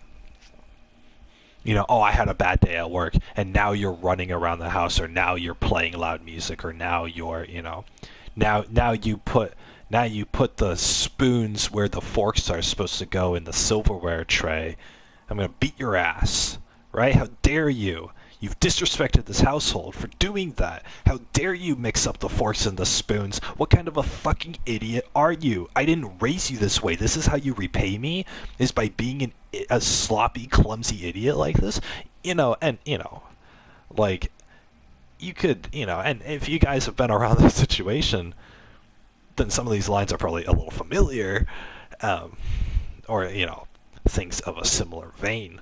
It's terrible, right? It's because the kid thinks, the way that their parent is reacting, and obviously this kid is trapped and vulnerable to it, trapped in this situation, they're vulnerable to listening to their parents, and the kid wants to avoid punishment, right? The kid just wants to be a happy kid. They just want to live a happy life. Now their parent is getting angry at them, and the kid is worried. What have I done to upset my parent? Thinks the kid. And the kid tries to figure it out, and then it's something as mundane as the silverware stuff, right? But everybody makes mistakes. The problem with this kind of discipline style, the reason why it's ineffective, is because everybody makes mistakes, and nobody's perfect, and more importantly, nobody is in sync with each other 100%. You're not going to know what your parent wants or what your parent gets irritated at all the time. And the thing is, what they get irritated at is a lot different than what other people get irritated at, right? I don't give a shit if you put the spoons where the forks go, right? You did the dishes for me, and you put them away. I appreciate it. If you're struggling with something, then I'll take over, right? Or, I'll sit there and I'll teach you, right? I'm very I'll teach you, whatever, right? So, obviously up to a point, but still, it's like, you know, and you're getting mad at like an 8-year-old kid for like misplacing putting the plates in the wrong place or whatever. Like yeah, it's obvious to you. You're 42 years old, right? Your kid is a kid. They're not gonna know, and so it's like they're not gonna be as like adeptly familiar with it as you are, right? They're not gonna have the same capabilities as you, and that's the thing. These parents, they don't understand what it's like to be a kid, and I think that this is that people who are angry, who have anger problems, like these abusive parents, they get angry at their kids for being imperfect. But the thing is, the kids are imperfect at a standard that the parent is at, because the parent thinks, if I can do this, you can too. And the thing is, they might not consciously think that with every task, but this is kind of in the back of their mind. This is kind of subconscious or whatever. What are you doing? Why would you do this way? That's obviously incorrect. Stuff like that. The parent might say stuff like that, and what happens is, or the reason why that's incorrect is because the parent has an entire lifetime's worth of experience to knowing what to do and being able to think about things logically, right? If I'm able to go out and do something, and pick up a task and know what to do, it's because I have years of experience with similar tasks and, being able to, and, years of experience with problem solving. Whereas a kid isn't going to have that, right? A kid isn't going to have years and years of having lived in this world and having to tackle challenges and figure things out or whatever, right? So it's, and so of course the kid's gonna screw up, right? You gotta be patient. It's a fucking child, right? And the kid doesn't have as much experience as the parent does, and yet the parent expects the same level of problem solving and the same level of logic from the kid as the parent has, because the parent isn't empathetic, and a parent not being empathetic is a symptom of them being a sociopath, right? If they're not able to understand others and they get angry because of that, then they're sociopathic, and they'll look at like the majority of parents who are abusive to their kids have some level of sociopathy, or they have some level of psychopathy, right? They're psychopaths, right? And to some degree, it's because they're not able to understand that their child is a child and that they're not going to be the same as them. The kid isn't going to be able to operate at the same level as the parent is. They're not even going to be able to come close, because guess what? The parent is 5 times the kid's age. And guess what? The kid is 8 years old, right? So realistically, the kid has only been alive for 5 years, because ages 1 to 3, the kid isn't conscious. Who out there who's older than the age of 3 remembers what it was like to be 3 years old? Nobody does. You especially as an adult, you probably have like a couple memories from when you were a small child, like a handful at most, and that's it, right? You don't remember how you operated day to day. You don't remember this or that or whatever, right? You only have these like very key specific childhood memories, and so that goes to say you weren't really conscious during those years. And so therefore you don't have the experience under your belt, and obviously you weren't organizing the dishes at 2 years old, so why would you have experience at that, right? Whereas the 40-year-old parent has had almost 40 years of organizing dishes. At least they have 30 years of experience organizing dishes and solving similar problems, right? And the kid has what, like 1.5 maybe, right? And so of course they're not going to be able to do anything, right? And these parents take out their anger on their kid because they get upset at that, right?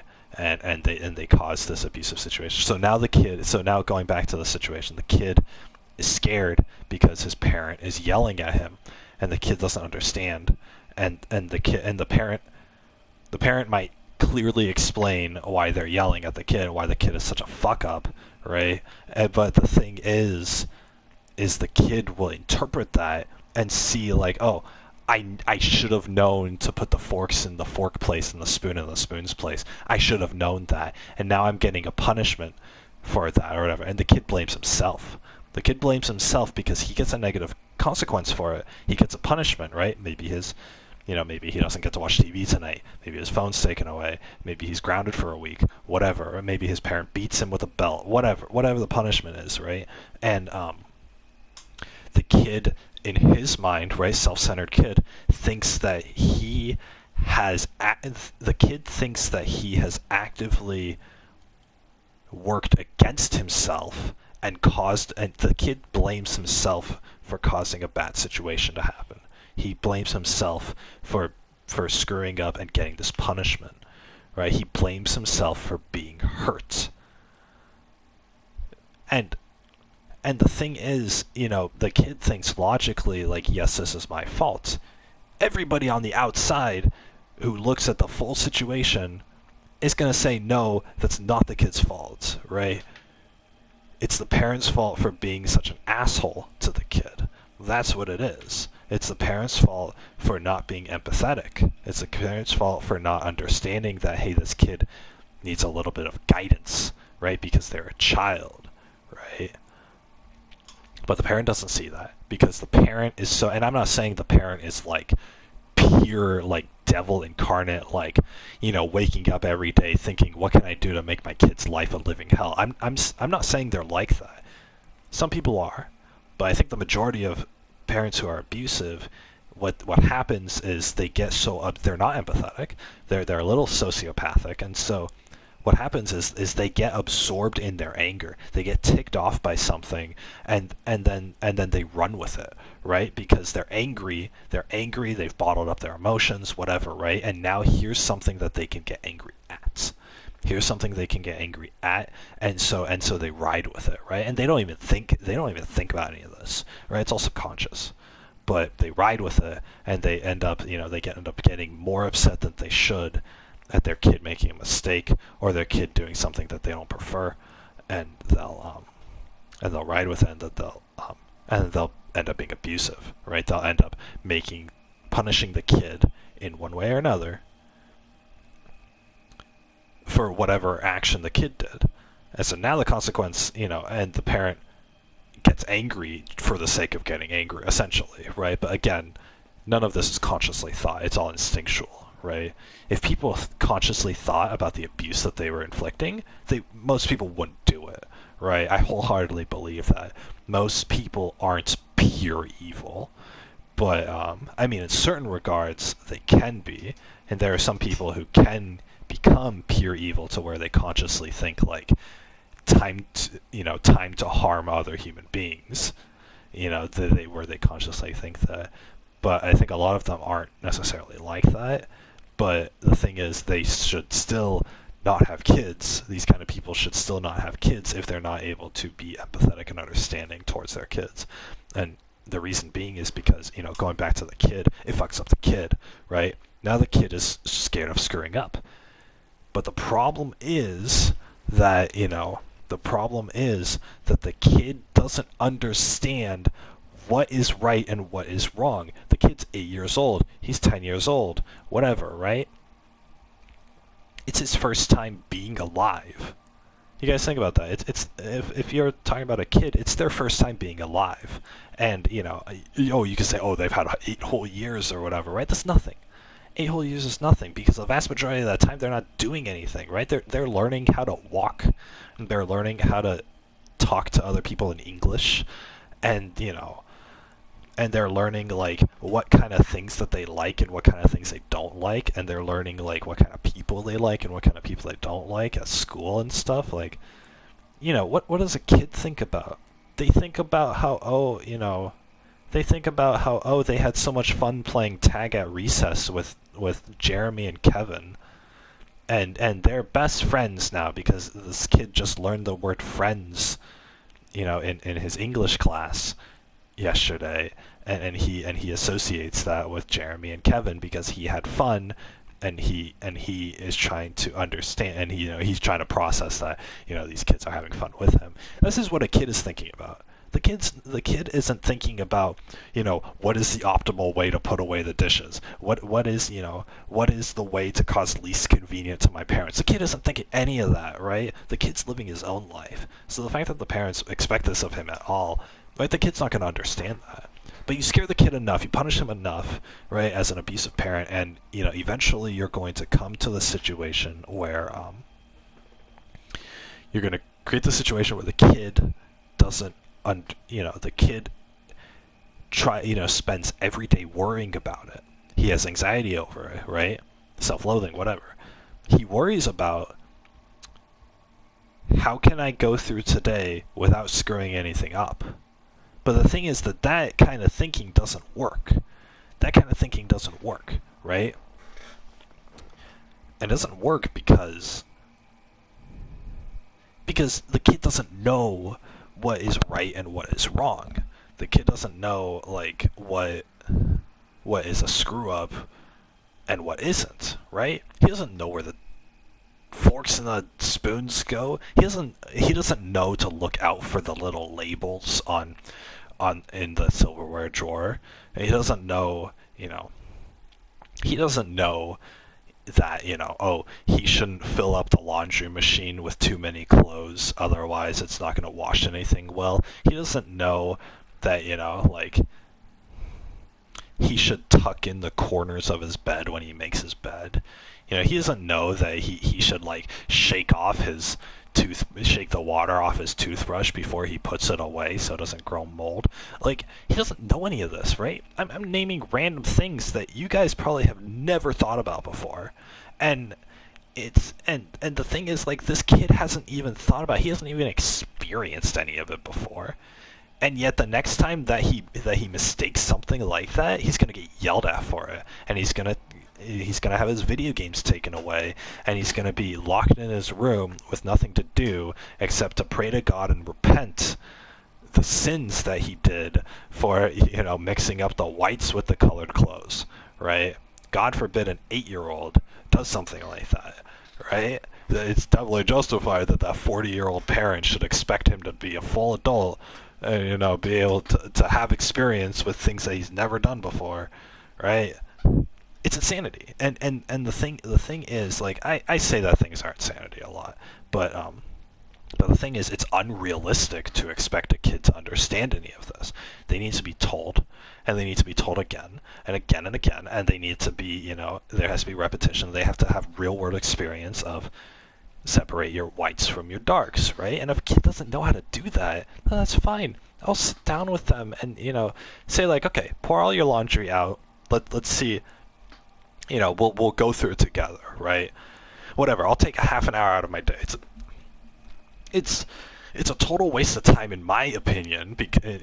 Not in my opinion, but in my eyes, because I already know how to do this, and it's common sense. But the thing is, the kid doesn't, and so if the kid is struggling with it, I'll help him, right? But the thing is, these parents instead will get mad, and they'll argue with the kid, and they'll make the kid feel bad about it, and they'll punish the kid for it, and yada yada, right? And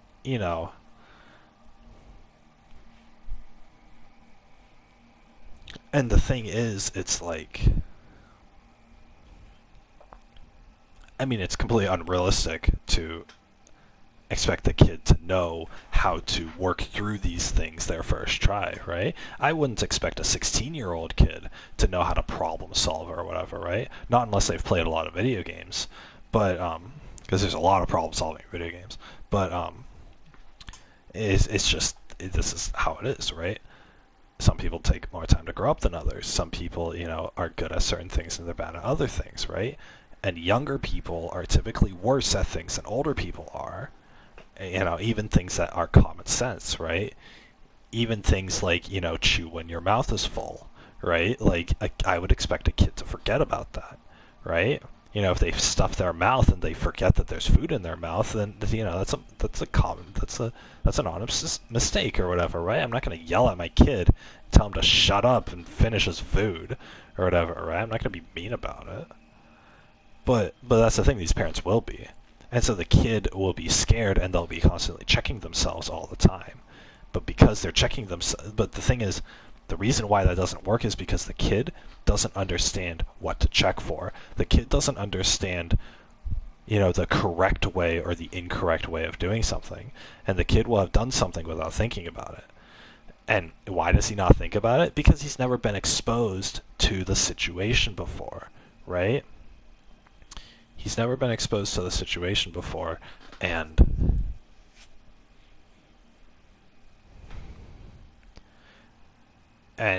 so therefore it's,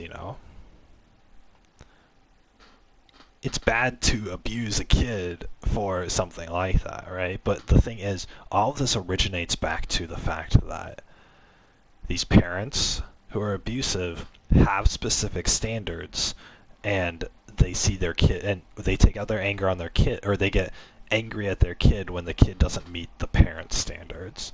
But the thing is, the kid will never know all of the parents' standards. They can't. There's no way, right? Right? Two adults can come to an understanding with each other, right? They can learn the ins and outs and the nuances of each other, right? But it takes so long, and it takes both parties, willing to show all of that to each other, right? So in a functioning relationship, all of this is possible. But the thing is, with a parent and child dynamic, it's not possible because the parent can get upset at certain things or whatever, and the parent can get upset at anything. The parent can get upset over the kid doing nothing, and just because they want to be upset at them, because because the parent is upset in general, they're an angry person in general, and they're looking at the kid as being an outlet or whatever, right? Subconsciously, they're not actively thinking, what can I get mad at my kid today for? They're thinking, oh, this kid isn't being perfect, and I'm upset about it, right? And then after that, the parent will string up any kind of excuses. A physically abusive parent will say you've done this wrong or whatever, and then they'll just beat them. They'll take out their belt and they'll beat them, right? A parent who is verbally abusive will they won't lay a finger on them, but they will assume a dominant stance and a looming over the kid's stance, even if they're not physically looming over them, and they'll make themselves look big, and they'll yell at the kid and just yell and yell and yell and keep yelling at them and argue with the kid and just yell at them over and over again, right? All this sort of stuff. A parent who's emotionally abusive will still use words, but they'll be more manipulative about it. They'll try to make the kid feel bad through guilt, right? This is what I was talking about yesterday. They'll make the kid feel bad through guilt tripping them and turning the situation into making the kid feel emotionally bad about what they've done. Oh, you didn't put the forks and the spoons away correctly. You've caused me emotional distress, and you've caused me emotional harm, and you should feel bad about it, right? How could you do that to your poor mother? I've just been at work for 8 hours, and I've had a long and stressful day, and I come home, and the only thing I expect of you is to be able to put away the dishes correctly. I do most of the housework, and I've given you this one job, and you still screw it up, and you put the responsibility on me. How could you do that? How could you disrespect me like that? How could you you expect me to come over here and correct your mistake too, while you go up there and you go on your phone and you go on Instagram and TikTok and have a good old time. Meanwhile, your mother at the 11th hour is suffering still, having to do chores for you and make money for you, and make money to feed you and put a roof over your head. And why are you doing this to me? That's a catch-all phrase. Why are you doing this to me? How could you do this to me? Do you hate me? Do you just want to inflict pain onto me? And the ironic thing about an abusive parent saying something like that is that the parent is actually inflicting pain onto the child, right? By doing all of this, and yet they'll turn it around and they'll say and they'll accuse the child of inflicting pain onto the parent. And I've seen cases where parents are able to successfully convince their kids that the kids have caused emotional distress to the parents more so than they should have, and that the kid is wrong, and the kid is a bad human being who only inflicts harm onto others through their actions. What actions, you might ask?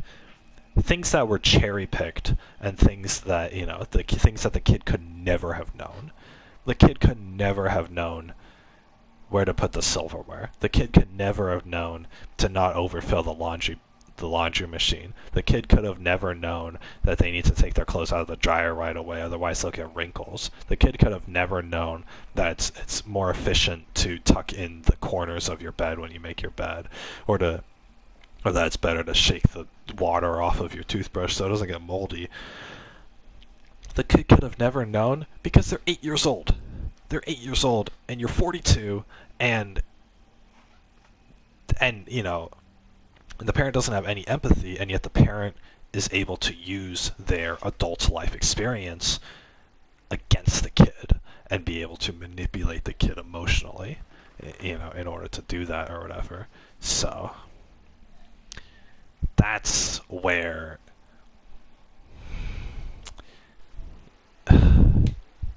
I've been talking for a while. That's where it is, though. A parent will emotionally abuse their kid. It's called emotional abuse. Nobody takes it seriously, but it's called emotional abuse, and it can seriously damage the psychology of a kid. It can seriously damage a kid psychologically and it can make a kid, it puts this kid in this situation of, not only is this a shitty situation, but the kid thinks that, he's at fault, and it's his fault that things are like this, and that he's just a trash piece of person, and he should die, right? There's self-hatred. There are kids who kill themselves over this, as I was talking about yesterday, and, it's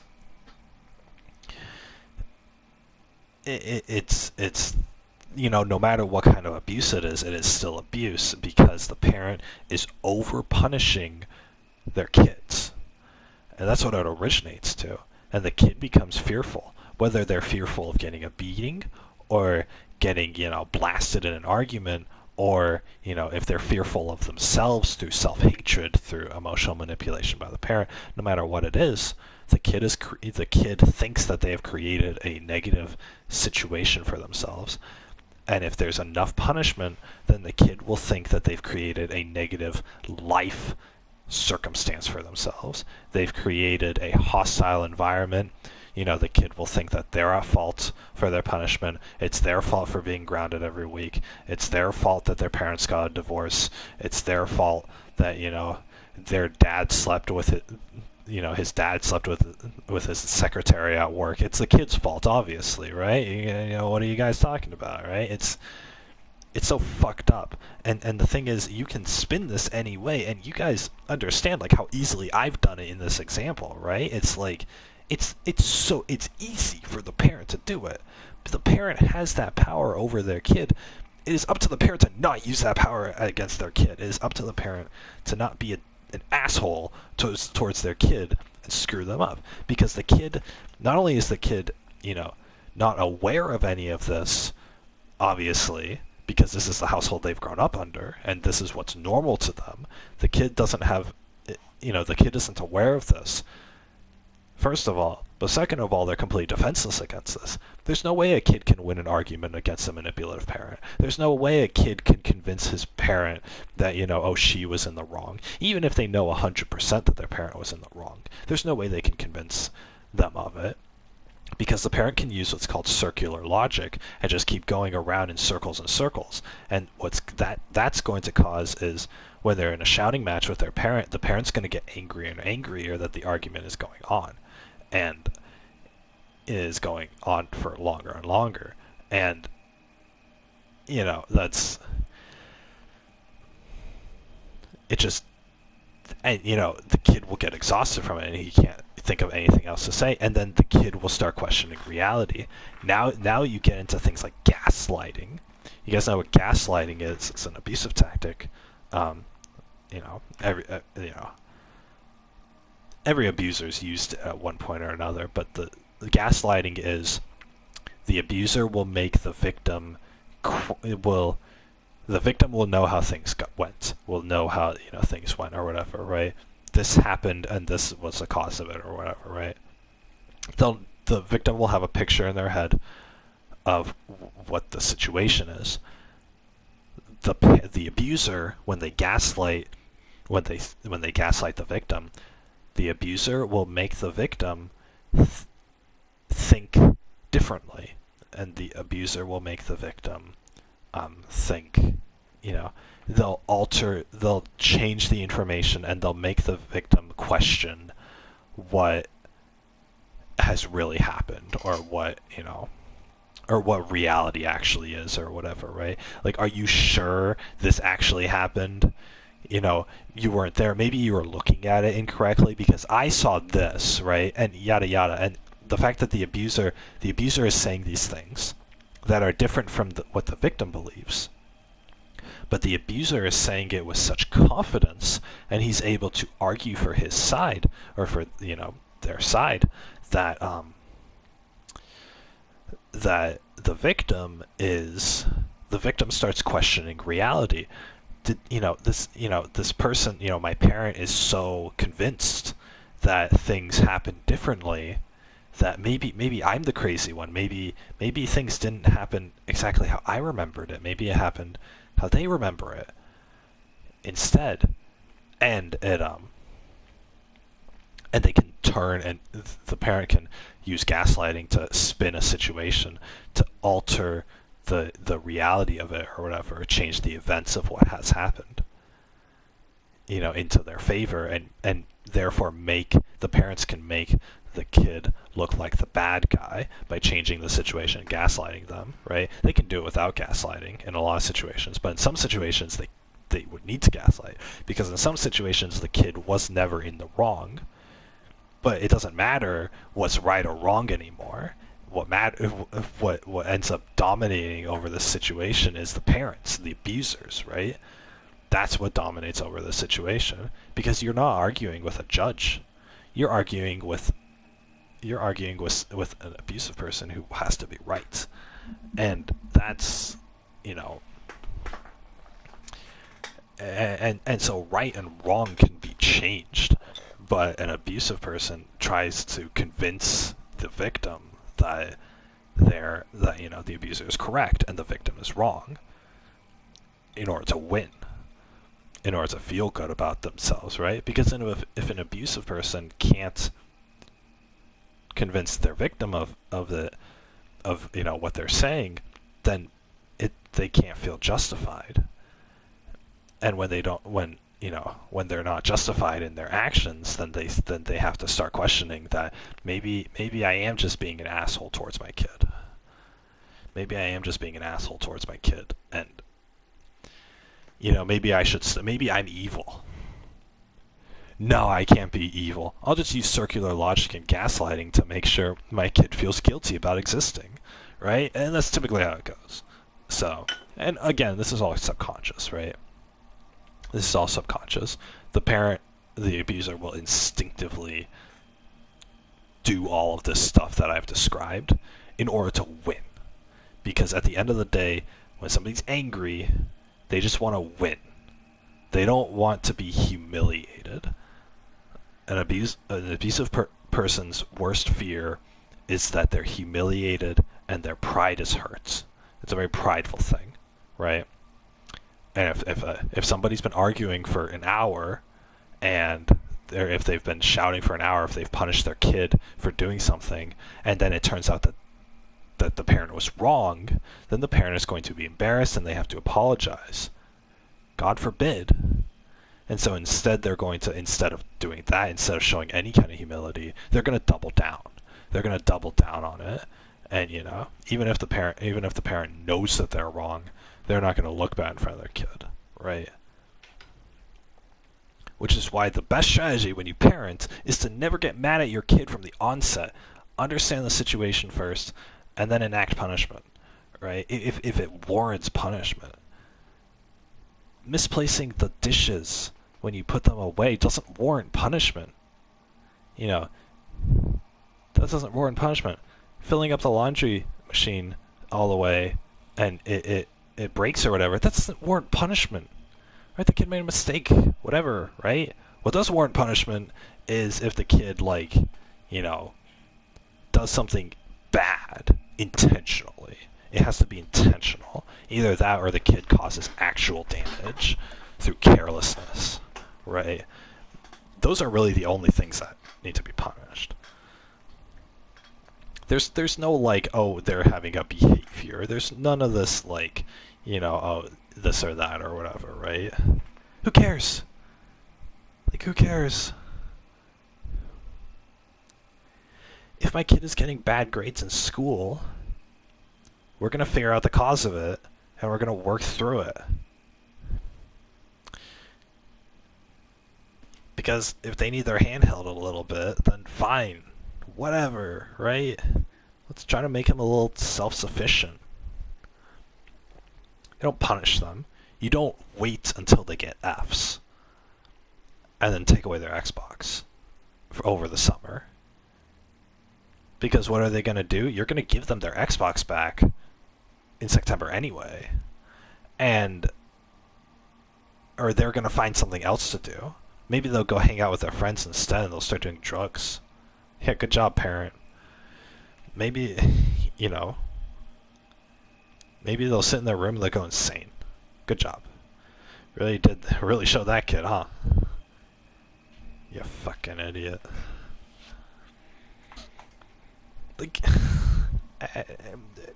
grounding a kid or taking away their Xbox isn't necessarily abusive. But the thing is punishing your kid a lot of times to where the kid becomes scared.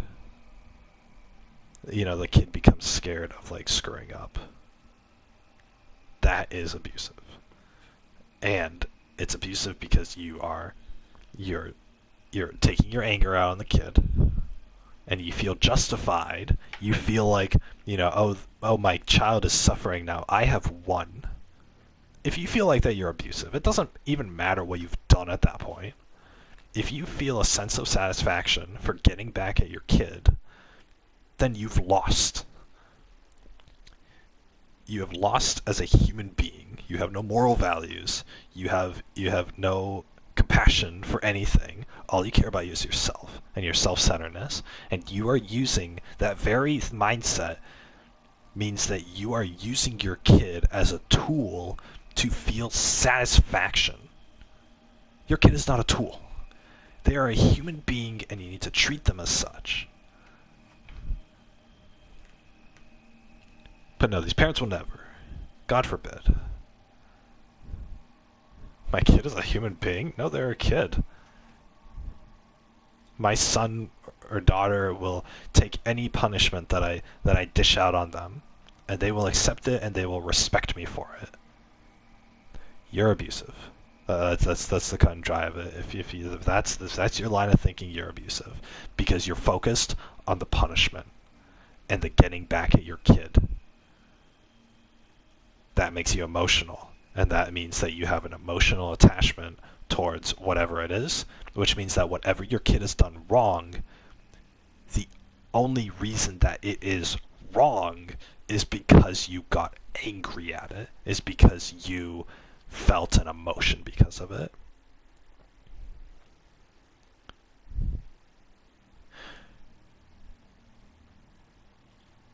Right? It's not because the kid actually did anything wrong. It's because you have this unrealistic standard, and you need to go to therapy. That's what it is. Your kid doesn't need to get punished. You need to go to therapy instead. Tell your therapist, even one time, that you punished your kid. What'd you punish them for? Well, it was late, and I had a really bad day at work, and they put the forks where the spoon should be in the silverware drawer, and I yelled at them for an hour, and I made them cry, and I sent them to their room, and I locked their door, and I made them sit in their tears for the rest of the night.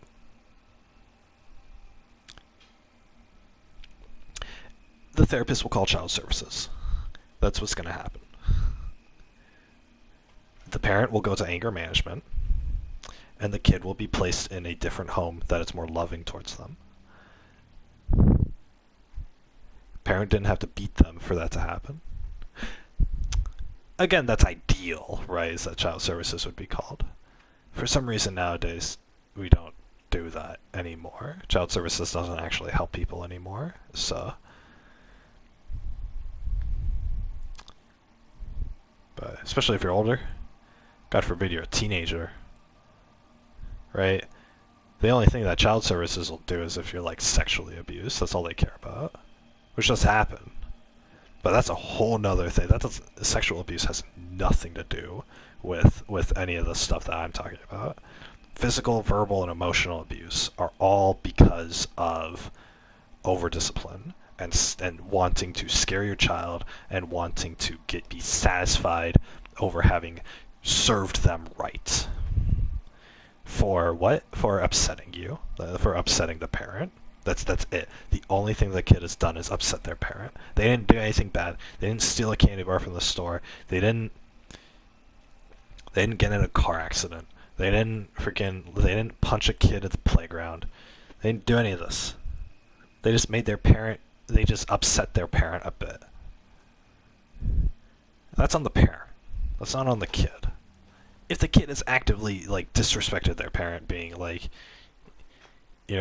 calling their mom a bitch or something like that, just out of the blue, then sure, right? Unprovoked or whatever.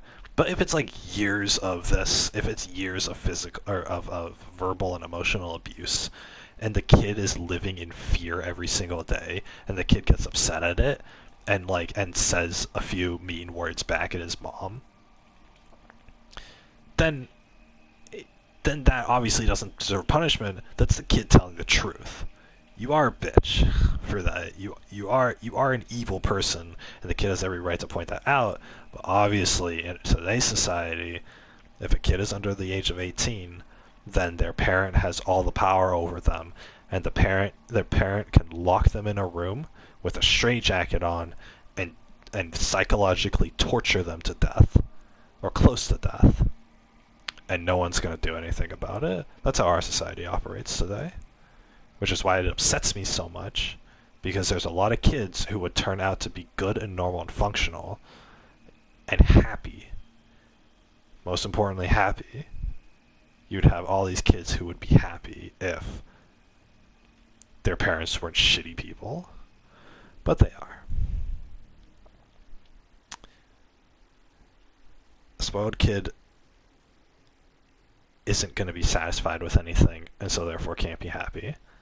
And somebody and a kid who's abused, or who's overly punished, I guess is a better word for it, a kid who's overly punished is going to be scared and anxious and low self-esteem and dependent. And dependent in a bad way. Dependent in like, I need to, I can't make decisions for myself ever, right?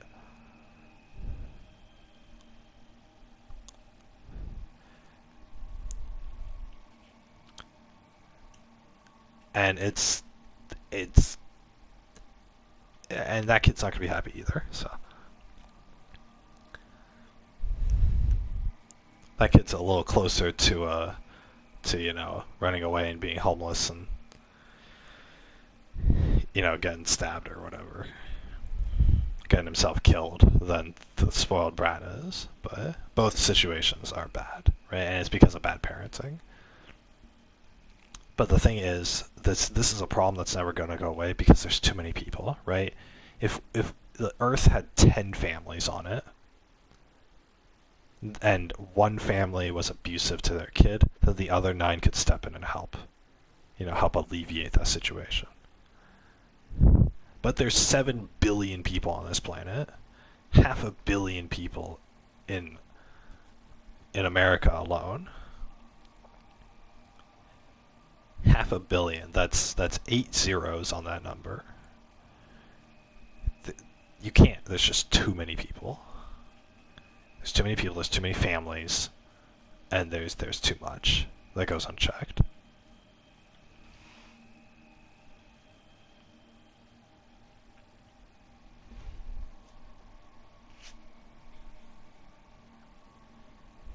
The thing is, it's actually, you know, roll the dice and it's a lot, it's actually worse to live in a foster home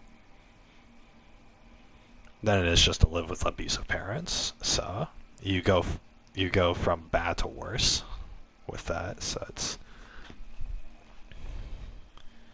insane. How long have I been talking about this? Holy crap! Another hour down the drain, guys.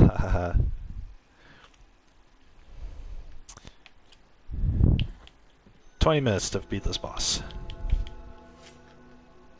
Don't put your sword away, you idiot. God damn it. I don't know how to play this game right now.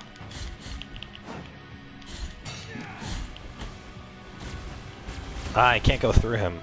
Oh yeah, that's right, I was complaining about not being able to go through him the first time that I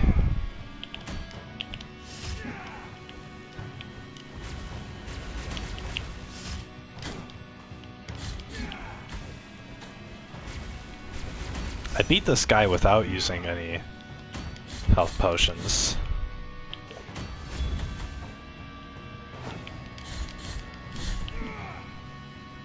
The first time.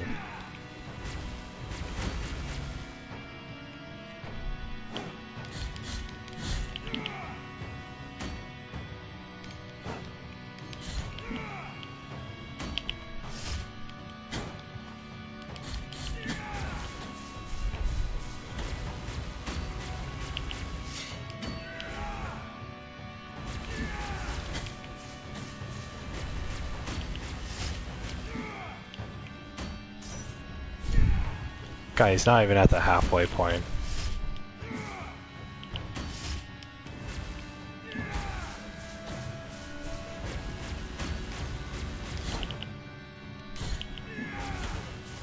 Oh my god.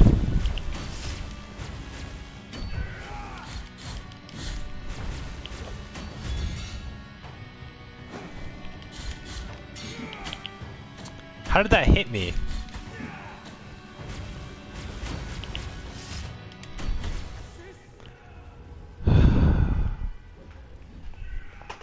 That attempt was pretty bad. I used both my health potions before I even got down to half health. God, I get too heated. Every time I talk about anything, it always turns back to freaking the whole, like, parental abuse topic. It's like that's all I know to talk about, LMAO. I just like to complain.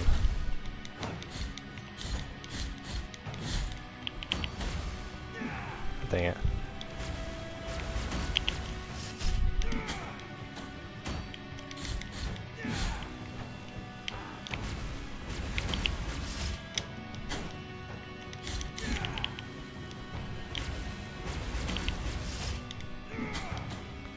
How did that hit me?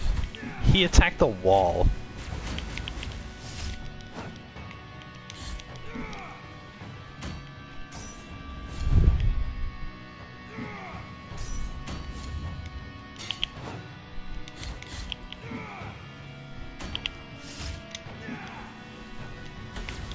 Are you kidding me?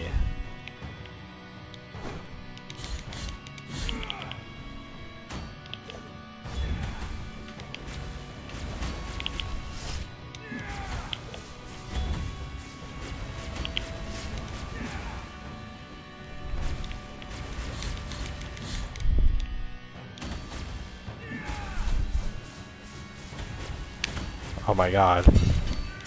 I'm literally trapped in this corner. I can't go anywhere.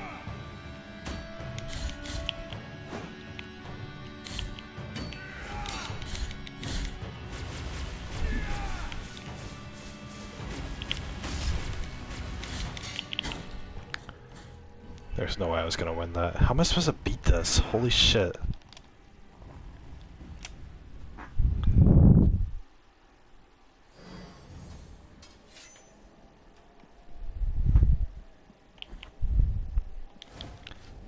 If I can't beat this in like the next 15 minutes, then I lose this trophy and I've wasted the past 3 hours. Oh my fucking god, you're kidding me.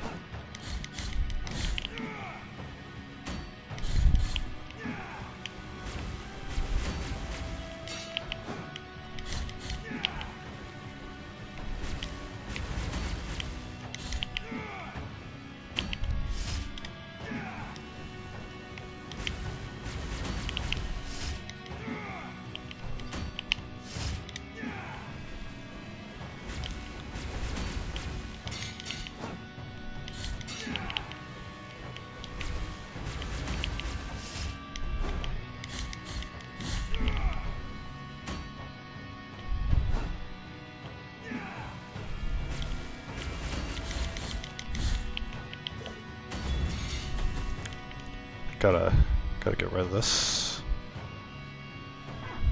Okay.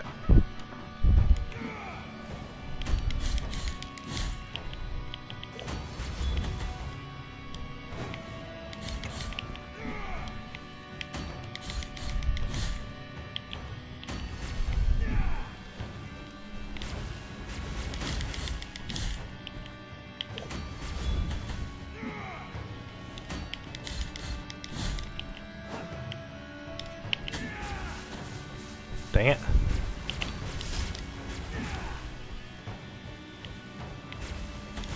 Are you kidding me? Oh my god.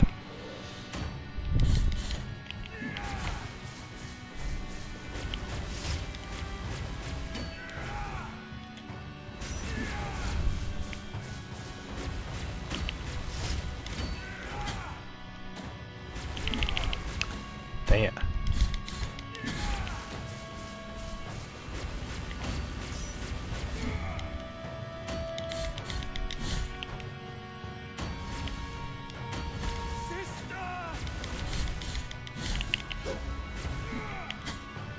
Oh my god.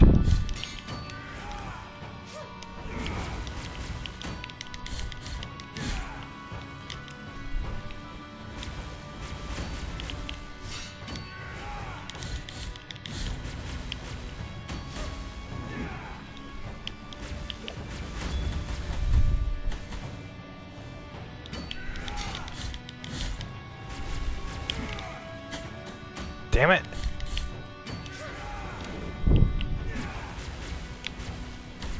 Are you kidding me? Why the fuck does that hit me? He was at the end of his cast. Oh my god.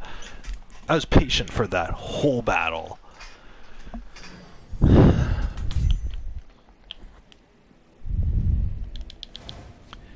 It's that fucking... Sister, I know you are there. It's the spinning move.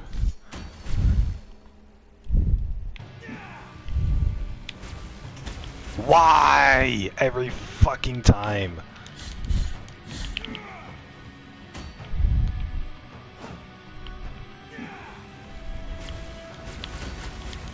I hate this! Oh my fucking god.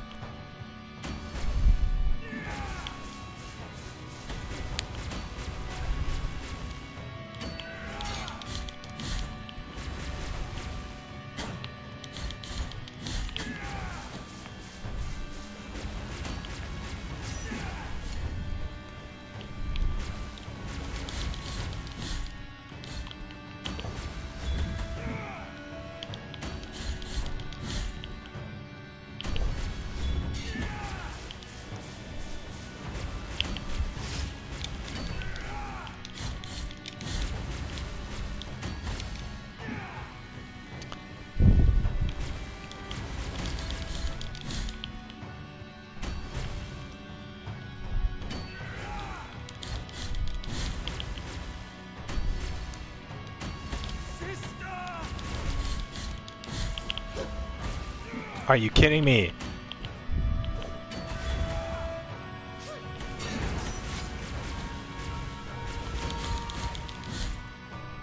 Shit. Damn it. I couldn't get out of that. Oh my... You're kidding!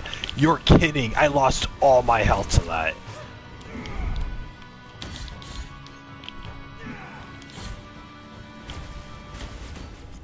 I hate... Oh my fucking god. I'm so goddamn patient. And then the last thing is I lose all of my health to one combo. I got trapped in the corner, and he bubbled me, and then he uppercut me, knocking me down, and then he trapped me in his lightning. I would have won if it wasn't for that one combo.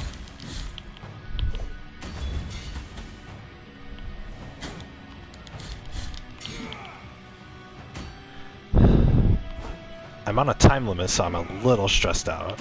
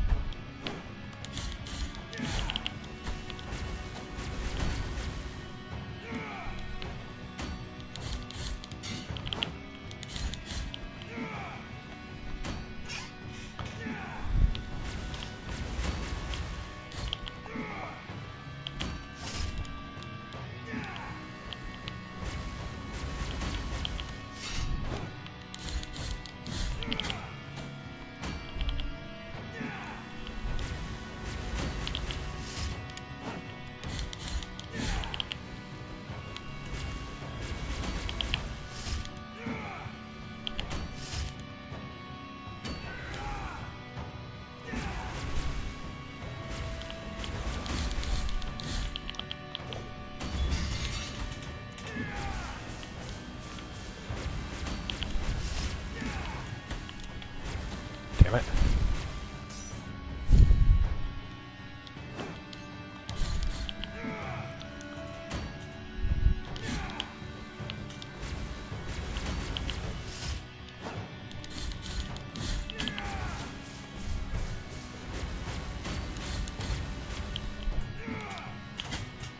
Are you kidding me? Oh my god.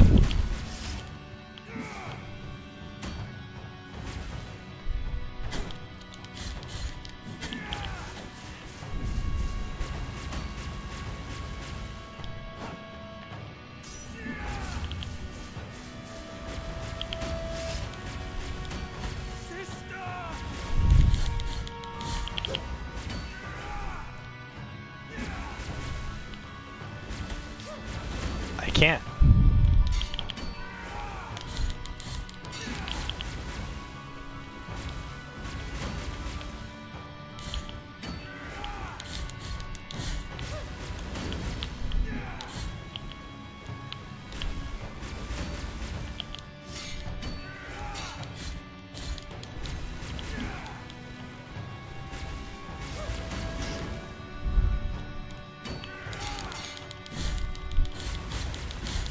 Dang it, my battery's low.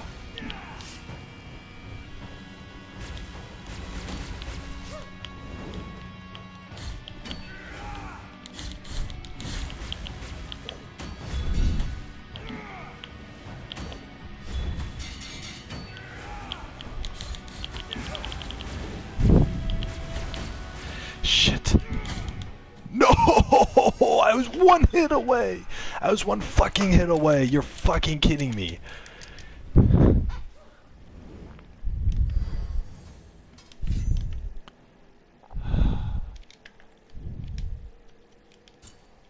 How much time do I have? I have 6 minutes. I have 6 minutes. I have fucking... If the playtime goes to 3 hours, then I fail the achievement. And I have to go through the entire game all over again.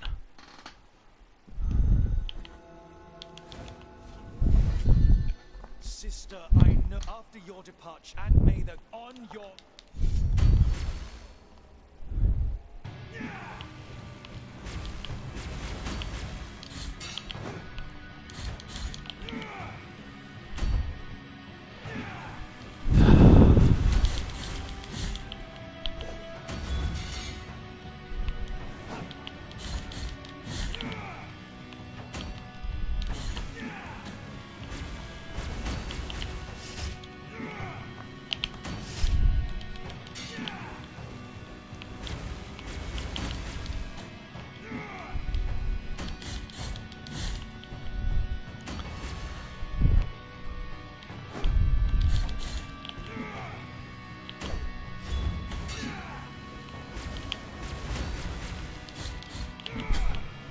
What? How did I get hit by that?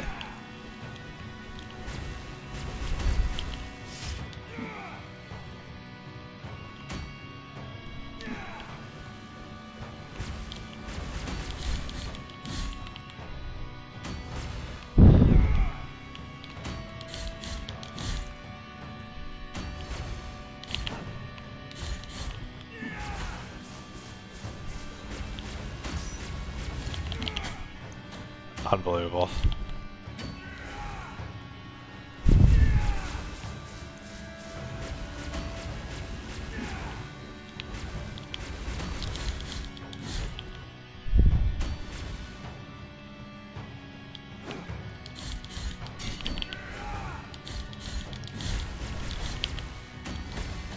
Damn it.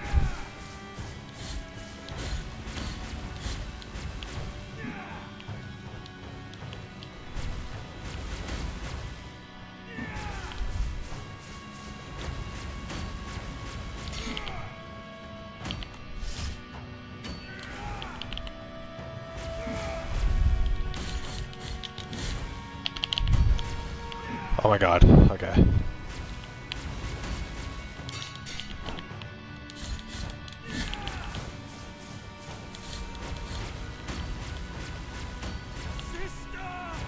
Good.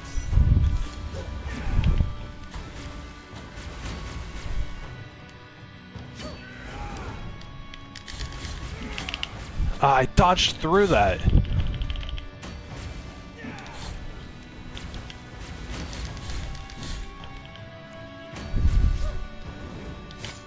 Are you kidding? No, no, no, no, no. I can't fail this attempt.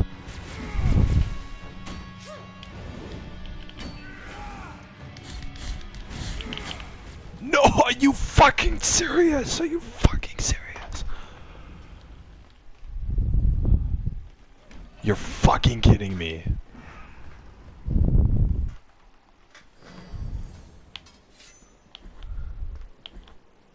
You're actually fucking kidding me. Sister, I know up and on. I dodged underneath him, which works like 90% of the time.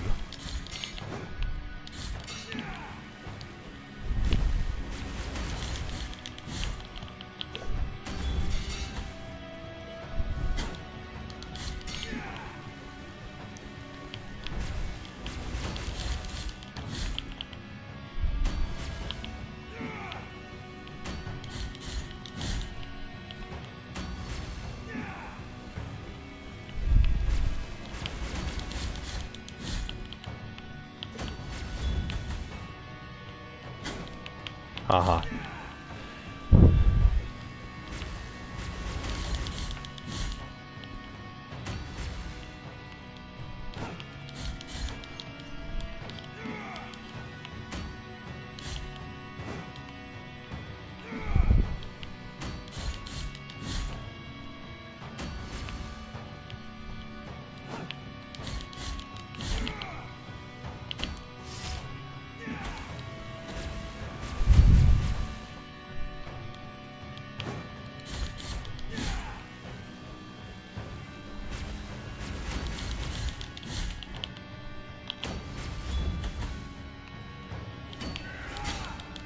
How did that hit me?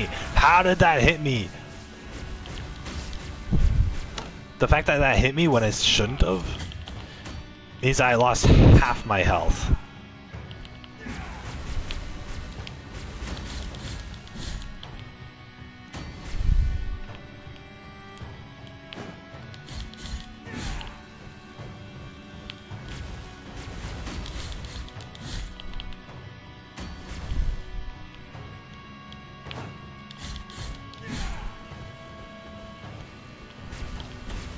Unfucking believable.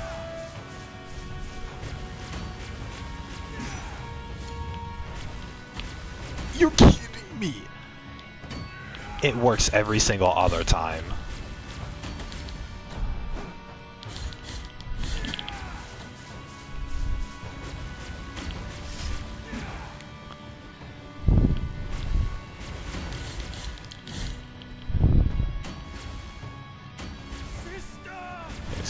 sister now.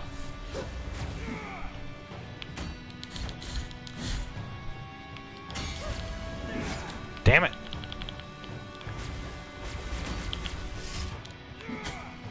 Why? I'm behind him. You're kidding.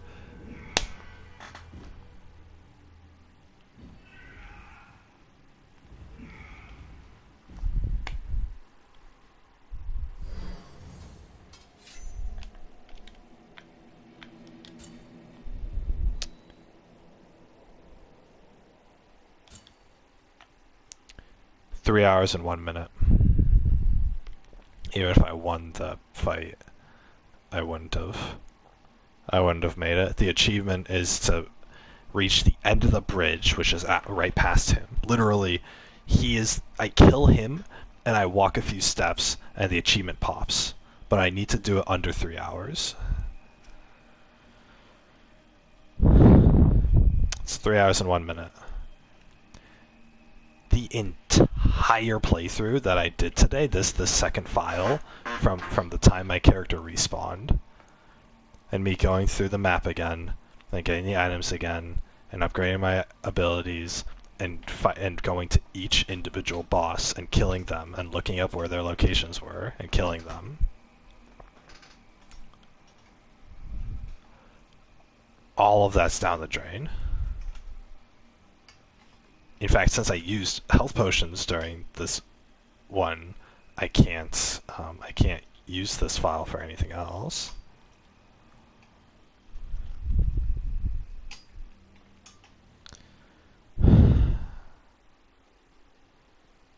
Unfucking believable.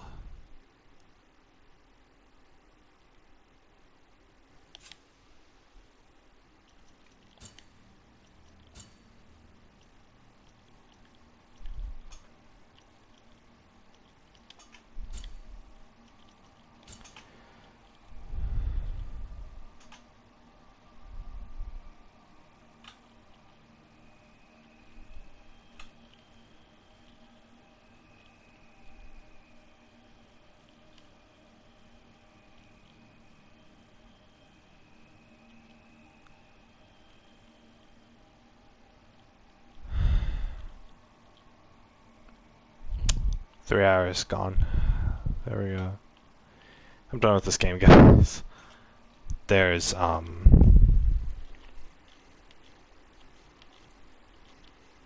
really upset.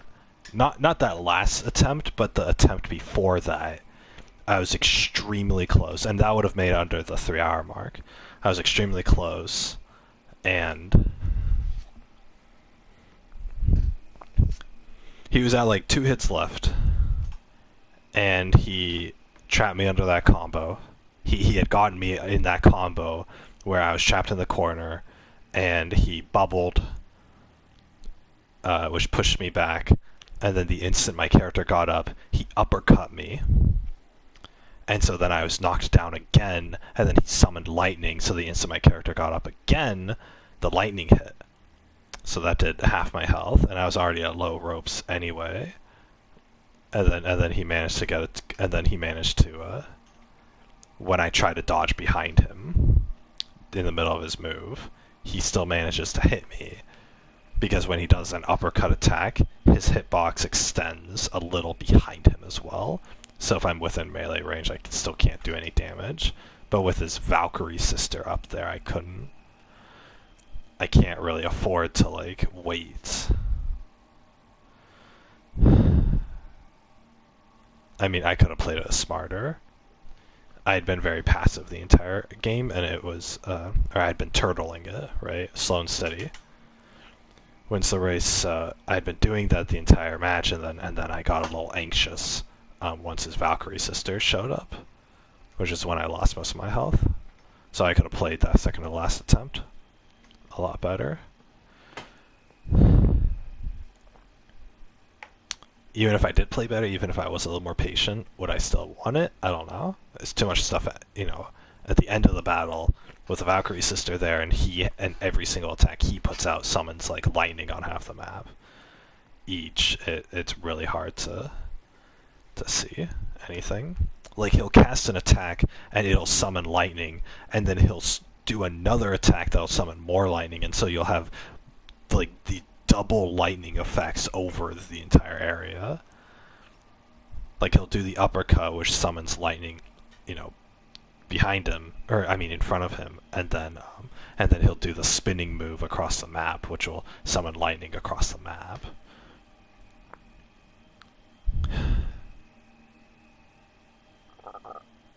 I don't know why I was able to beat him. I've already played through the boss. I don't know why I wasn't able to beat him. I attempted that like at least 10 times over the past half hour.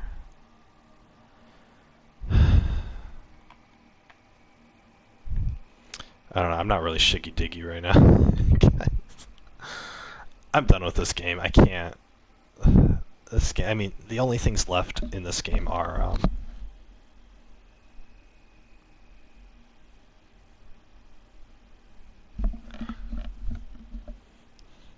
there's that one quest where I have to give the dude in the church a bunch of, like, a bunch of herbs to help his people.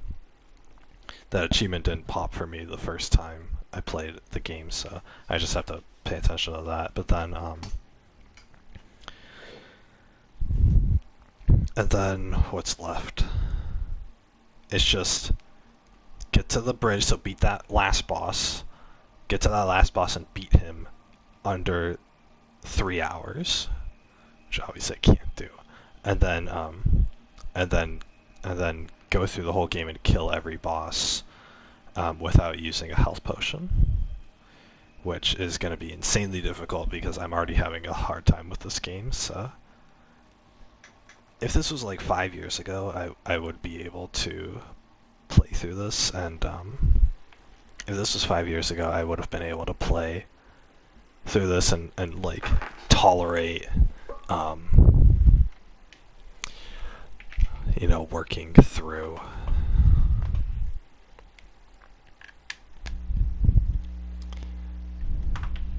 you know, like just really pushing through it or whatever, but I'm not. I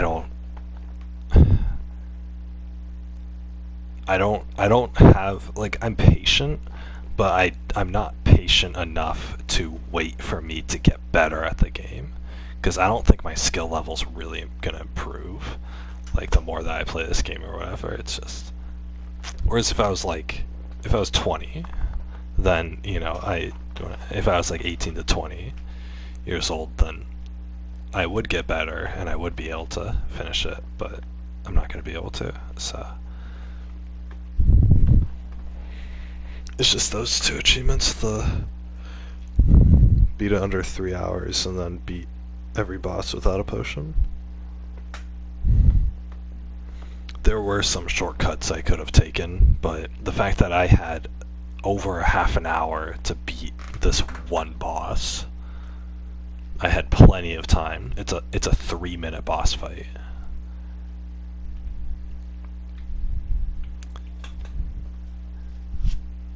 It's a 3-minute boss fight, and I had over half an hour to do it.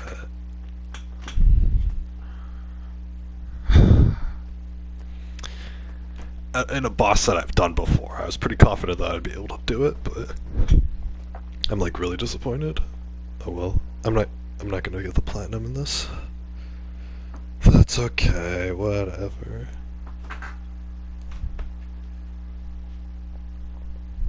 You guys want to know what I hate? Completely unrelated to this, but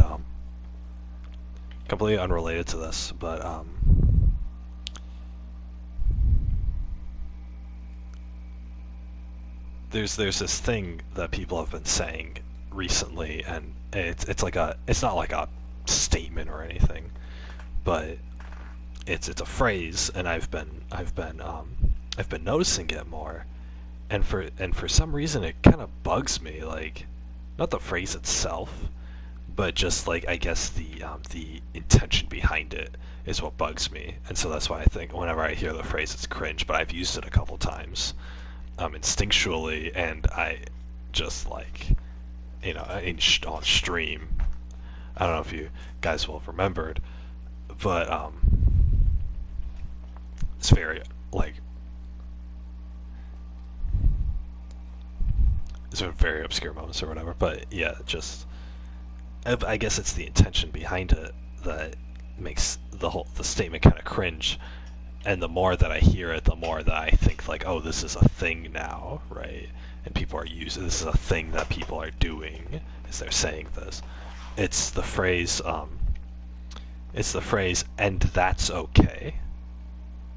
That's the phrase, and that's okay, right? And so people will use it and so let me give you guys an example. It'll be used in the context of like, somebody will say like, I don't know, like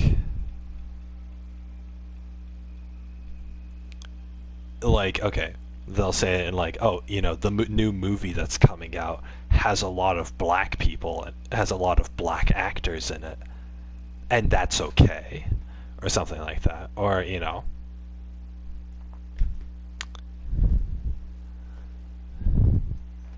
or it'll be something like, you know, oh, transgendered people get upset when the wrong pronouns are used, but that's okay, or something like that, right? I don't know. These aren't good examples, but it's basically like whenever there's like whenever somebody's describing something that's kind of abnormal, that's kind of unusual, but then they want to be accepting of it, they'll say the phrase and then they'll say and that's okay, or but that's okay, right? As a way to signal that they've said something, you know, their initial statement was unusual, but then they're saying and that's okay to say that it's, you know, they're accepting of it, they're tolerant of it, or whatever, right? Acceptance, right? You know, hashtag Me Too or whatever, right? The whole social justice warrior movement, PC culture, and all that. That's sort of the intention that I feel from it. And the thing is, I'll see this a lot in like art and like news articles. It'll be news articles from like popular news websites. And obviously, popular news websites have to be they have to be all encompassing and all appealing, and so so because of that, they have to be politically correct.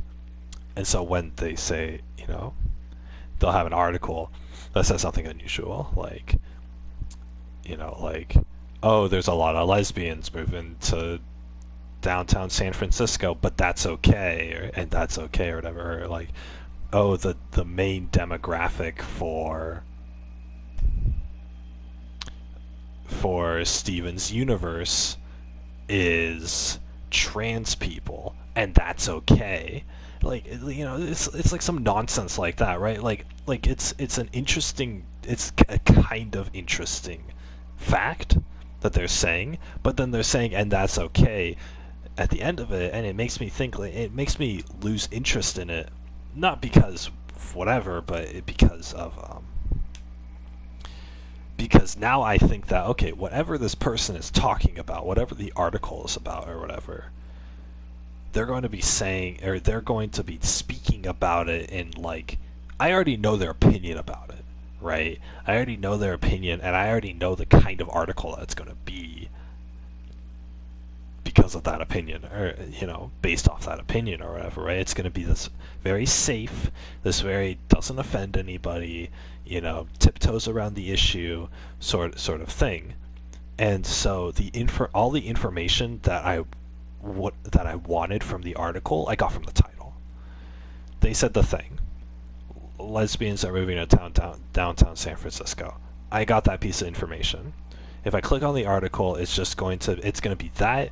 It's going to be a couple of statistics, and then it's going to be like 5 paragraphs about how great this is, and like how good this is for them representing the LGBTQ plus community, and, you know, blah blah blah. And it's going to be all this, right?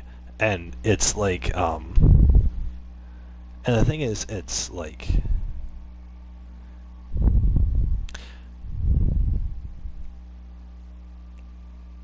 you know, like, I don't care. Like, it's just, that's plain and simple. I don't care, right? I don't care how, like, great this is for the representation of people, blah, blah, blah, right? Like, like nobody's saying and that's okay to things that are actually unusual, right? When are like, when has anybody said like, oh, more criminals are more criminals or more ex-felons are moving to, watch Steven's universe, and that's okay? When has anybody ever talked about like criminals doing something, or when has anybody talked about like virgins doing something and said, and that's okay, whatever, right? The thing is, it'll be topics too about that, but it'll be, this sort of like opinion pushing sort of thing. I could imagine an article, because I've seen similar. I can imagine an article saying like, oh, virgin men have come to terms with the fact that they're gonna die alone, but that's okay, right? I can imagine an article being like that, and then of course the article itself is like a survey of virgin men and are they willing to date and blah blah blah, right? And then they'll have an opinion piece on the bottom saying that, oh, it's good that, virgin men might be undesirable, but at least they come to terms with it and they're not harming the rest of us by it or whatever, right? And the thing is, it's, whenever I see it and that's okay, it's at the end of a statement or an article or when somebody talks, it's not only are they trying to be this like not accepting but overly accepting of it, right? Not only are they trying to normalize whatever it is that they're pushing or whatever statement that they're describing. Not only are they trying to normalize it, but they're also trying to steer the agenda towards a certain thing. If you guys look at news trends, you look at like the kinds of articles that come out and the kinds of things that gets clicks, information is very controlled, and information, the kind of news articles and the kind of opinions that are exposed to people it goes in a certain direction, right? Right now we're going towards this like LGBTQ plus accepting of the trans community and yada yada, and be more like people can do what they want, and some people are sex positive, right? Like there's an article that's like, oh, more women are identifying as sex positive than any other generation, and that's okay. Or more women are becoming sex positive and are okay with sleeping with a bunch of guys, and that's okay, right? Like, women are embracing their sluttiness and not being embarrassed about it, and that's okay, things like that, right? And you guys know my opinions on at least that specific topic, and the thing is, it goes to show that like and I'm not, I'm making up all these examples, but if you look up like news articles and then put in quotes and that's okay in the quotations on Google, then you'll see all these articles. And the thing is, it's you read all these headlines, they're trying to push a certain agenda, right? It's the same agenda that society is trying to go forward with. It's a sex positive, it's like the overly accepting of everybody doing anything that they want or whatever, right? That sort of agenda, that sort of like those sort of opinions or whatever. And they want everybody to be accepting of everybody else in these positions. But the thing is that and you guys might think like, oh, well, it's good to be accepting of people, they can do whatever they want. The problem that I have with it isn't necessarily that more people are being accepted.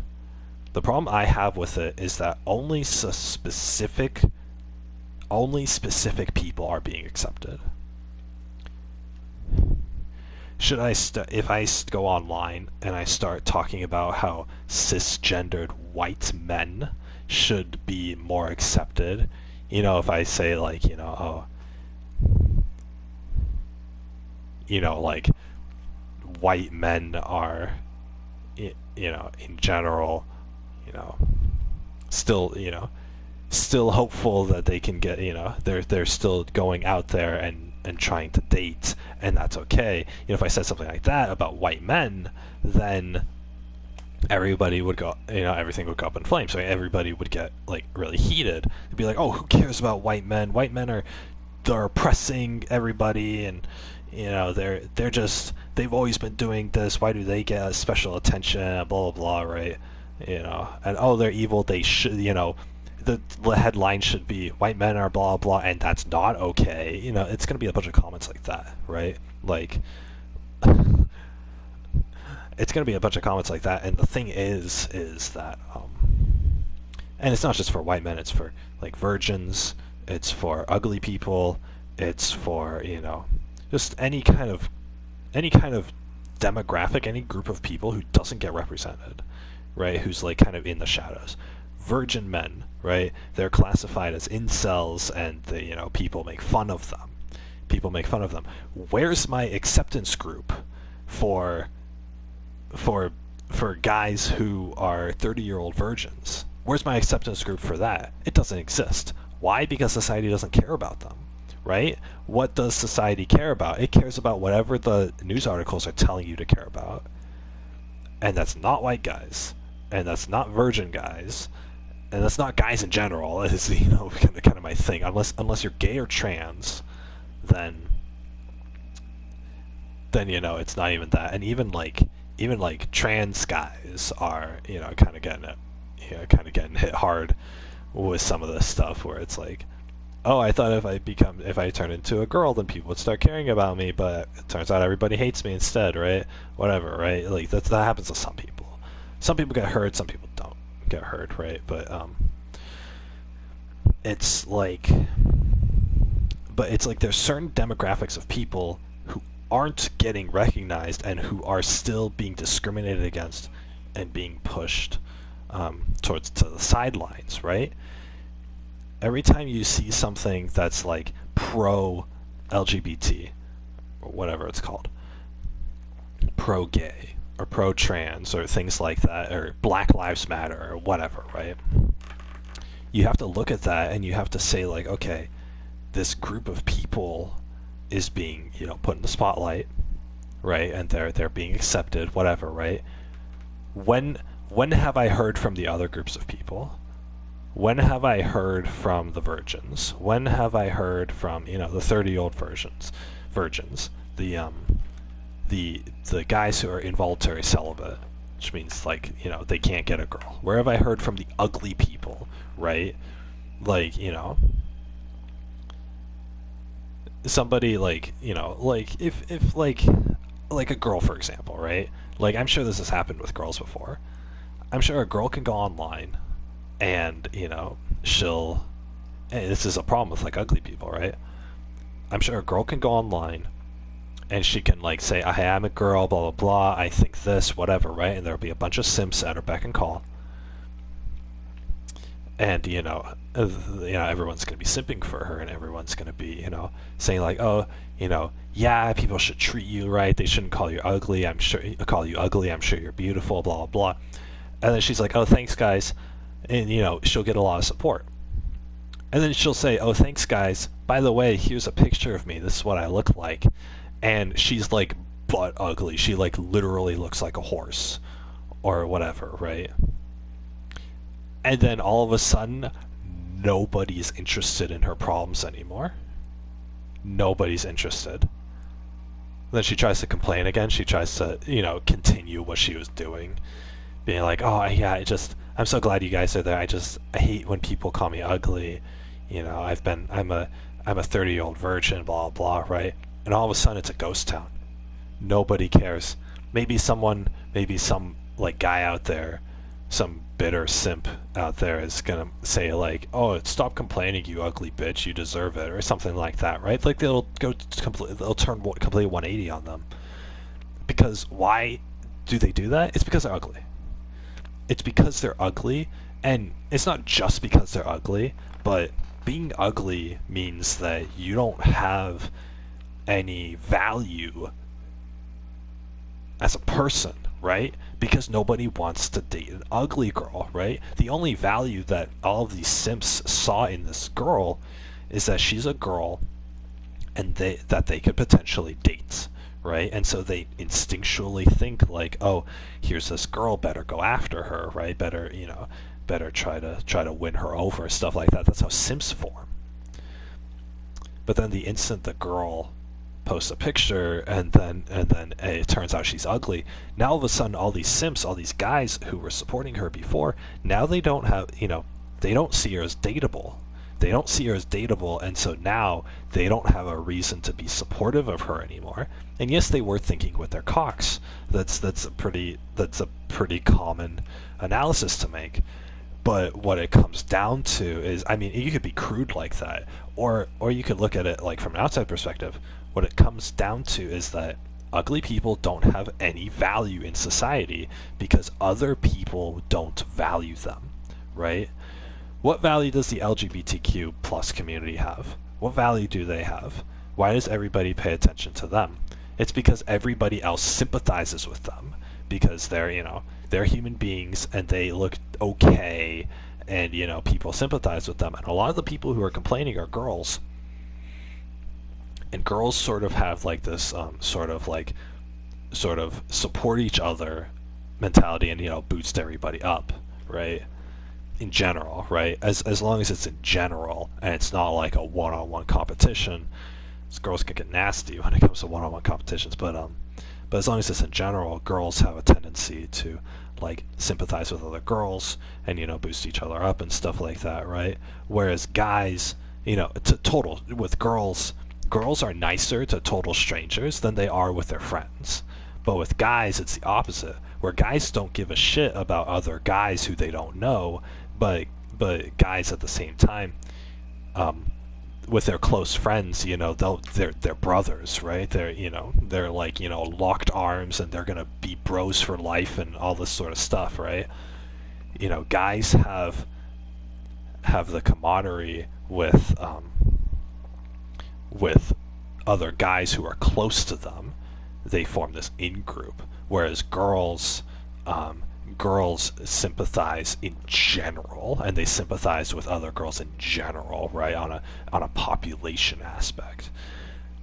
And so that's why the LGBTQ community has been able to gain so much traction, is because you have a lot of girls participating in it and complaining about it, and then you have all the other girls who are strangers on the internet to each other supporting each other and saying like, yeah, we should do this, and then they go to like gay pride parades and all this sort of stuff.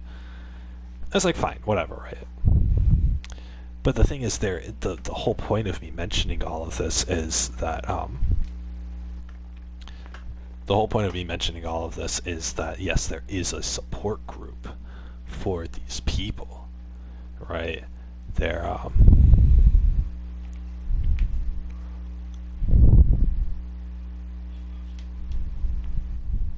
there is, the whole point of this is that there is a support group for these people, and not only is there a support group, but they're seen as valuable in society, right?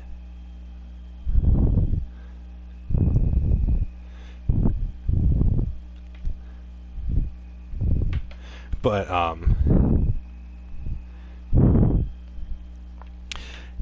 they're they have value to society, right?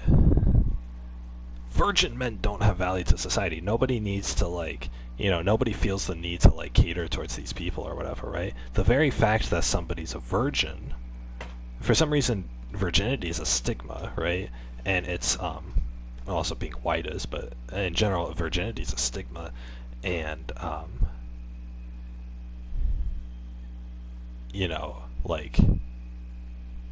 it's a stigma, and people see that as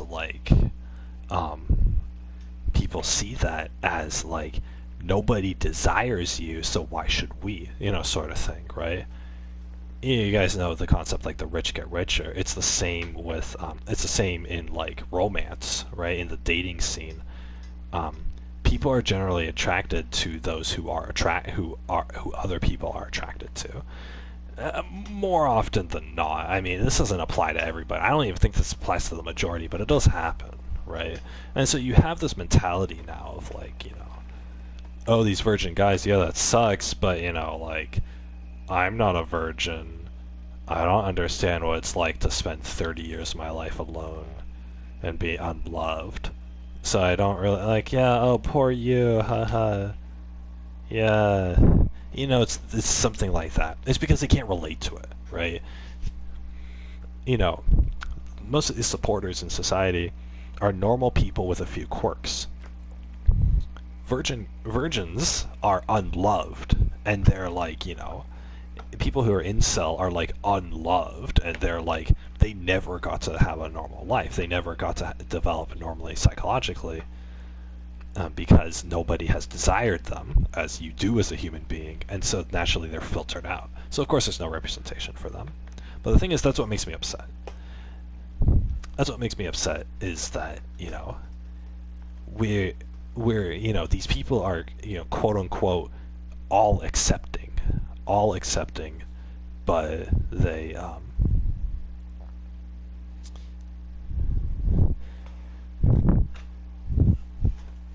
but they aren't. They're only all accepting to the people that they want to accept, and they're specifically leaving out others, right? There's quite a few demographics out there that people like hate. Incels get a bad name, virgin men get a bad name, criminals get a bad name, you know, things like that, right? And it's they're a bunch of hypocrites, is what it is. They're hypocrites. They're spouting that they're being, you know, that they're tolerant people and that they're accepting people, but only about the people that they want to accept, and they're not going to accept anyone else, right? That's what it is. There was, you know, side note, there, I remember at a real world example, there was, I think Biden, like Joe Biden, he was giving a talk, or he was talking in a Congress forum like 6 years ago, I think. And this is what really made me start thinking about this is he was saying, he said something like, yeah, he was talking in front of a bunch of people in Congress, and he said, what was it?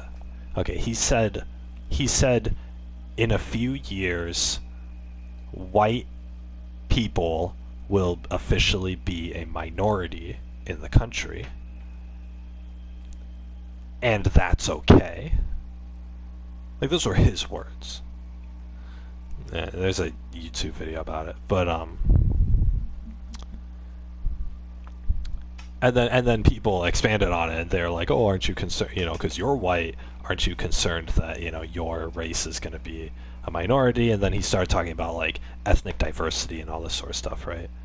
But the fact that he said that, okay, you know, he's white, and he said that, you know, white people are going to become a minority, and that's okay.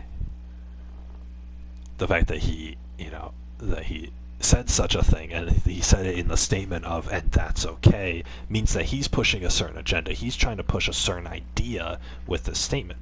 What kind of idea it is, you know, like, that's up for debate. What kind of, I mean, you know, what kind of idea? No, it's not up for debate. It should be clear what kind of idea he's pushing for. It's, you know, it's that there shouldn't be as many white people, and that instead we should have people of color, you know, Asians, Hispanic, black people, whatever, right? Instead. That's sort of the idea that he's pushing. He's saying we should have people of color instead of white people. You know, that sort of thing, to put it bluntly. As to whether or not the agenda that he's pushing is good or not, you know, these ideals that he's pushing, are they good or not? I mean, that's what's up for debate, right?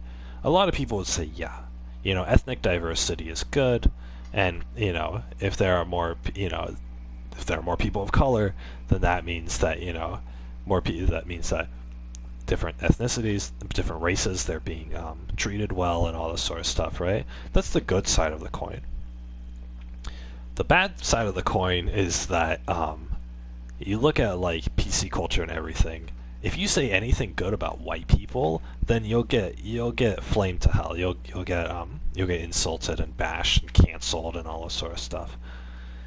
And it's like a taboo topic to think positively of white people, right? Whereas it's generally, if you're talking about black people or Hispanic people or whatever other kind of race, you have to talk positively about them, but you can't talk positively about white people, right?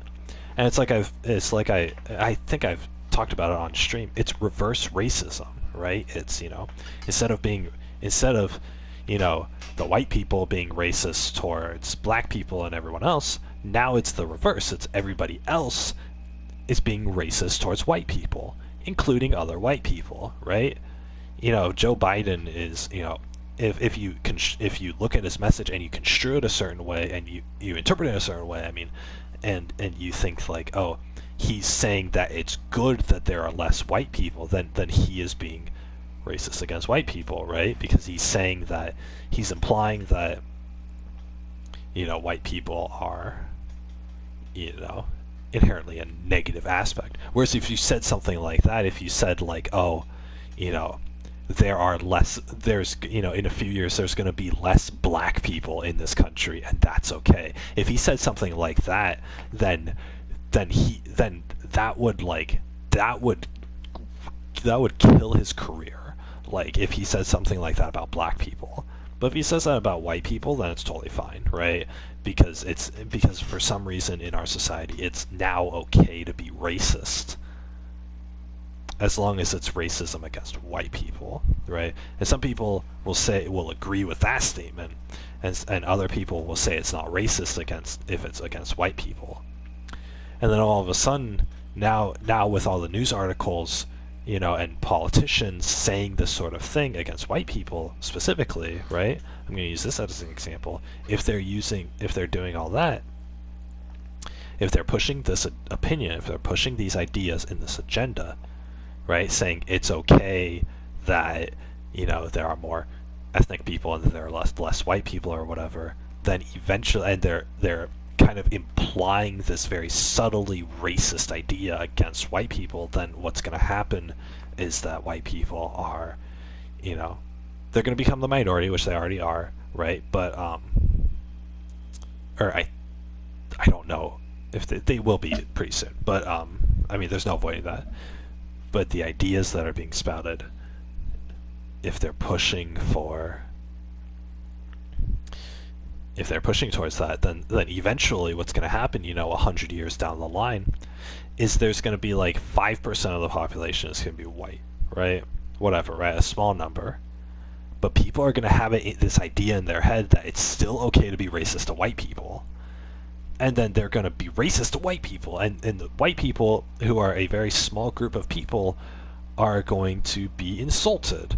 And they're going to be criticized for being white. And they're going to be, discriminated against based off their skin color, right? Based off the fact that they're white. And then white people aren't going to be able to do as much. They won't be, they'll have less career opportunities. They're going to, this and that or whatever. They're going to get all the consequences that everybody's been complaining that black people have had for the past few hundred years. That's going to, white people are going to have that. But the thing is, that opinion that it's okay to be racist to white people, even when they're the vast minority, that's going to be accepted by society. And you guys have to look at, like, and you guys might think, like, especially if you're not white, you guys might think, like, oh, why does it matter, right? They're just white people, right? They're human beings. They're human beings, and we shouldn't treat them any better or worse than any other human being based off their skin color, right? Why are we doing this, right? Why is our society going down this path? And obviously it isn't prevalent right now, but we are going down this path, and soon it's going to be okay to spill milk on the head of every white kid at your kindergarten class. Because all the black people and the Hispanic people and the Asian people have been taught by their parents that it's okay to be racist towards white people. And so the one white girl in your class is going to get bullied and beaten up and spilled on and made fun of, for her entire life, right? Because of this, right? And it's going to justify bullying, and it's going to justify discrimination because they're racist. You are actively harming a group of people, and you as a society says it's okay, right? They say it's okay. And this is a huge problem because, I mean, obviously it disadvantages all the white people, right? I thought we ended racism, but apparently not. Apparently we just changed the race that we're making fun of, right? But the thing is, the more important issue that I want to get at, is that if you can use news article titles and politicians and Twitter and everything else, if you can use the internet to peddle an opinion, peddle an idea, and say, now it's okay to do this, now it's okay to do that, now it's not okay to do this, and now it's not okay to do that, right? If society is able to, if somebody is able to form an opinion, form an idea, and push that idea out onto the world and get it accepted, then people will fall for it. And the problem that people falling for it provides is that these ideas aren't, are probably not going to be good, right? It's okay to be racist against a certain human being, right? As long as they're white. That's the idea that's being pushed. You have to be accepting of trans people, but you can still make fun of virgin men. That's the idea that's being pushed, right? People should go to jail for hate crimes because they made fun of somebody on Twitter.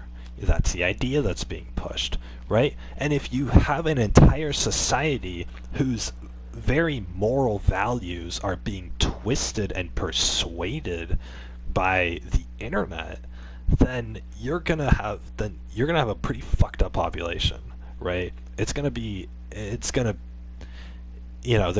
in group, and there's gonna be versus everybody else, right?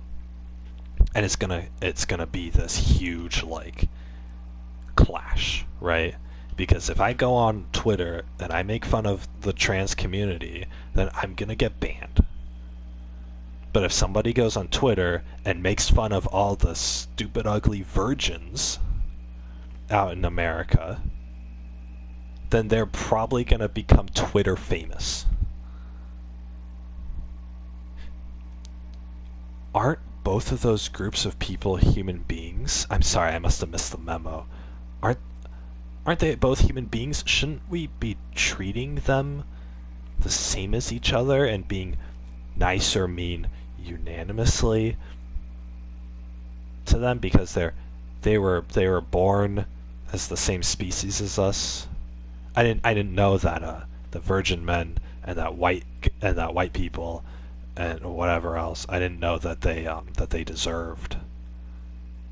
I didn't know that trans people and gay people deserve special treatment, and these people and virgins and white people deserved to be to have stones cast at them, right? I'm sure we'd burn them at the stake if it was still legal to do so. Aren't they human beings? I must have forgot something. What about trans and gay? I am also back. Hello. I was just complaining about how when we don't accept... I'm about to get off stream here in a minute, but I was just complaining about how when... I'm confused. I was just complaining about how we accept certain groups of people, but we don't accept other groups of people, right?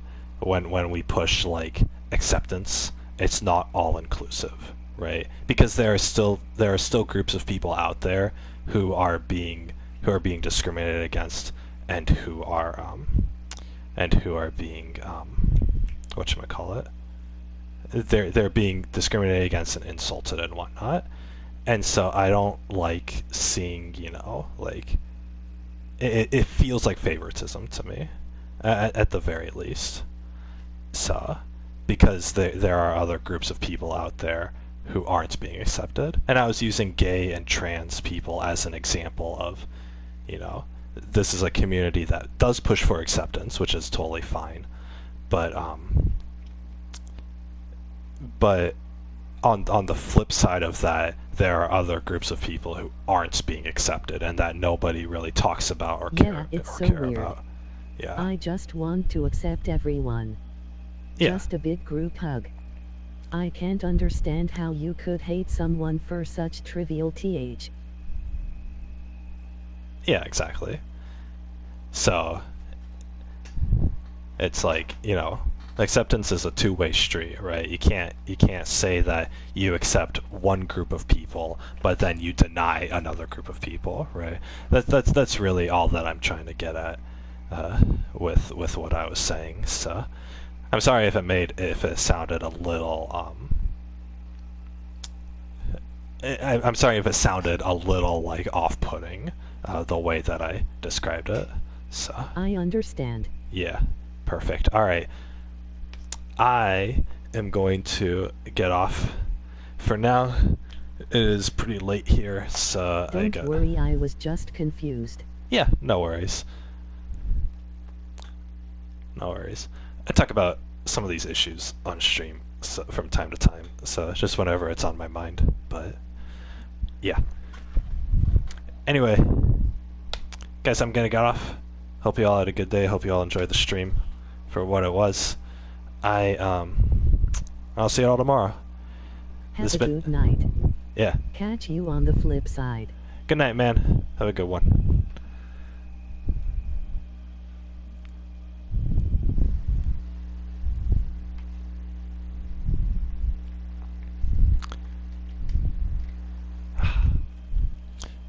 Good night. And everybody else, this has been Big Pasta Gaming. You guys have been Little Pasta watching, and I will see you all tomorrow. Bye-bye, everybody. Good night. Take care, everyone.